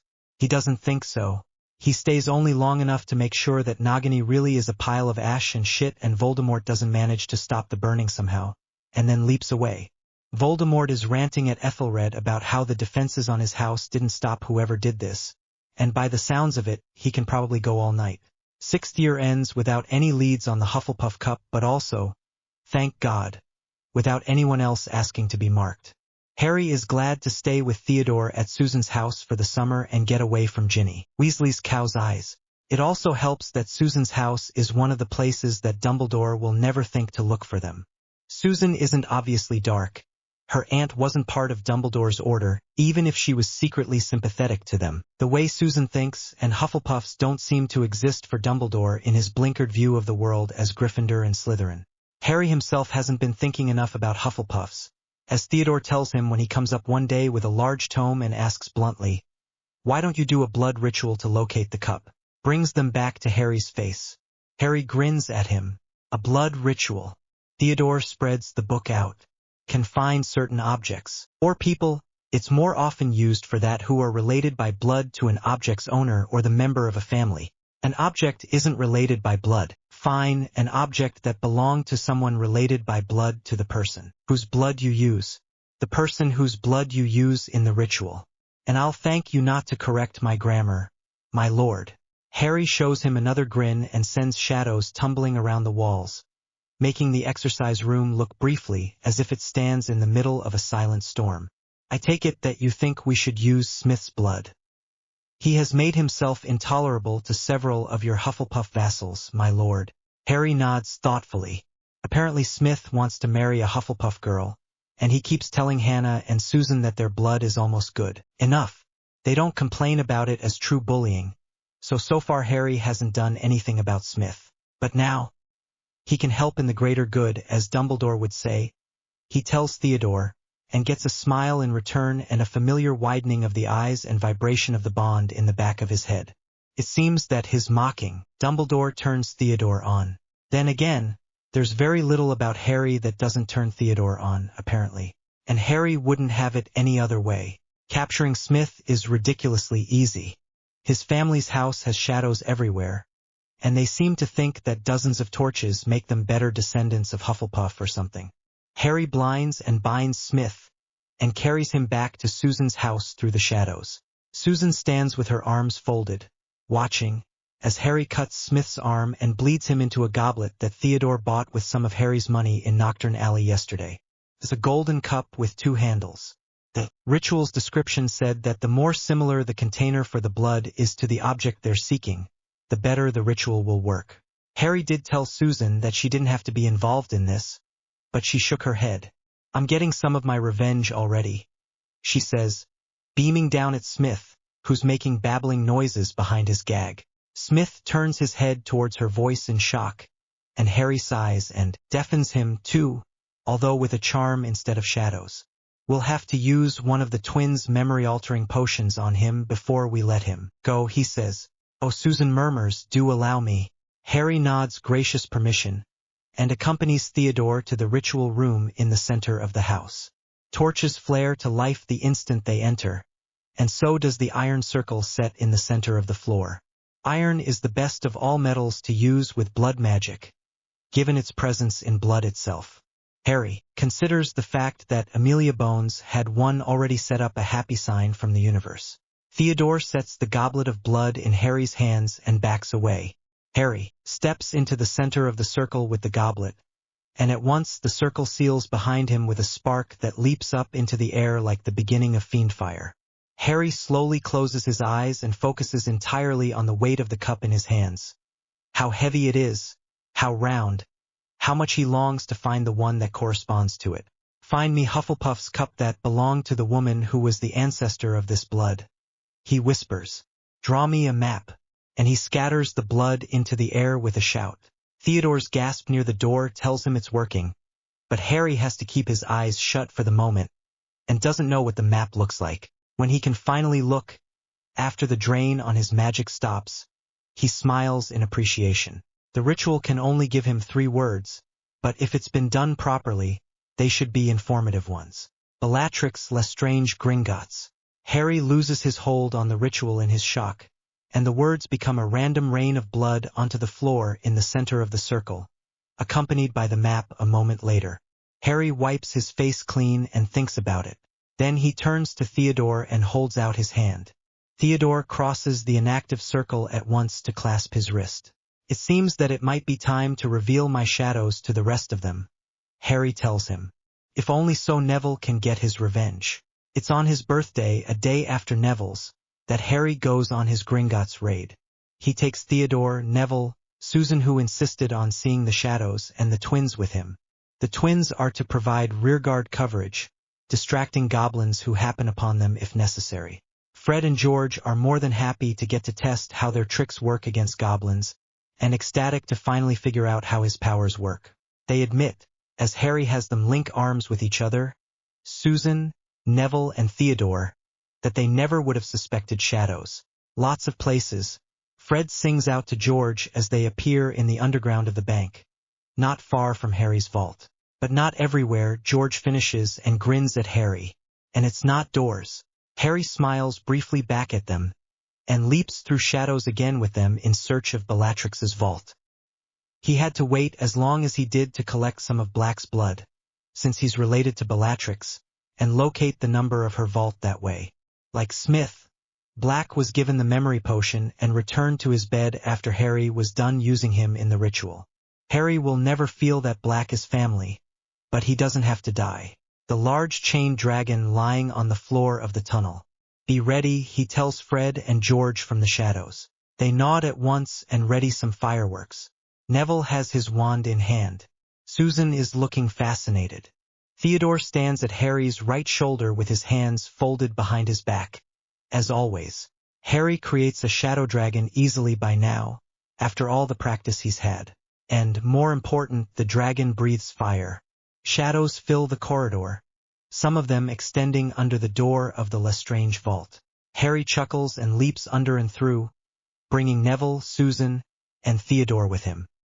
He can hear goblin voices yelling in the distance, and the sharp pop of some of the twins' fireworks going off. They want to irritate the dragon as much as possible and then hide, because the goblins should think that one of their dragons just went a little mad if at all possible. The inside of the vault is full of gold piled up to the ceiling. Harry conjures a flame on his hand to keep the shadows moving, and looks quickly over the vault. He expects a golden cup to be hard to find in all the galleons, but those months he spent thinking about it and focusing on the shape in his mind led his eyes straight to it. Hufflepuff's cup sits on a high shelf, and it has a few spells shimmering around it, but none of the protections that were in place on the ring.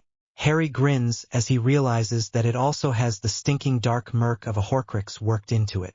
This ought to be the last of them except the one he's never giving up. Ready, Neville? Harry asks Neville. Neville takes a deep breath and raises his wand.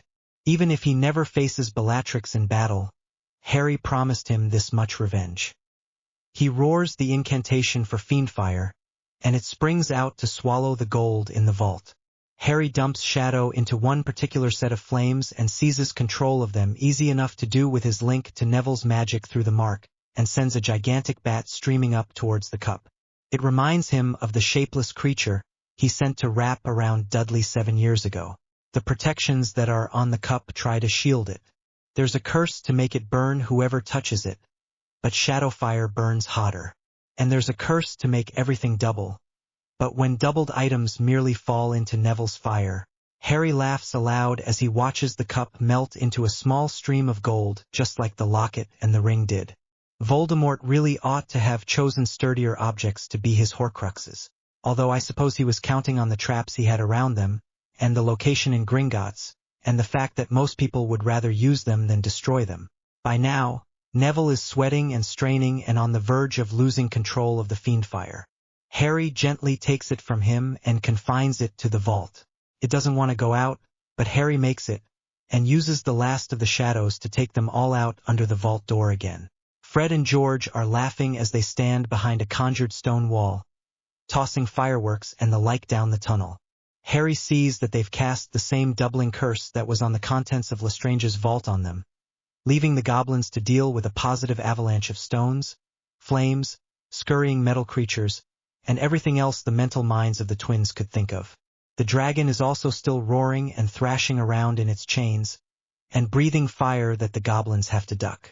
Harry is a little sad that they don't have time to investigate the other vaults and steal their contents, but they've caused enough chaos in the bank for one day. He motions, and Fred and George take hold of each other before Fred grabs Susan's arm. And then they're gone, leaving the goblins to shout uselessly behind them. Much the way Voldemort did when Harry burned Nagini, come to think of it. Harry and Theodore begin their 7th year in a haze of confusion from the papers. Voldemort's attacks have suddenly stopped, and no one can figure out why. Now and then his Death Eaters are spotted, but they always retreat quickly, with the exception of the Lestranges. Harry snorts. He understands why. Voldemort must be beyond cautious. Now, wondering if he has any Horcruxes left. He can check other places, but he can't easily get into Hogwarts, and he wouldn't know what happened to the locket after Regulus Black stole it, so he can't know for sure. Harry is already planning where he'll confront Voldemort. In fact, he has an idea for the place, but he needs a lot of safeguards to make sure that the why and the how go into effect, and Voldemort is persuaded to go to the place at all. For once, though, Hogwarts is pretty quiet. Dumbledore continues his Horcrux lessons. It's hilarious when Harry realizes that he's subtly trying to guide Harry towards the thought of sacrificing himself to destroy the Horcrux Dumbledore must know is in him.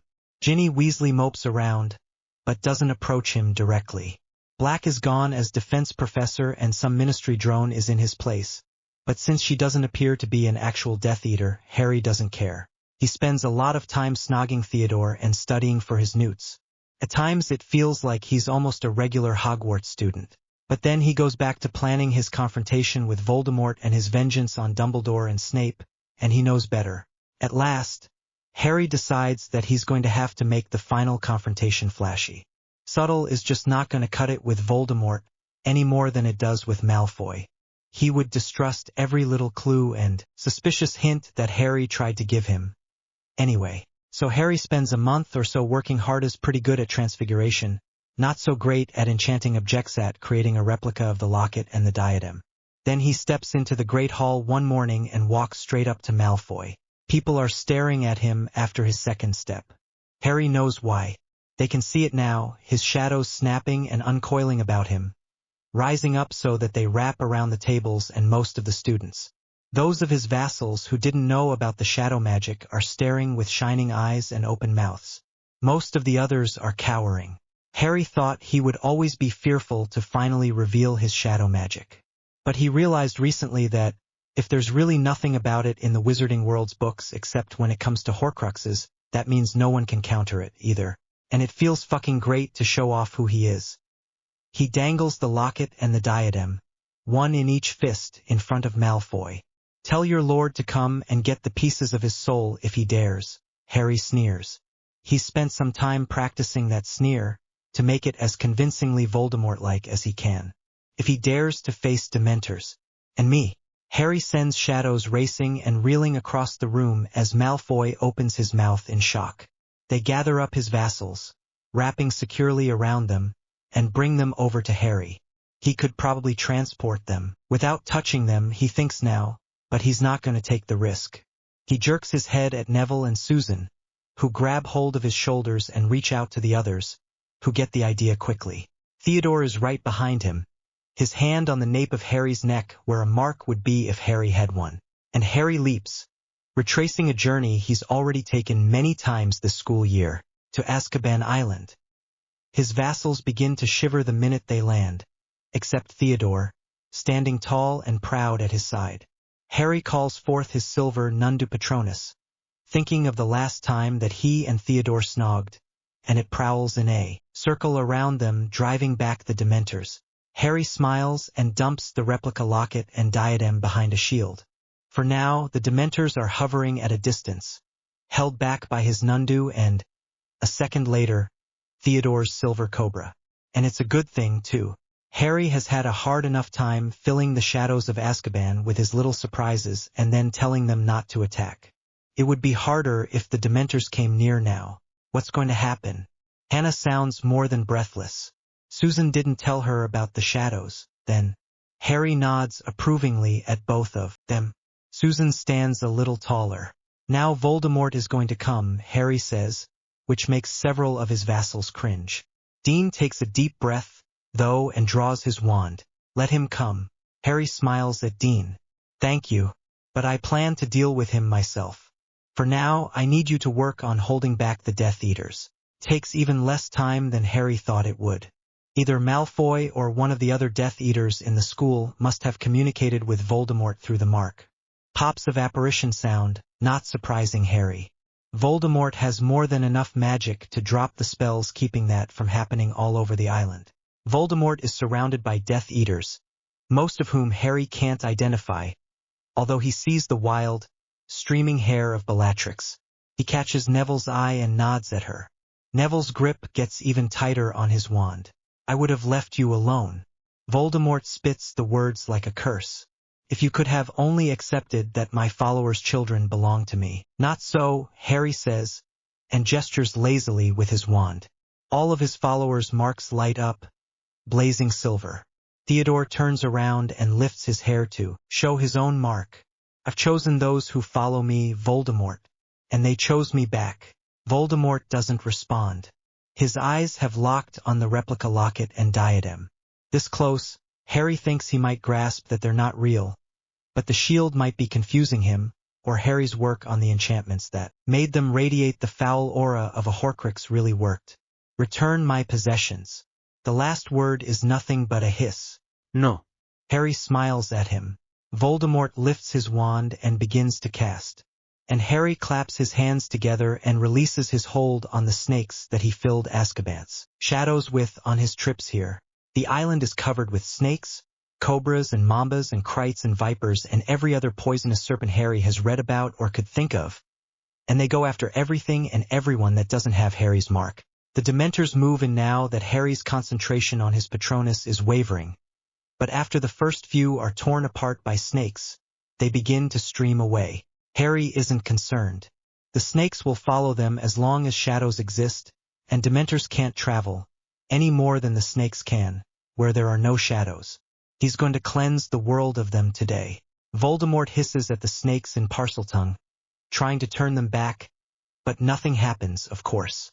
He doesn't have shadow magic as a consequence of creating a Horcrux. Harry stands with a smile on his face, only now and then moving his wand to counter a curse Voldemort manages to send. While serpents roll over Voldemort's body in waves and begin to rip and tear, he's happy to see some of his vassals getting revenge of their own. Neville is dueling Bellatrix and doing a great job of it, especially when he conjures Fiendfire. The last Harry sees of her is her face melting, rather like a stream of molten gold from the Horcruxes. Susan, her hair flying around her and the light of battle in her eyes, is breaking the arms of several Death Eaters. It's probably impossible to know who actually participated in the killing of her aunt, but Harry knows she relishes the chance to hurt Voldemort anyway. It seems Voldemort summoned all the Death Eaters, which means Crabbe and Goyle are there, as stupid as ever, lumbering blocks that Pansy and Daphne and Millicent take down in a blast of overwhelming magic. And Malfoy is there. Both Malfoys, actually, but Harry sees Theodore stare like a pointing spaniel at the junior one. He glances sideways at Harry. Harry nods. Theodore can take his revenge, too, but he'll have to act quickly. He has a very important responsibility once Harry's shadow snakes finish destroying Voldemort's body. Theodore slashes his wand down, not speaking the incantation aloud. Harry turns to Malfoy to appreciate the effects, since he can't anticipate them. Malfoy shrieks and claps his hands to his face. For a minute, Harry thinks Theodore has blinded him. But then he spots Malfoy's skin rippling and stretching, flowing in several different directions, before clapping back together. It reminds Harry of some of the manipulations he's done himself with Shadow. By the time Malfoy looks up again, Theodore's revenge is complete. Malfoy is horribly disfigured, his nose shoved to the side and one corner of his mouth twisting up until he can't close it properly. His right ear is also higher on his head than the left one. Folds of skin hang over his left eye. His right eye is a squinting hole. Harry bursts out laughing. Considering Malfoy's pride in his looks, that will hurt him a lot more than most mundane curses would have. And Theodore left him alive. Not even Dumbledore could complain about his boyfriend's morals. Harry seizes him and kisses him briefly on the cheek. Then he turns back, in time to see the last viper rip Voldemort's last remaining limb from his body. Now Theodore. Harry has his eyes fixed on the place where Voldemort's body lay until a moment ago, and so he sees the dark, pathetic spirit as it flees into the air, wailing. Theodore is already darting towards him, fearless as ever. Harry didn't want to let him do this, but once Theodore found out about Harry's little solo trip to destroy Nagini, he insisted. Theodore holds the cage high, one based on the cage they used to trap Pettigrew all those years ago. The spirit flies into it, and Theodore slams the door shut. Harry can hear the wails, still, which cause distant little pinpricks of irritation in his scar. Oh well, if that's the worst consequence of holding Voldemort captive forever, then Harry will put up with it.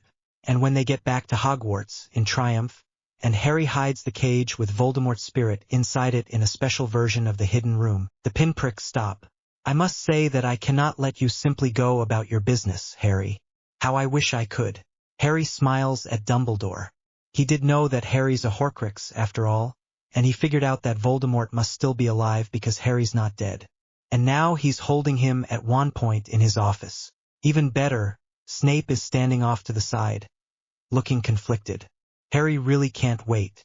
How I hoped that Voldemort would cast the killing curse at you and kill the soul shard, Dumbledore whispers, his eyes dull.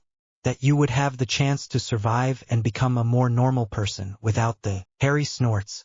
I don't need redemption. You do know that there's no escape, don't you, Potter? Snape asks in a strangled voice. Albus is a much more powerful wizard than you'll ever be. Harry rolls his eyes. You saw my shadow magic, and you still believe that? And even better, he adds, shaking his head, you didn't take care to confront me in a place without shadows. Dumbledore still has his fire lit. For fuck's sake. Harry reaches out to the flames. Dumbledore shouts the beginning of Avada. Snape draws his wand and disarms Dumbledore. Harry wants to stare in astonishment, but Dumbledore is already doing that, and Harry can't waste the opportunity. He wins shadow around Dumbledore and thickens it the way he did in Umbridge's office before her punishment. And he's gone.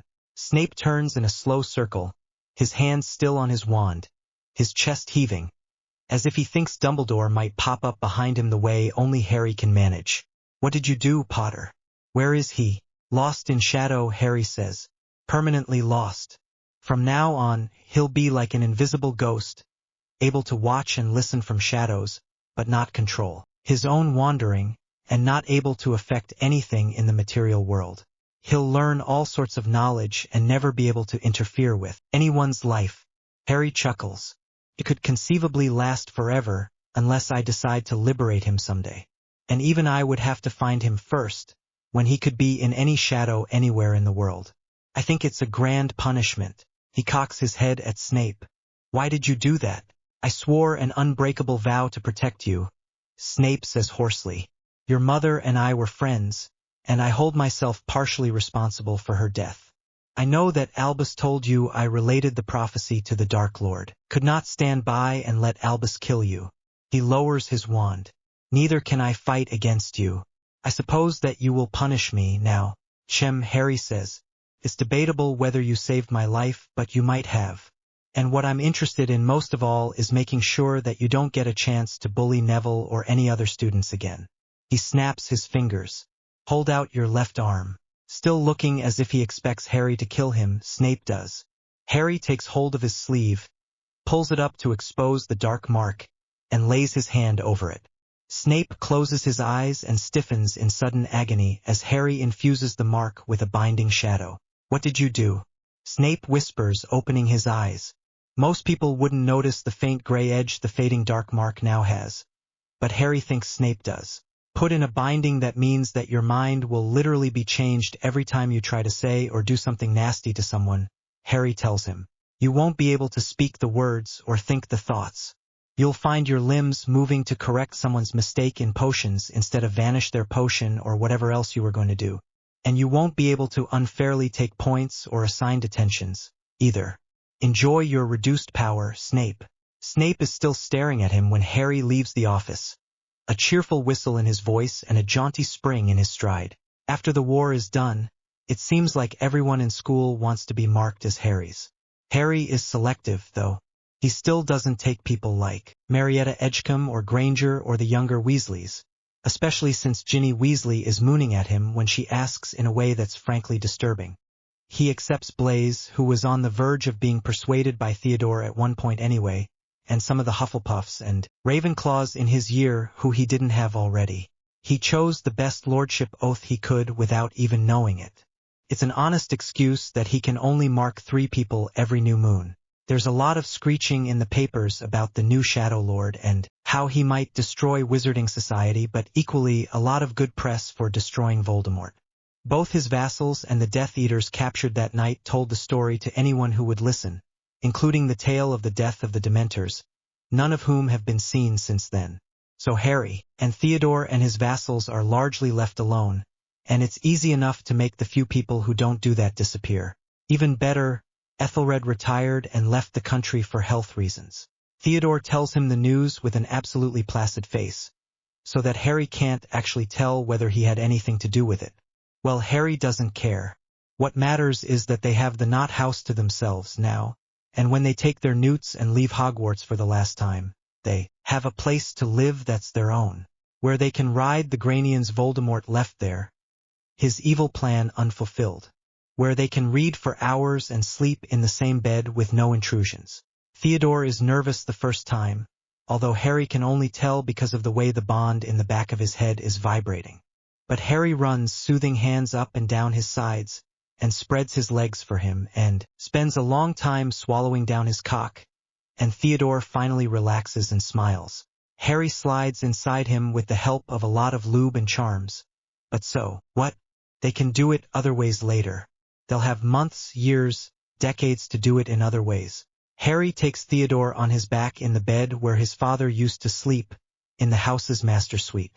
Theodore gasps softly as Harry rises and falls inside him, and shadows whip the walls around them with giddy intensity. "I dreamed of this, Harry," Theodore murmurs. "So did I," Harry whispers back, and pushes his cock as deep inside Theodore as it'll go. Comes first. Theodore clenches down as he does, and Harry follows him in a freefall that makes the shadows dance in an embarrassing way. But they'll have all the rest of their lives to get better at this. "I always call people what I feel for them at the moment, my lord." Harry laughs.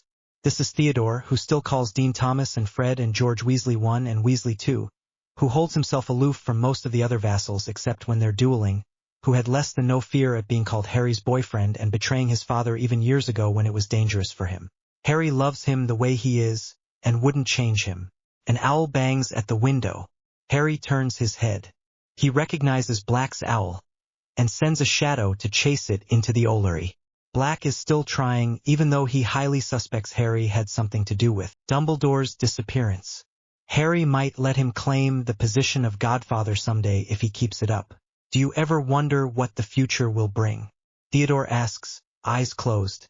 "No," Harry says bluntly, and relaxes next to his vassal, his own eyes slipping shut. "I know it'll be good for all of us, or I'll make it so. And that's why I love you," Theodore says.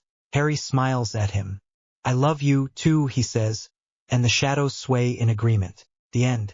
Mr. 1. Theodore turns his head to watch Harry leaning back on the couch in front of their fireplace, his attention focused on the tome in his hands. His brows are furrowed, his fingers tapping on the cover, in a sure sign that whatever he's finding irritates him and certainly doesn't conform to what he expected to find. Theodore can feel every shudder and tap of those fingers through his mark. He knows that if he told Harry that, Harry would stop the movement and never do it again. He wouldn't apologize, but he would stop. That characterizes a lot of things Harry does, actually. Theodore leans back and extends his leg from his own couch so one crosses Harry's. Harry shifts his entire attention to him, and Theodore shudders with the knowledge and the joy of it without ever looking up from his book. "What do you need, Theodore?" "You, my lord." Theodore does call him Harry, sometimes in the privacy of their home, but he honestly prefers the title. Harry seems to think it separates them and makes them distant from each other, although Theodore isn't sure how much of that annoyance is mingled with the fact that Harry just doesn't like the title, or having vassals, or being responsible for them, or people watching him with fear and awe, or basically anything that comes along with being called Lord. But Theodore sees it as a link. He was the first one to recognize Harry for what he was, although even now, to him, Harry bends the world he moves through so comprehensively that Theodore wonders how others don't see it. And no one else has that claim, even if they call Harry the same thing. Theodore knew, the moment he stepped into that compartment on the train, how much his world was going to change.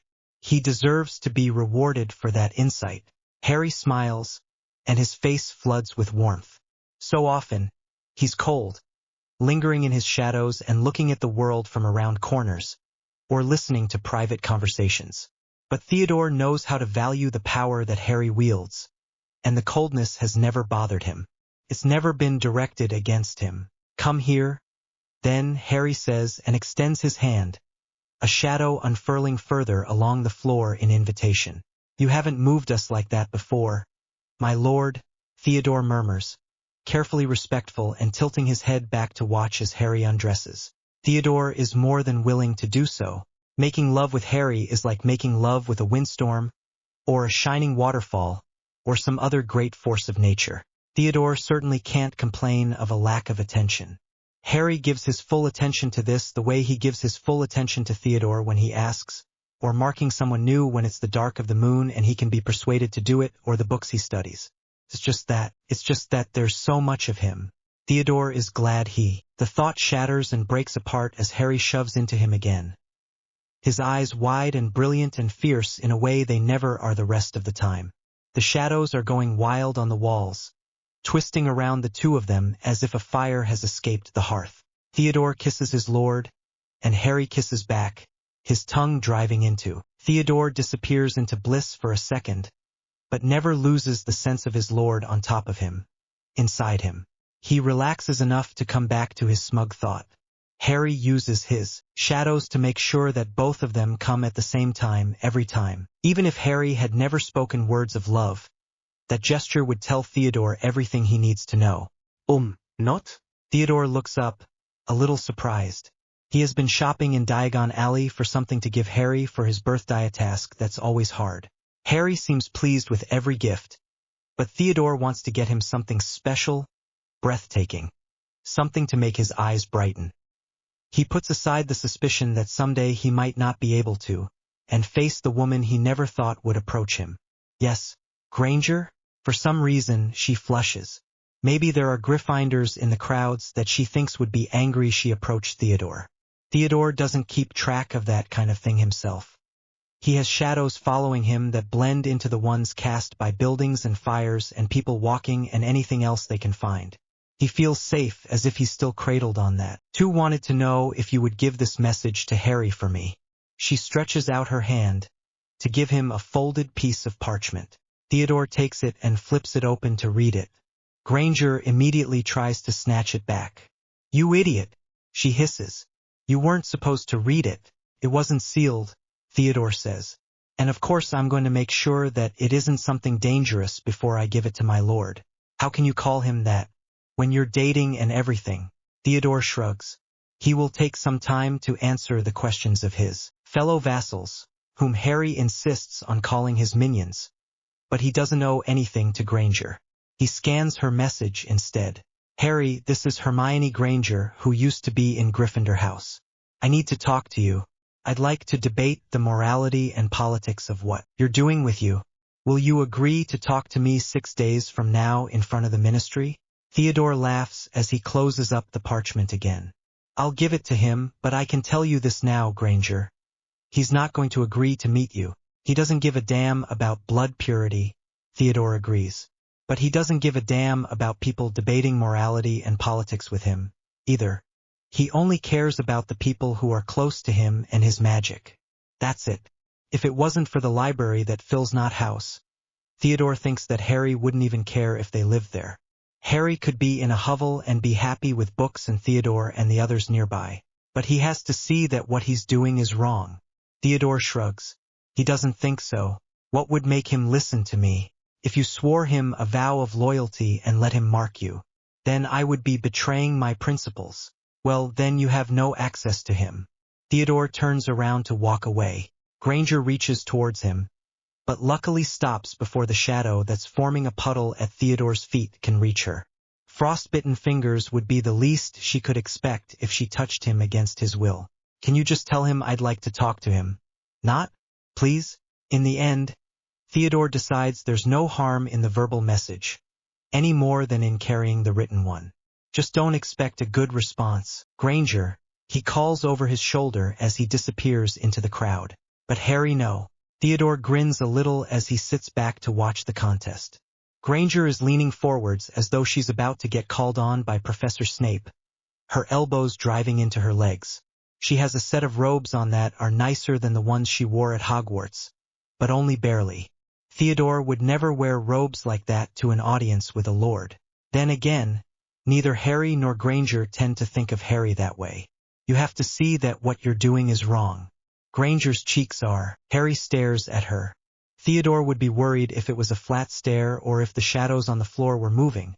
But as it is, Harry huffs a minute later, not allowing them a choice. Merlin, Granger, do you know how many people I've turned away in the last year? What? Lots of them want to be marked but don't want to swear the oath. They want to be mine and acquire power without doing what's necessary to acquire it. Harry shakes his head and slumps back in his chair. You want to speak to them and persuade them they should stop bombarding me with owls? I can give you their names. You're welcome to try. But Dark Lords take unwilling servants. Yes, but I'm not a Dark Lord. Or any kind of. Harry stops for a second. Person like Voldemort. Theodore smiles again as he catches Harry's eye. Harry shows him an impotent glare in response. He doesn't like the title, but if he goes around allowing people to call him my lord, then he has to accept it. And Harry will never make Theodore stop saying my lord.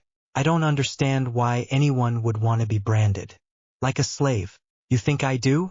Harry waves his hand in the air in exasperation. I tried to talk them out of it. I tried to tell them I would do what I could for them and they could fight beside me without the mark. None of them would listen. This stubborn bastard over here was the first one who refused to hear me. Theodore tilts his head at Granger when she turns to gape at him, but doesn't offer to show her the mark. That's a private thing, including the way that it looks different from the marks of Harry's other minions. But you can't know one brand's people who doesn't intend to take over the world. Or at least rule them. Harry waves his hand, and a shadow curls into their bedroom and brings back a list of names. Here. These are the people who I've marked. These are the ones I'm considering marking. These are the ones who wanted to be marked and who I'm done considering.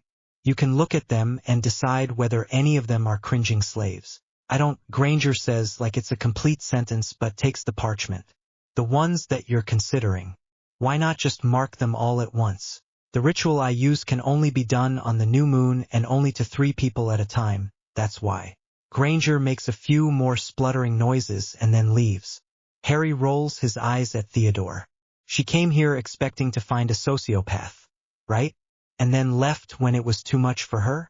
I think she came here expecting to find someone she could oppose, my lord. Not someone she might consider joining herself. Harry's enraged denial is a source of hilarity to Theodore for the rest of the day. Harry lands from the apparition with his hand extended. Claws of shadow are already flowing across the floor, aiming straight for the ministry desk in the empty office. Theodore lands behind him and steps away from the shadow, watching Harry work. They got word earlier today that Susan Bones had been arrested on an obviously spurious charge. Supposedly she suppressed her dead aunt's will and got herself a house that her aunt wanted to leave to someone else. Theodore can't think of anyone less likely to do that. If anything, Amelia Bones was overly aggressive about raising an honest, perfect niece. It was even hard for Susan to lie about her mark or helping them when that was still necessary. Harry waited only for confirmation about what department the charge was coming from before he told Theodore they were going to hit it. Sighed and his eyes glazed. Theodore watches in pure admiration. Last year, Harry wouldn't have been able to do something like this. His shadows couldn't read then, couldn't tell him what words were found on which pages. Now they can, and fast at that, so that Harry just has a small pile of paper to read in the end. Harry makes a sharp noise, and the shadows break free from the cabinets and race back to him with some sheets of parchment. He reads them and nods, focusing his burning attention on Theodore. Theodore shivers and hopes this little excursion doesn't take long, because he'd like to make good use of the rest of the evening. This Montague, Harry says, his eyes flaring. Remember that he approached me and I refused to mark him? He accused Susan of keeping the house away from a relative of his. Couldn't even be arsed to hide his name as the accuser. What's his fate going to be?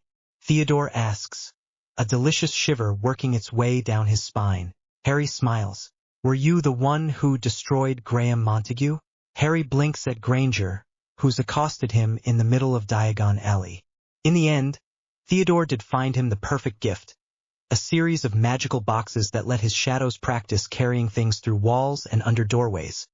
The boxes are charmed to turn intangible or collapse at a moment's notice without dropping the objects they hold. Theodore puts a hand on Harry's shoulder as his lord stares. Hermione Granger, he whispers. Oh right, Harry says and nods to her. What is it, Granger? You didn't remember my name? It's not personal. I don't remember the names of people who don't interest me, Harry says, while Theodore hastily chokes and coughs behind his hand. Now, what were you asking me? Why would you think I had anything to do with that? Because people who oppose you tend to disappear. Harry sighs impatiently. I don't keep track of who disappears and who doesn't, who moves abroad from Britain and who decides that they need to move across the country to romance some lover. I don't rule anything, Granger. Will you get this notion out of your head that somehow I control everything? Granger squints at him. It's too much of a coincidence.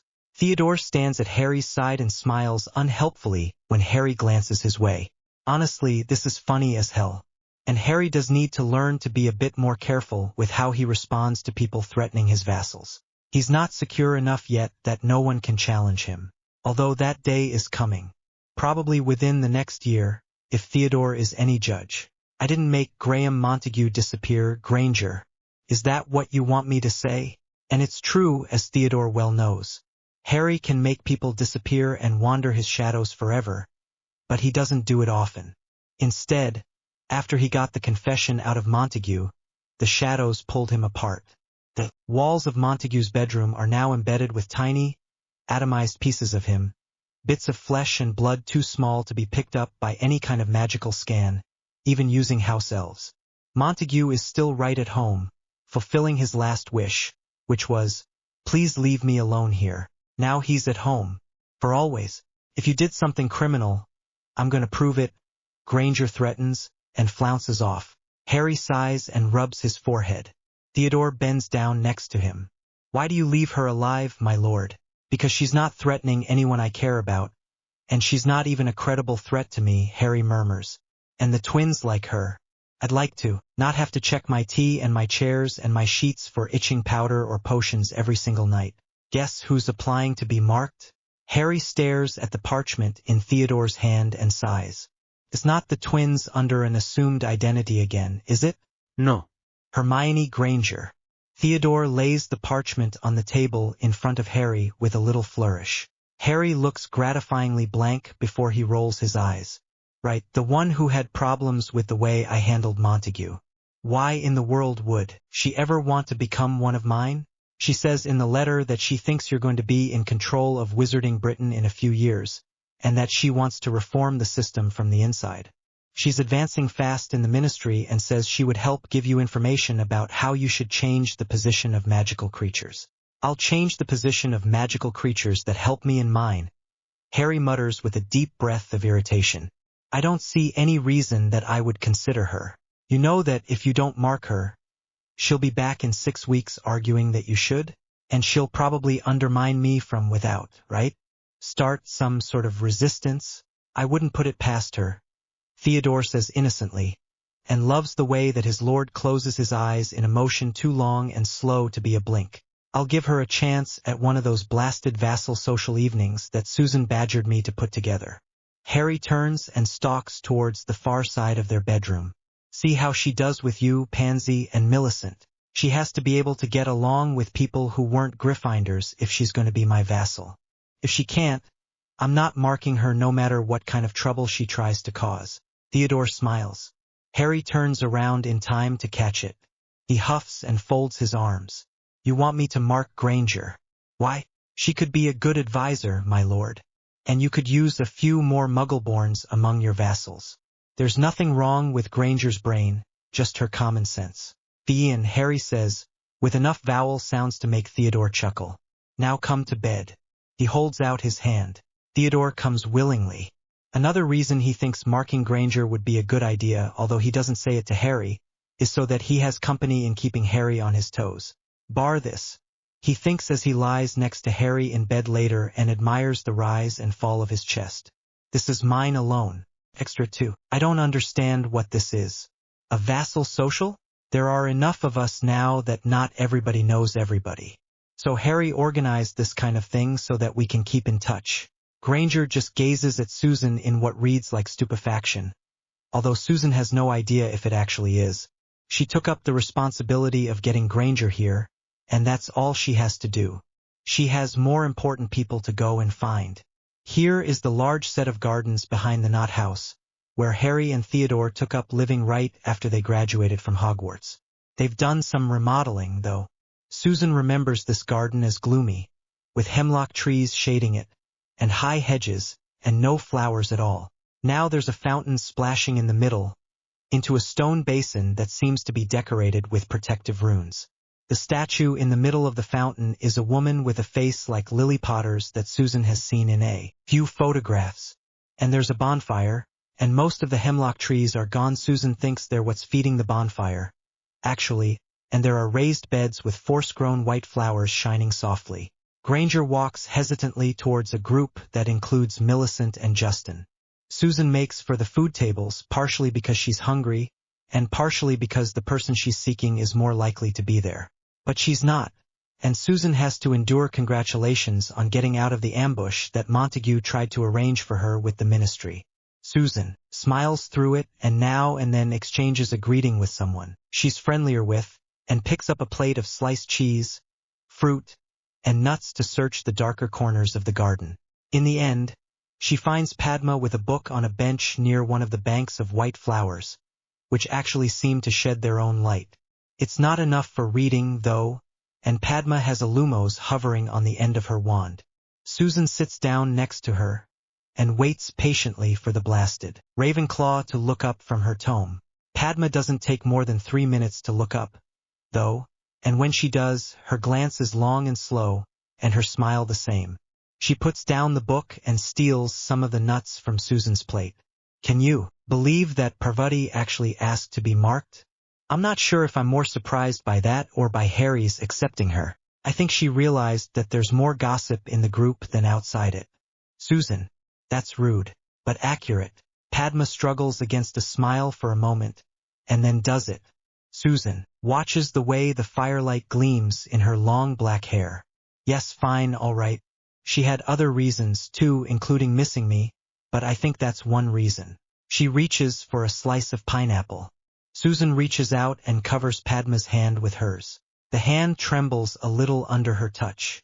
Susan, you were just waking up from a very addictive potion when you told me that I love you, that I want to be with you. I don't care. It's the truth. And Susan was recovering from a less addictive potion at the time. Thank you very much. It was after one of the last post-war skirmishes, when a group of former Death Eaters attacked some of Harry's vassals in Hogsmeade. Susan took a cutting curse to the stomach, something she's still annoyed with herself for, and had to stay in the hospital wing and on potions for a week. But Padma visited 5 days in. How can we never even spent that much time together? Padma's head is bowed, her hair falling forwards around her face. Hitches in a trembling breath, but doesn't object. No, we haven't spent all our time together the way Harry and Theodore do. She rolls her eyes when Padma looks quickly up, so she can see it's a joke. But Padma, we've had great conversations. And you understand revenge. And we both want power. And you listened to me babble when I was on that other addictive potion for depression and never told anyone. Who would be interested in how much you were grieving for your aunt? But Padma's joke falls flat, and Padma shivers a little as she reaches out to curl her fingers around Susan's. Susan, just say that you'll give us a chance, Susan interrupts. Ernie would tell her it was Hufflepuff stubbornness, but with a note of pride in his voice. Susan doesn't care if Padma calls it the same, just as long as she does give them a chance. I want to know that you'll go on a date with me instead of putting me off again. Why do you think I did that? Because your family won't approve of a woman dating a woman? They already don't approve of the fact that I let Harry mark me. Hope they'll come around now that Parvati's doing it too. But I don't want to strain my relationship with them any further. Then let it remain among the vassals for now, Susan says. You don't have to move in tomorrow. But date me. Dance with me tonight. Kiss me. Padma swallows and looks up. I'm not from the House of the Brave, she says. I thought you would go away if I just waited. I thought my dreams would go away. She pauses. But, Susan prompts. She's not from the House of the Brave either. Just the exceptionally stubborn. They didn't go away. And I don't want to sit around and do nothing my whole life out of fear of what someone else might think. Padma's hands are trembling as they rise and touch either side of her face. Susan leans forwards, and sees the firelight sparkling in Padma's huge, dark, beloved eyes, too, just before they close and they kiss. For a first kiss, it's very nice, dry and soft, and Susan is smiling when she pulls back. Padma leans her head on Susan's shoulder, and Susan combs her hand through Padma's hair. Later, after Harry has marked Parvati and a young Auror named Hestia Jones, they dance together, Susan with her cheek pressed to Padma's and her arms around her for the first time. They are both good, graceful dancers. That's at least one lesson pureblood parents provide for their daughters, and Aunt Amelia always insisted that Susan would know how. Susan smiles a little as she thinks of her aunt. For the first time in years, the memories don't hurt. Susan thinks she can move forwards now. They're getting more food when Granger stumbles up to them. She looks a little wild around the eyes. Yes? Susan asks. Someone else is going to be operating Granger home.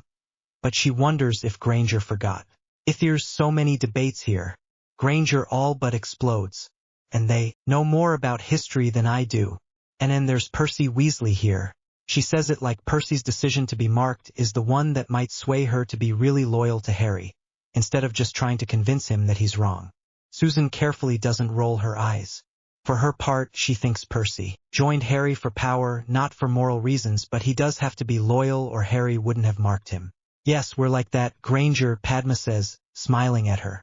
Susan curbs jealousy that says all Padma's smiles should be for her. It's ridiculous how much more she wants of Padma now that she has her.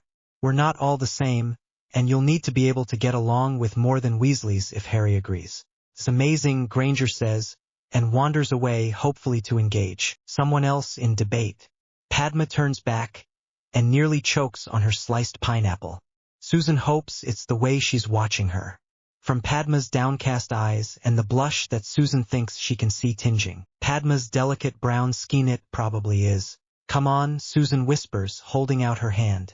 But the party's not over for hours yet. That's not going to matter. Padma opens her mouth, seems to realize what she's about to say, and nods. The probable blush deepens.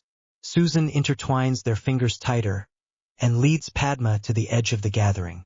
They see Harry and Theodore on the way, Theodore leaning back against Harry and both of them looking up at the sculpture of Lily Potter.